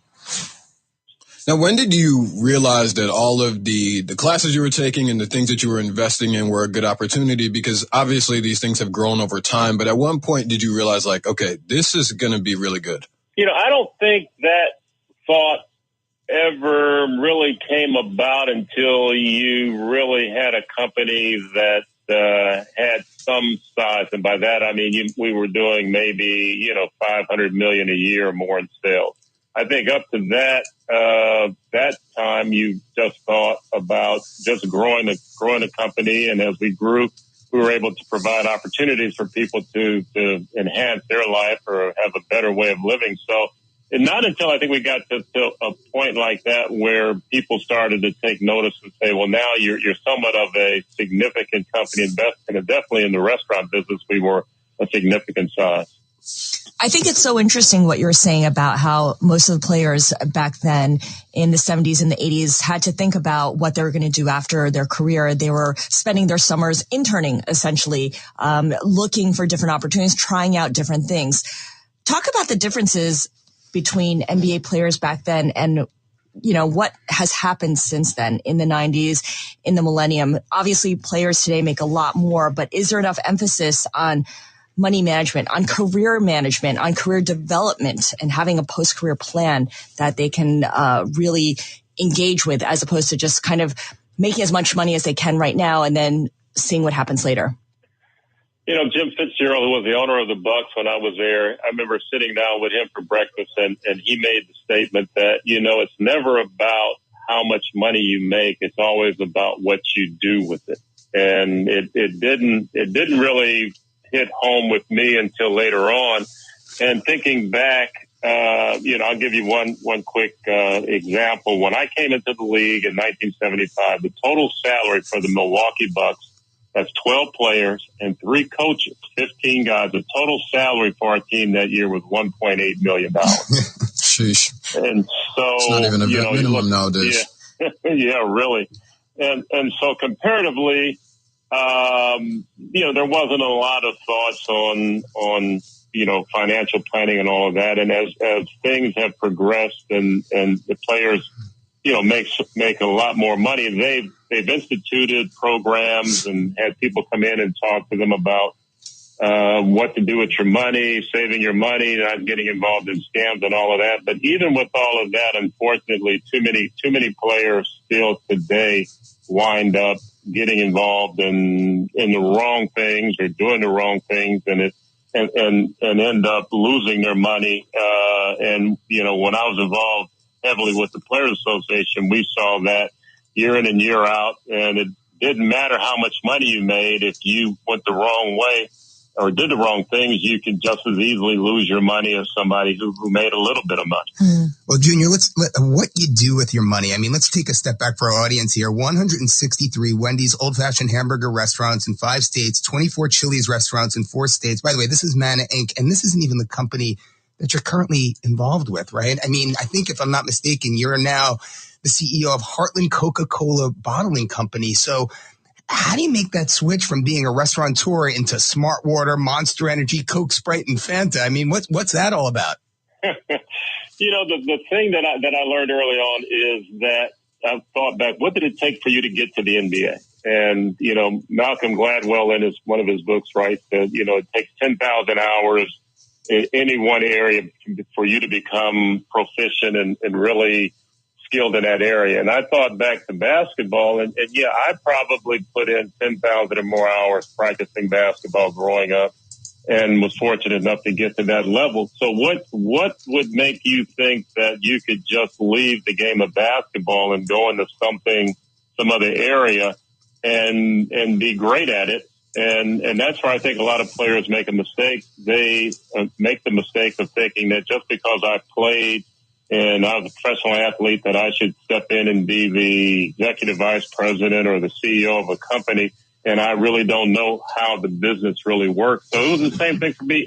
And I went back, when I got in the restaurant business, I went back and learned how to do everything from mopping the floor, cleaning the bathrooms, and making hamburgers and everything all the way up, and spent a lot of time learning the business. And it's it's been the same way with whatever we do. Now, obviously, you surround yourself with a lot of people that still know more than you do, but you can't expect to be successful, in my opinion, unless you really know what you're getting involved in, and the nuances of every business is different. Could you see yourself owning a piece of a team or maybe even a WNBA franchise? You know, ironically, I was a minority owner in a team, NBA team out on the West Coast. I won't say which one or you know, and I got out after a year because maybe that was the wrong thing to do. I was going to say, do you regret that? Yeah. Yeah. Looking at it today, probably not a smart move, but being a minority or a limited partner, you don't have a lot of say-so in maybe the direction of the team. And I thought that back at that time, because I played, I could have added a lot more than what they maybe wanted to do or wanted to get from me. And plus it was traveling from the middle part of the country all the way to the West Coast to see a game wasn't that efficient either. But today, well, I'll even go back. So when David Stern was the, commissioner, basically the commissioner, you could have bought an NBA team. I remember talking to him, and they were selling for $400 or $500 million. Mm-hmm. And he said, if you're going to get involved, you better get involved now, because in a year or two, it'll be out of reach. And you're thinking, okay, is this for real, or is he just trying to kind of hype it up, tell you on what's going to happen? And he tried to tell you. He was trying to tell me, and I was too hard-headed to listen. Nowadays, the values, I don't know, and I'm thinking the same way. $3 billion, $4 billion, $5 billion for a team. Who's going to come in and pay $7, $8, $9 billion? Yeah. How many people can do that, or how many? Is it going to be PE firms or whatever? But somebody, the history of history has shown us there's always somebody out there willing to pay, willing to be an owner. So, but for me, I think the time has passed. The time may have passed for you to come in as an owner of an NBA team or another sports franchise, but you, I believe, are the current owner of Ebony and Jet magazines. So you have an interest in media. I'm wondering how you're thinking about media rights and live sports rights from that media perspective, because that has also skyrocketed, and that's where the real money can be made. Yeah, I agree totally. And having something, being able to present something live on TV is what the content that everybody kind of wants at this time. Yeah, my daughter pretty much runs Ebony and Jet magazine, and the thesis behind that acquisition was Ebony had 75 years of content. Mm-hmm. And you think back to some of the movies like Hidden Figures. That was a pretty good movie. That was first written about in Ebony, I don't know how many years ago. And I think that's where they got the idea. So everybody, being a lot of your services that are on cable, they all want to have access to Ebony because they want the content. That's where they saw the real value with bringing Ebony back and in the future with Ebony. And I think it's the same thing somewhat with media. I agree with you that if you can figure out where to go, what to do, I think that's where the tremendous amount of the big money can be made. That's Junior Bridgman. He's a former NBA pro, largely with the Milwaukee Bucks, and one of the first examples of an NBA player becoming a big player in the business world with interests in Wendy's and Chili's, as well as a successful venture with Coca-Cola. For more on Bridgman, you can check out an extended version of that conversation on demand now on the Bloomberg Business of Sports podcast. Check it out on Apple, Spotify, and anywhere else you get your podcast. Thank you for listening to the Bloomberg Business of Sports show. We are here during the each fall and every week winter. at the same Grilling time. season never ends, and Gessler Propane is your local supplier that makes sure you get your hard-earned money's worth. Why go to gas exchanges to pay higher prices for tanks not filled to capacity? Gessler Propane makes sure you're prepared for year-round grilling with 100% filled tanks at a reasonable cost. See Bob Monday through Friday, 10 to 4, and Saturday, 9 to 3 at Gessler Propane, 702 Youngstown Poland Road, Struthers, or call 330-755-9119. Gessler Propane. They got gas. Hiya, Queen of All Knowledge here, reminding you, creeps out there on the internet hack, scam, and trick savvy cyber users every day. But we can fight back. It's as easy as IC3. If you're a victim of online crime, don't give up. Visit IC3, the FBI's Internet Crime Complaint Center. Your tips help the FBI track down cybercriminals around the world. Report your crime to www.ic3.gov today. This is Matt Lipsack, the voice of the Youngstown Phantoms, and your home for Phantoms hockey is Western Reserve Radio. Off, broken into, or robbed, but nobody wants to pay a lot of money to have their home protected either. I've got an offer to tell you about to provide home security for your home for less than $1 a day. For real, with no installation or equipment charges. And this is from a company rated #1 by a leading consumer research company. According to the facts, most of you won't even call unless there's a burglary in your neighborhood or something bad happens. So let's give you a reason. Save money. For less than $1 a day with no other costs, you can get your home secured. Plus, get a lifetime equipment replacement warranty. You need protection for your home. Call the Home Security Hotline right now. 800-402-7117. 800-402-7117. 800-402-7117. Call right now. That's 800-402-7117. The diehards. And then all of a sudden, a sweeper pitch comes in. What's a sweeper? And I looked at her and I went, I don't know. Hey, Siri, what's a sweeper pitch? What is going on? I felt like I was lost. And I'm like, I cover sports. I know this. And again, I'm a knucklehead fan on the radio, but I'm like, what is this? And then I'm seeing slurve. And I'm going, what? Am I gone? The Diehards, weeknights from 8 to 10 Eastern on the Sports Map Radio Network. Wake up call. Polar Express would definitely be a lot more interesting. Exactly. What's more interesting, that game or that kid on that train that was like, Montezuma, the king of the Aztecs, used to drink 20 quarts of hot chocolate every single day. Used to put in chili powder. Get it? Hot chocolate? One of the things I always loved, and I would love to try to do this, is go down that slide. Oh, yeah. That's awesome. Like a toilet bowl that dropped you into the bag of toys. Yeah, that looked fun. And to hear that little girl sing the song when the northern lights appear. Exactly, right? That's a heart-touching moment. The essence of Polar Express. The elves all look like little gangster alcoholics. They don't look cute. Those elves look kind of especially when he's like worn out. Trust me. Yeah. Trust me. I don't know if I kind of scary or more troll-like than a cherub little elf. Billy, the poor kid from the other side of the track. Drop him off. Doesn't even have a full PJ set, just wears dad's shirt. Wake up call with Tony V and Ron Culver. Weekdays from 9 a.m. to 1 p.m. Eastern. Wake up call. Hefty Lefty on Twitter. Easton Stick is the most perfectly named hockey player that angered sports gods by picking football. That's a great point. That's true. Easton Stick. That's a hockey player who chose to play football. Who is Easton Stick that he's a calf injury away from being the starter of the Chargers? That would be like if a kid named Rawling Glove decided to pick up a basketball. Right. Exactly. Wake up call with Tony V and Ron Culver. Weekdays from 9 a.m. to 1 p.m. Eastern. The Boss and the Gloss with David Gow and Carla Dawson. We have joining us on the Progressive Insurance guest line, Hall of Famer Fred Biletnikoff. For those who may not recall, Fred Biletnikoff went to Florida State. Florida State on the outs after the College Football Selection Committee this weekend. Love to get your thoughts on this very controversial outcome. Listen, let me tell you, people have no idea how hard it is to go undefeated. And I don't care who's on your team, who's playing, whatever, you're still undefeated. I hated them using the situation because of the quarterback getting hurt. They still won games. If it was any other team than Alabama, that committee would have no other choice but Florida State. But they're afraid of saving that whole crew. That's the problem. The committee has no guts. They have no guts. It was disgusting. The Boss and the Gloss, Monday nights from 6 to 8 Eastern.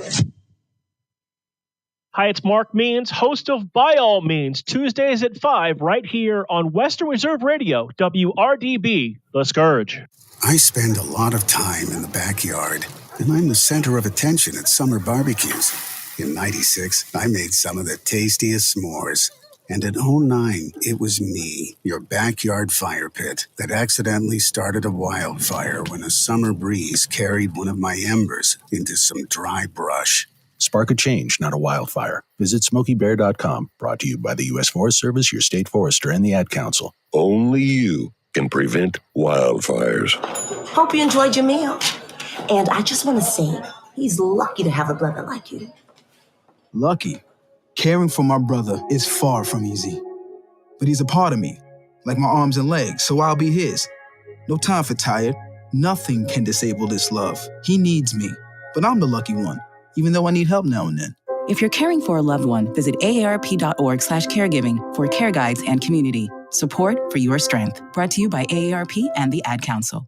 What if I told you that a tornado was going to happen tomorrow, right where you live?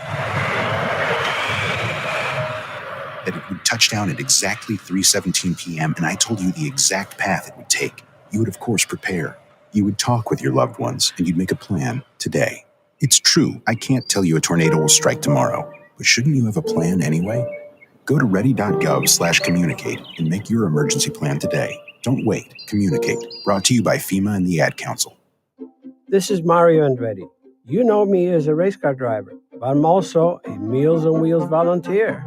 I've raced against the sport's biggest personalities, but I've never met more vibrant, amazing people than the seniors served by Meals on Wheels. You can make a difference by dropping off a hot meal and saying a quick hello.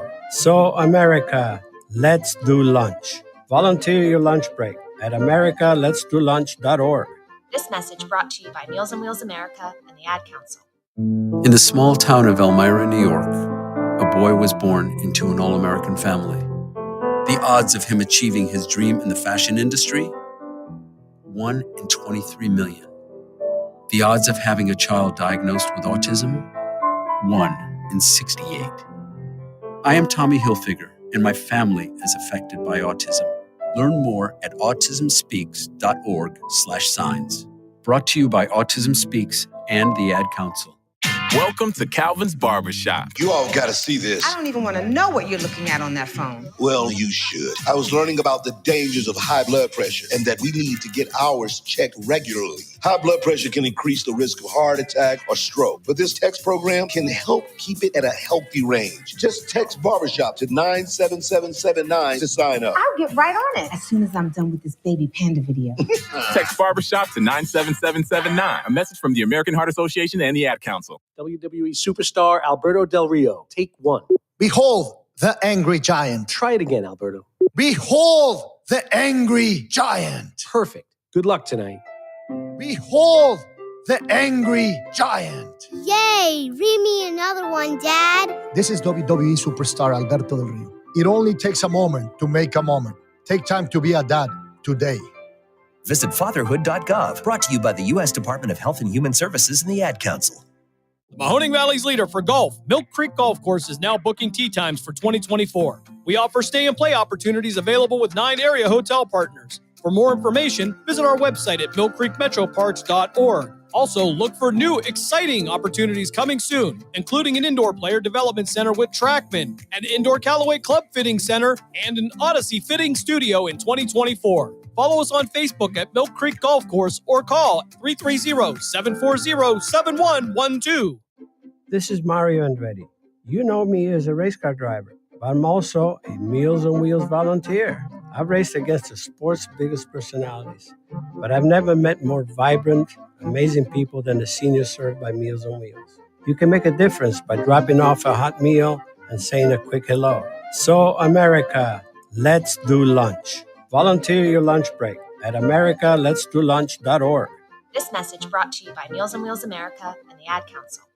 People been saying to your friend, get a different face, and posting on their feed, they're super ugly. The things they say to them online are cruel and they're not true. So tell your friend, I'll stand up for you.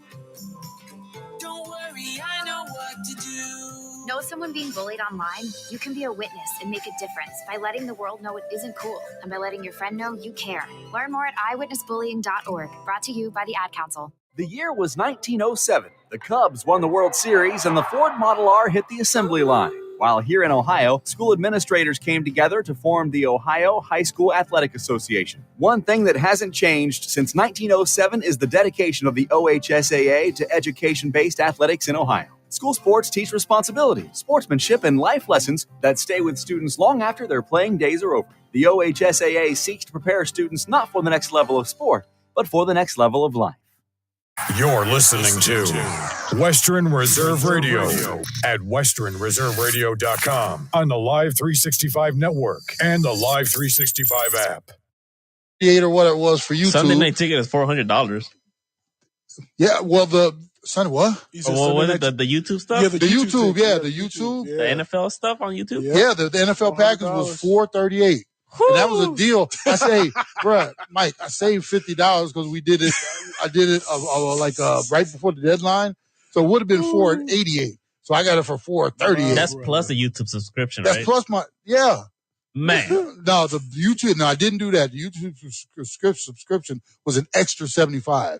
So I went without the subscription. I don't even know what I'm missing because I don't have the subscription, but I wasn't going to pay another $75 per month. You're good. It's just like cable. Per month, yeah. Oh, So that, so I'm paying my DirecTV, the YouTube, $438 for the whole season. Then my Prime, which, $17, $18 a month for Thursday night. And then I'm supposed to go ahead and, buy into the Peacock for another $6. I mean, all the money you save, you can go get a tandem bike. Golly. I'm telling you, bro, it's more than a car note. It's a house note. I'm paying for cable TV throughout the year. After when you add it all up, it's like, wait a minute. Yeah, that's ridiculous, man. Oh, man. So now my dilemma, dilemma is, okay, what do? I just, I want to support my nephew, watch the game. I guess I don't know. I'll have to see if I can find it on that Deportes again. See, for me, and I don't even really do it, I just wouldn't even watch it. But because I'm dealer out quick when it comes to that stuff. But what I did a couple weeks ago when I watched the last time it feels like my Lakers won, I watched when they won the in-season tournament. My youngest and I went to a sports bar. That's so 1999 though. For me, when you got all this, you expect to be able to watch a game in the comfort of your own home. I should not have to go to a sports bar like it's 2010 and, some dude next to me elbowing me every time, What's that big ring you got on your finger? No, I wouldn't even wear it. I wouldn't even wear it out there because then the questions start. You know how I am, Jay. I want my football. That's all I want. Yeah. All I want for Christmas is my 2 front teeth, Just give me my football and I'm good. I don't want to go somewhere. When was the last time you heard me say, I went to Buffalo Wild Wings? There's a guy we know that I know that would, if you called him, that he would say, come through, dog. Yeah. That would be worse than sitting at the bar with the dude with the ring on. Come through. Oh my goodness. Okay, so you allowed me to rant a little bit. Yeah. This is going to be a much more positive show, though. Wishing everybody a Merry Christmas Eve, and we got a lot of stuff to talk about. It's going to be fun. Let's jump right into NFL Week 15. Not a lot left in this segment, but just some of the games that we saw last week. From our little run sheet here, Jay, anything surprise you or jump out at you? From last week. I guess you want me to run some of the scores down real quick? I guess the fact that the Bengals won, because it's now, of course, it's the little backup engine that quarterback. It's Browning doing his thing there. 8-6. Who would have thought that? What the ramifications? So what was it? The Gardner Minshew, the Steelers. I know we're going to get into it later. Yeah, but that the hitting in the league and how they're trying to really. They're trying to, there was the one safety that they suspended for the rest of the year. Yeah, rest of the year. And and the fact that the Eagles, there's something amiss. Yeah, the Eagles are struggling. I saw my neighbor pulling out yesterday, and he had one of those, I don't even want to talk about it, looks on his face, Matt. So I was just like, let me leave that alone. That wound is still too fresh. But the Eagles have dropped 3 in a row. They're now 10-4 and struggling, to stay in that hunt for. Okay. No, sorry to interrupt you. No, it's okay. You do it all the time. I do.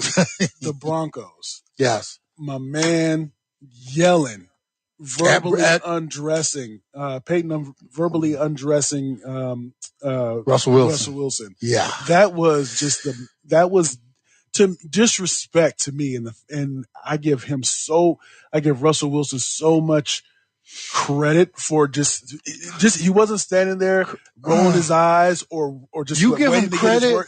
But because he had to be just heated, and he's thinking he had to be thinking that the dialogue in his mind was, okay, Russell, don't do it. Don't do it. You give him credit. I mean, I'm looking at him like, bruh, come on, grow a pair. Stand up. He like you said, he dressed him down, and Russell just looked at him like we've all done it where, you've had that conversation with one of your sons. Yeah. And you're looking at him and they give you that deer in the headlight look like, what'd I do? Or, yeah, I know I messed up. I'm just going to sit here and take this one. And that for me was totally disrespectful. But from what I can glean from the situation, it wasn't his fault. It was the offensive lineman that jumped. I know, but once again, and maybe he's yelling at Russell because that'll show if I can yell at him, I can yell at anybody. But to me, that's undeserved and that's over the top in terms of disrespecting me. Ooh. Now, this is a situation where you go home and with your wife? Yeah, your wife. She's looking at you like. She's looking at you like, I just lost some respect for you. Yeah, man. And then Russell goes in the backyard, kicks the dog, or something like to take it out on somebody else. Man, that was just unnecessary. I don't know what the deal was. Ooh. And I'm waiting for Russell to have one of them explosions. When has Russell ever done that? Maybe, I don't know if he ever has. every pot, if you put a pot on the stove, at some point, I don't care how much water you got in there, and put the lid on it, at some point it's going to bubble up and boil over. And he might be right by me. Everything you do, Peyton, is going. Oh my God! So we're gonna take this first break. When we come back, we'll keep up with some 15 and get into 16 and everything else. Easy and Jay on the Easy Sports Talk Show across the Sports Map dial. Be back after these messages, folks. Hit them, Jay. Are you kidding? Honey, come here, quick. What is it? Shh, check it out. All these highly rated wines are under $20. Total Wine must have made a mistake. Nope, they always have the lowest prices. Oh, remember that amazing rosé your sister brought over last week? See, it's right here. Whoa, that's a low price.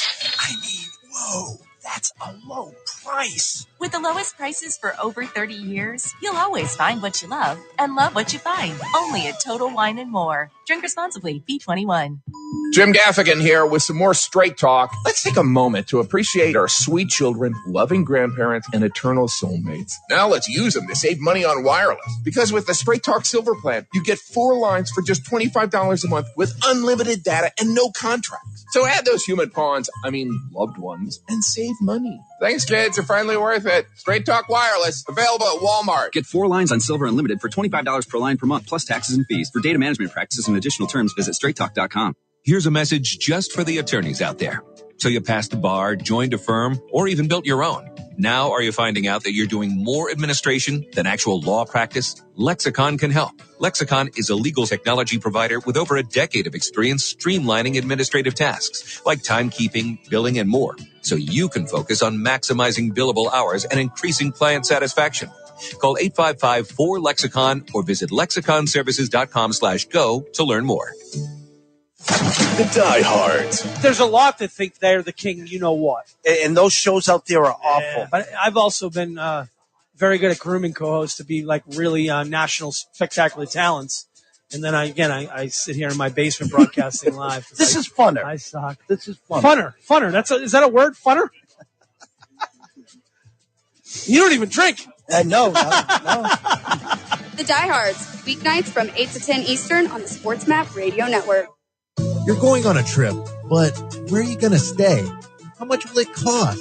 Well, it'll cost less by booking on besthotelrates.com. BestHotelRates.com works with all the top hotels in the country while delivering you great hotel and room choices for the best prices. Why wait? Go to besthotelrates.com, enter your email address, and start shopping for your next hotel room. BestHotelRates.com. It's in the name. BestHotelRates.com. Imagine learning about radio and being mentored by true radio professionals in real radio stations. Well, actually, you don't have to imagine, because there's Radio Connection. Radio Connection gives you the opportunity to learn one-on-one and be mentored by radio pros. Plus, you don't have to worry about getting into a crazy amount of debt with school tuition either. Radio Connection keeps their tuition at much lower costs. To find out more info, visit radioconnection.com.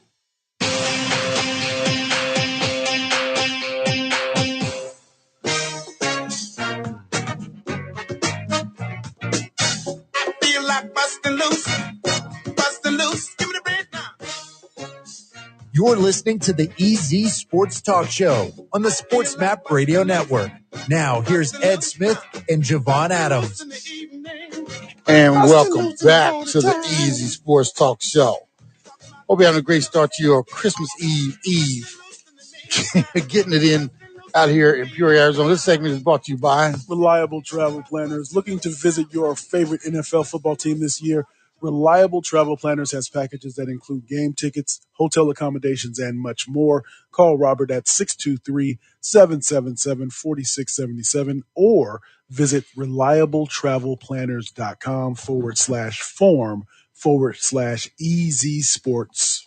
And just so you folks know, we utilize and, work with our partners as well. And I've been talking to Bob a bunch about putting a trip together for the family and stuff like that. And we even talked about us maybe doing a group thing. So I would talk to you about that as well.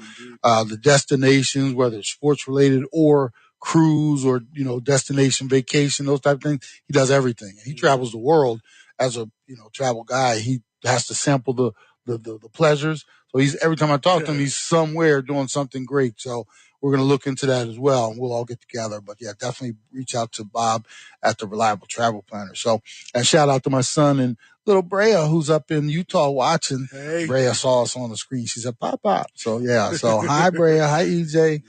What's going on, Eddie? So yeah. So along the same line, let's stay on the track of some things from last week. Was one you can't gloss over. Excuse me. The way the Cowboys went over to Buffalo and took that beating. I just thought, because I think last week I said, I think the Cowboys might. I see it being close. Yeah. Nah, 31-10. And it wasn't even that close. And I am so sick of, I'm not, me, I don't root for anybody. I root against some teams. So, but as far as the Cowboys, they'll beat the Giants 49-0. Beat up on Washington, some of the other teams. They've taken a beating against Buffalo. Yeah. Eagles tapped them one time, and also San Francisco basically took their lunch money. Yeah. And followed them home from school, went in the house, took everything out the refrigerator. I want the pops. I want all that. The after school hot dogs. Yeah. I want all that. Just, roll, Yeah. So now they got another test. We'll talk about it coming up here shortly, but they're that team that every time you turn around, bro, they're beating the chest like they done something. Yep. And then they just get smacked across the face. And that's just another example. What Buffalo because ideally what you want to happen is if you beat up on lesser talent, that in a perfect world, you're building your confidence. So no matter who you play, because I have these wins that I'm accumulating, I know that I can win games and what the process is to win. But look what San Francisco does. San Francisco came up here and destroyed the Cardinals last week. They did what they were supposed to do, right? Yeah. They also beat up on the Eagles. Yeah. They beat up on the Cowboys. They beat up on Seattle. You can run down the list of the good to very, very good teams that they beat, along with the ones that are supposed to handle their business. I know they had that 3-game skid in the middle of the season, but that happens to everybody. It seems like they redirected their ship, and they look like they're kind of rolling toward that number one seed in the NFC. Yep. So let's talk about real quick. We had the Thursday night game, Rams 30, Saints 22.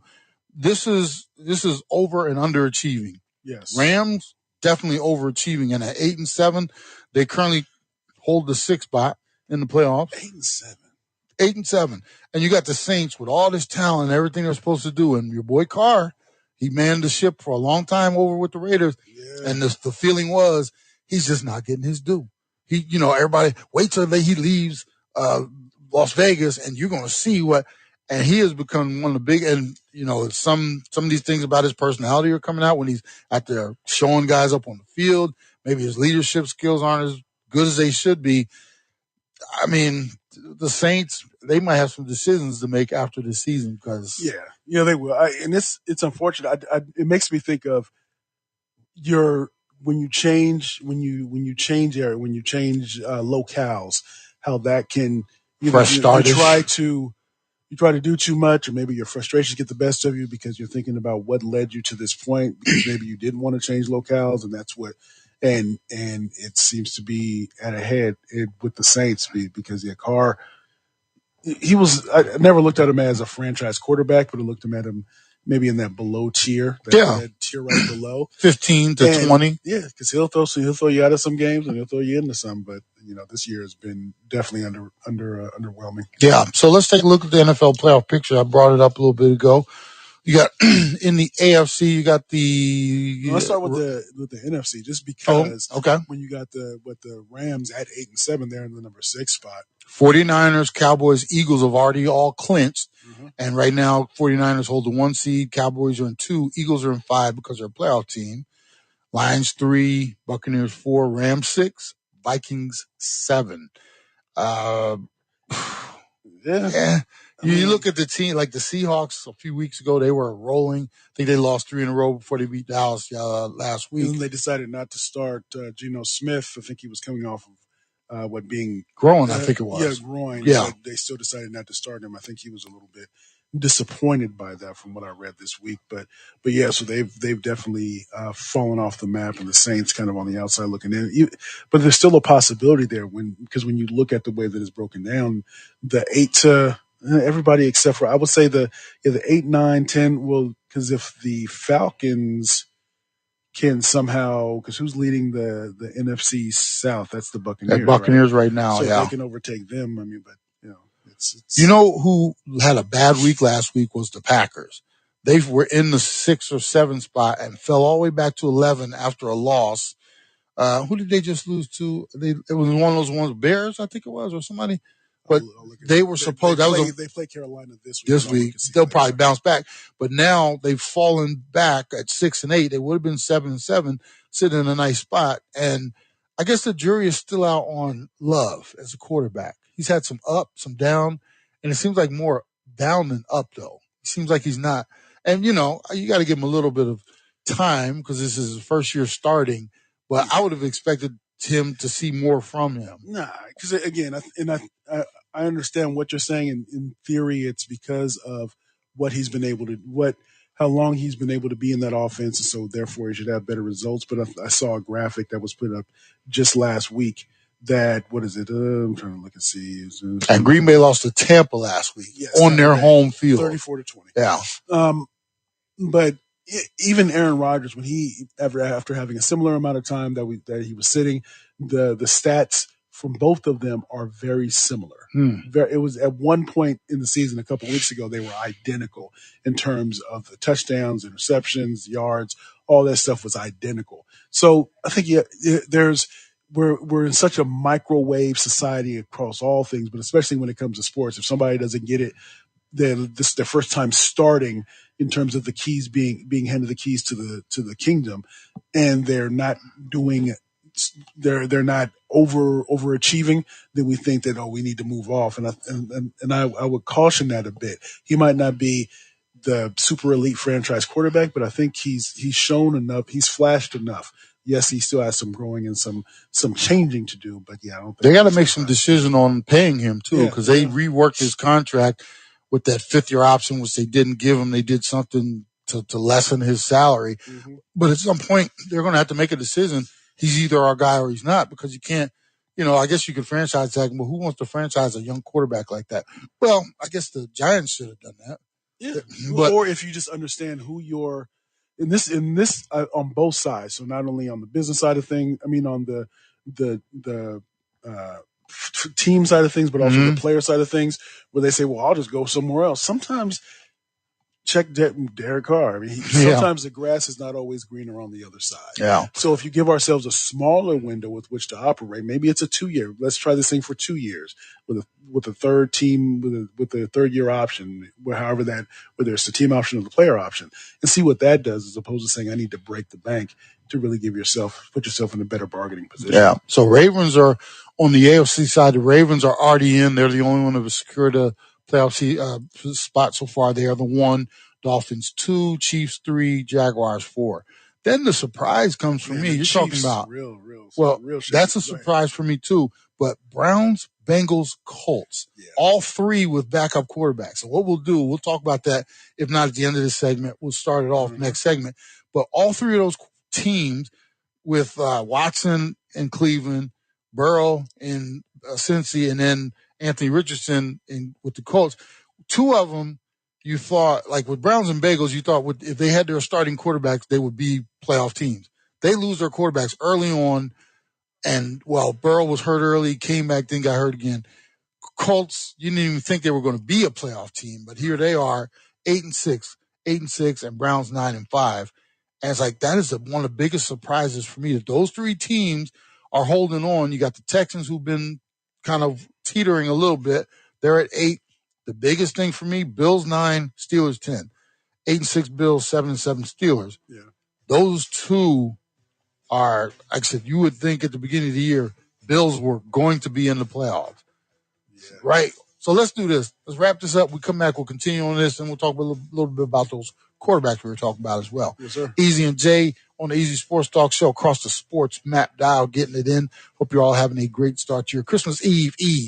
Be back after this. Are you kidding? Paid non-attorney spokesperson. Are you over the age of 60 and been diagnosed with lung cancer? If so, you and your family may qualify for a cash award. Our experienced attorneys are standing by to evaluate whether you have a lung cancer claim that qualifies you for a cash award. The consultation is absolutely free, and there is no risk and no money out of pocket. We only receive a fee when we secure you and your family a settlement. 250,000 people are diagnosed with lung cancer every year. You're not alone in this battle. We can help make sure that you and your family are financially safe and that medical expenses are covered. Again, if you've been diagnosed with lung cancer and are over age 60, call now. Don't delay. There are deadlines for filing claims. We're standing by 24/7. Call us at 1-877-614-0102. 1-877-614-0102. That's 1-877-614-0102. Attorney advertising. William Stephacker Jr. is the attorney responsible for this ad. Main office, Scranton, Pennsylvania. May not be available in all states. Wake up call! I didn't know this, but Tom Brady was drafted by the Expos in 1995. Yep. Fun fact, he was their last ever draft pick. Wow, how cool is that? Forget 7 Super Bowl championships. That's how I would introduce myself if I was Tom Brady. I'd be like, I was actually the last ever draft pick by the Montreal Expos. 18th round. That's pretty wild. Wake Up Call with Tony D and Ron Culver. Weekdays from 9 a.m. to 1 p.m. Eastern. Sports Map Tonight with Luke Morrow. But the most annoying part about flying, of course, is always the people. I can't stand the people that cut the line. As soon as the plane lands, they're up out of their seat and they're running towards the front of the plane. And especially when I try to stand up to get out of my row and they don't stop for you, they just keep passing you. Man, I think we'd be plane enemies.